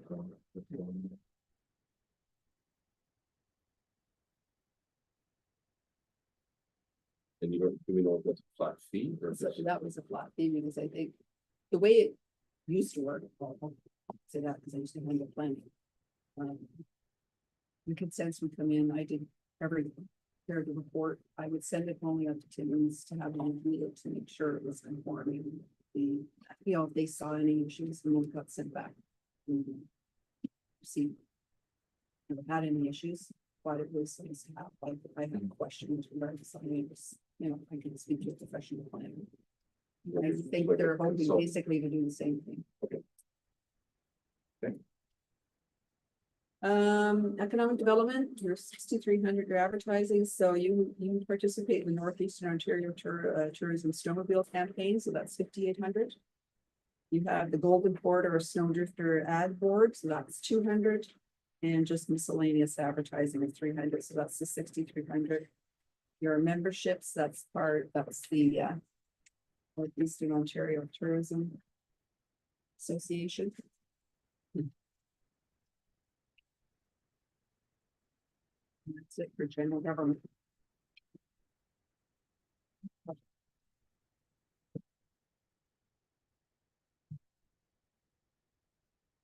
Question on.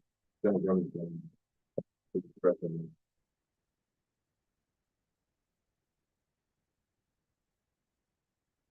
just refer back to the last one you just mentioned under advertising, Yes. Northern Ontario Tourism, 5,800, sorry.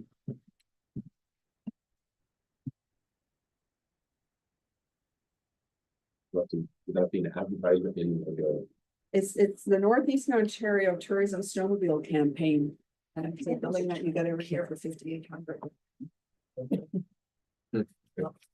He knows. Yes, so I was here at the time when that contract was going in place under the Timmins administration. They had signed a 2 or 3 year contract, is when they asked for renewal this year, I asked them. What they had in place and they sent it over, we had already agreed to it in previous years. when's the duration? Yes, they have one at the school. I can check, but I think this is the. Have you paid it then? Sign agreement, we're in Friday. Because we're not. The tourism public, here right now. So for $16,000. Right, Councilor McCutcheon? Commissioner, childcare, $34,247. Those are uncontrollable costs. They're set. We can't even.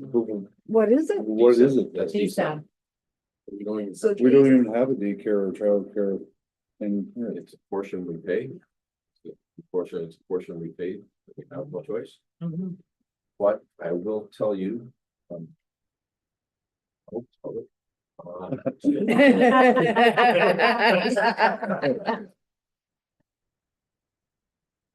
Maybe you'll wait on that. Maybe I'll wait till. Wait on that one. Tuesday. Cause we don't want our legal fees to go up. So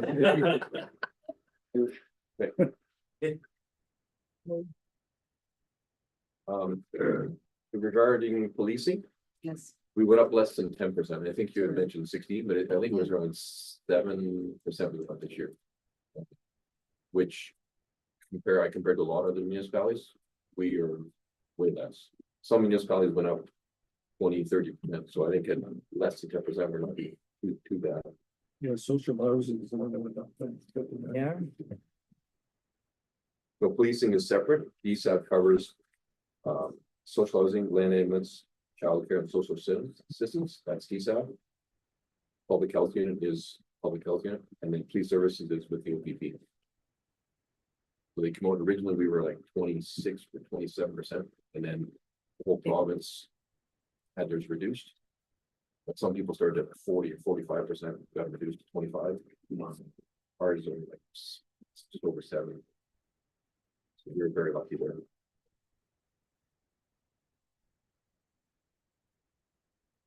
But as soon as we get our property assessments done, everything's gonna go up. So that's good. Yeah. Yeah, that's. It's based on, everything's based on that, But so. the municipality is supposed to change the rate. Yeah. Yeah, I like the option that you had mentioned. And I've seen it, I spoke about before, but. The visa, we're spending 28 grand. It might be an inconvenience to some people. I know a lot of people complain to me that when they go to our local bank. They can't pay online because some idiosyncrasy with a zero or number or dash, and there are a lot of people who aren't paying online, so that's something we could look into. We should look into regardless. It's been, it's been explained many times. I've put it in tax bills so people understand. I put it in utility bills. Maybe we have to make a presence at the bank to help out, just. We have to put that for residents, because that would be a stumbling block. I can't pay it online and I took away my visa, but You don't have to take it away, you just. put We the could charge a 3%. fee. you could charge a fee, yeah. But the other thing that we had spoke about previously, Sonia, was looking at different banking services, because we don't have a local bank. Where funds every day or every couple of days go up to Timmins, and that's $6 grand a year. Well, actually, we have bigger issues than that. Yeah. Because, actually, right now, it goes to Timmins, then it's sent to Sudbury, and nothing sees our bank account sometimes for 2 weeks. We need to Mhm. review, changing. So there's still some work that we can do. That's what we do for it. Do we know how many people have actually paid for the visa in the past 24 months? I can give you a bigger, we have quite a few. We have, well, the fees are telling you there's quite a few. Okay. On a tax, like when I get the invoice from Global Merchants, which holds our contract. On a tax month, you'll see the fees 3,000. On a water maybe month, or a month where there is building is complete, maybe 1,000. There are quite a few people that use. Well, it's 3%, right? Well, depending what visa you're using, there's different fees for, yeah. Cause you get pretty much calculated, it was what, 28,000, I think you said?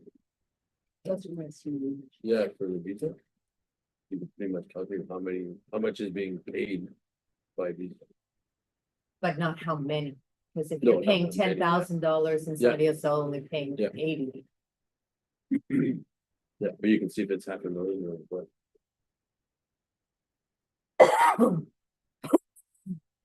Just wanted to chime in on this. So I think a large why visa is because there's a lot of rewards in the points now. And I think That's what they're, the people that are going to pay their taxes are already on top of their finances, so if you remove visa, they're probably just gonna switch on their payment. I don't think it would necessarily increase our receivables, because the people that are paying are still paying. Changing the method isn't gonna stop someone that's conversation. and that's what we had said. If visa was implemented to reduce receivables, it didn't. It did not. So But the only thing that Visa can do is can we still call in? Pay Yes, by phone? yes, and it's helped, I will say that, with our US residents even, where they can call in and use like, there has been some benefit for those people, COVID. Yeah. COVID was, a lot of people did that because the office was closed or.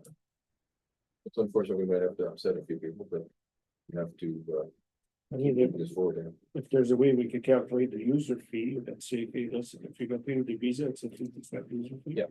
And at least you cover some of our costs and explain that to them. And no, definitely not remove it, I think it's probably, I think a convenience. Can people do an e-transfer? We haven't been accepting e-transfers. You can pay online, set it up as a payee, as long as you have the right code to put in, you know, yes. But we could, Let's go there. No, just coming from the power sport world, people were using their Visa all the time. And, my employer, implemented a 3% if you were using credit. Yep. And then, people instantly stopped using it because it didn't outweigh the point system Yep. that people were using other methods. Yep. Usually just implementing a fee kind of themselves. That's something we can figure So where do we go from here? Okay, so, at tomorrow's meeting, I'm gonna review all the capital once at that particular time. Talk about the water rates, sewer rates. I'd like you to think overnight about any changes you may want to see. I will say, Mr. Boucher, you win the prize, you guessed, you're looking about a 15% increase right now to go through the budget as it is. So Everything's I need you to think overnight about what, if any, which I assume there will be some changes you want to see. Wonderful. There's things like the audit. Big impact. Yeah. Gravel. Big impact, but if you replace that with paving, but you may be able to make some savings and. So I need you to put some thought into that as to. Where you see it going.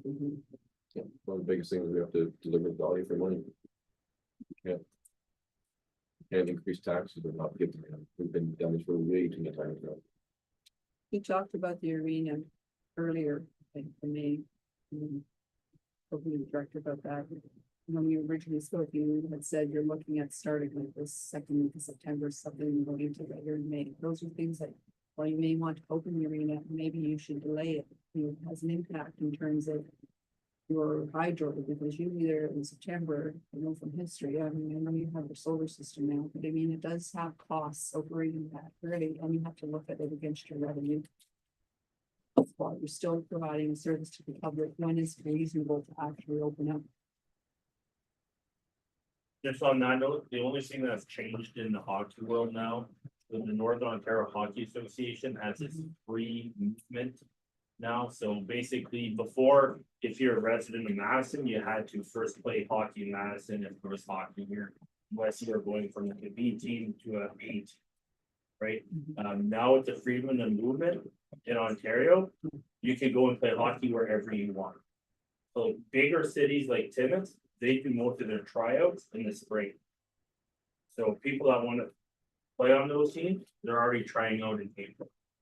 So if we delay our ice until October, it's fine, but it will impede us from trying to make sure that kids have a place to play hockey here, because what happens is as soon as Iroquois Falls, Kirkland Lake, as soon as they're having their tryouts in September, the kids that are here are gonna go try out there because they don't know still what's happening with this facility.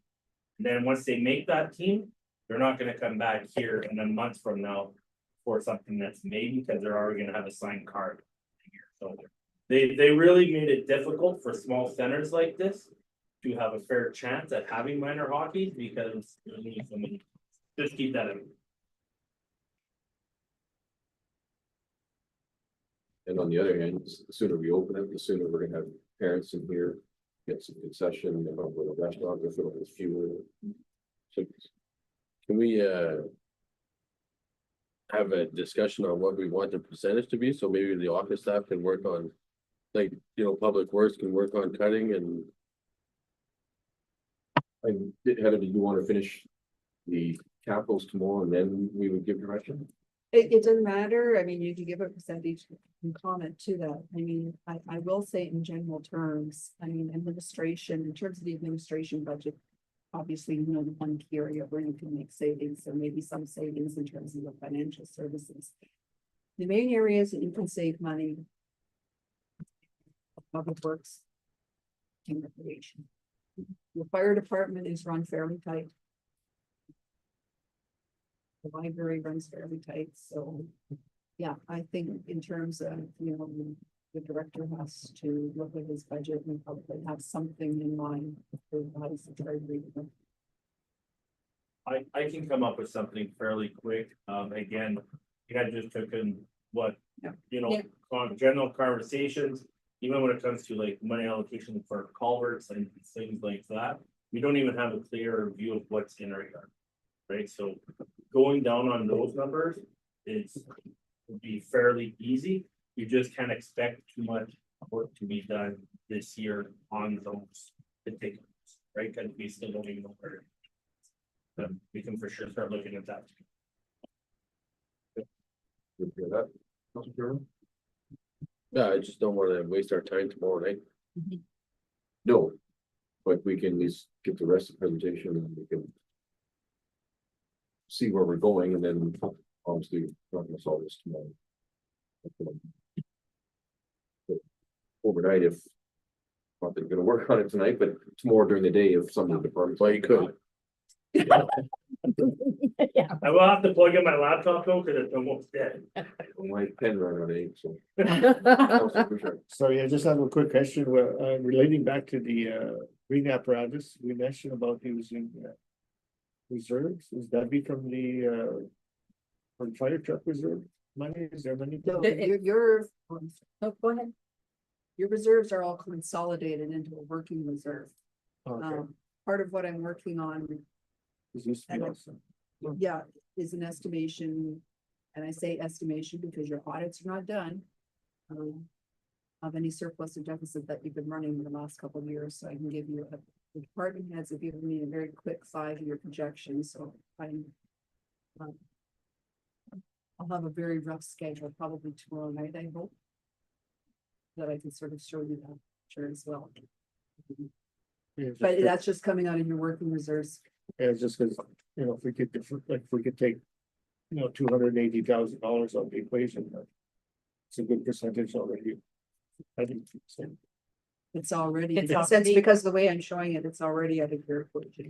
Oh, is it? Yeah. Yeah, So it's coming out of reserves. Already. Or So it's not. I'm saying that's my suggestion to you. You don't have to do that. That's your choice. That's council's choice. But I'm suggesting, I don't think. I think the fire chief gave me an impression this is something that was critical. So that's why I'm suggesting in order to fund it, it happens from reserves, because obviously the impact on your tax base. If you look at it in terms of percentage, you're looking for last year's requisition.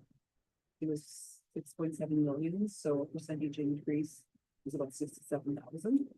So that alone is all fairly significant increase just for this stuff. Real quickly on the minutes, I have a question, but, I'll do my question first. What in here can we, or is there anything in here for overtime for employees? Like I know the staff has so much, but are we budgeting overtime for staff or public works or?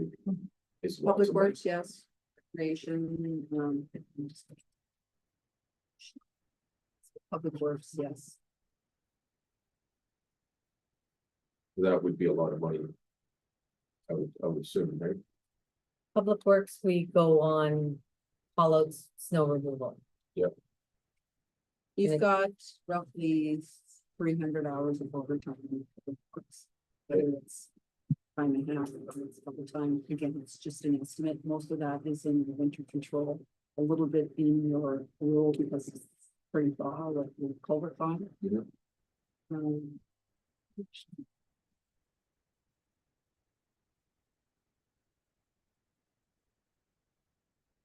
everybody, like, our staff, we have in lieu time for our staff.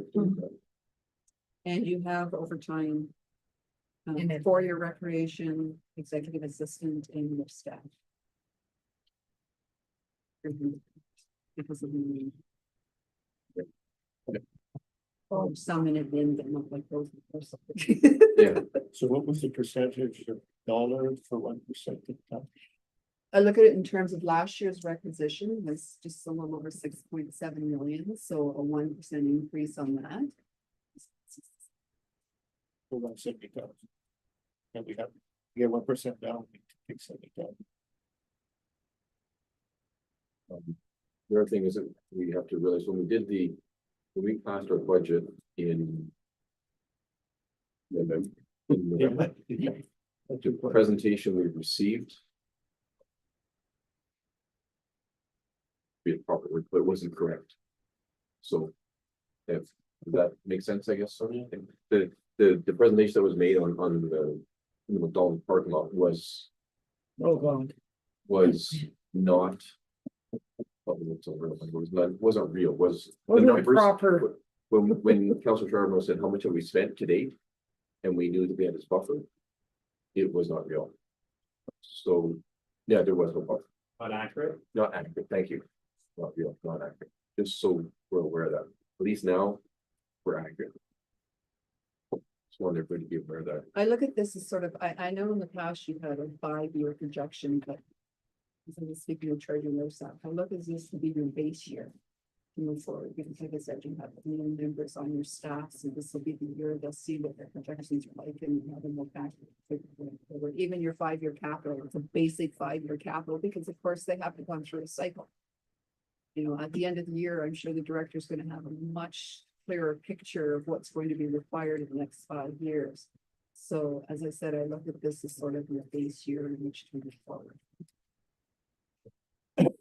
Any other questions for staff that are here before we go? No, okay, we'll end before 10. Move to adjournment, moved by Councilor Gadry, second by Councilor McCutcheon, be resolved that the special council meeting is hereby adjourned at 9:56 PM. All in favor? Carried. Thank you, everybody. Yeah, thank you.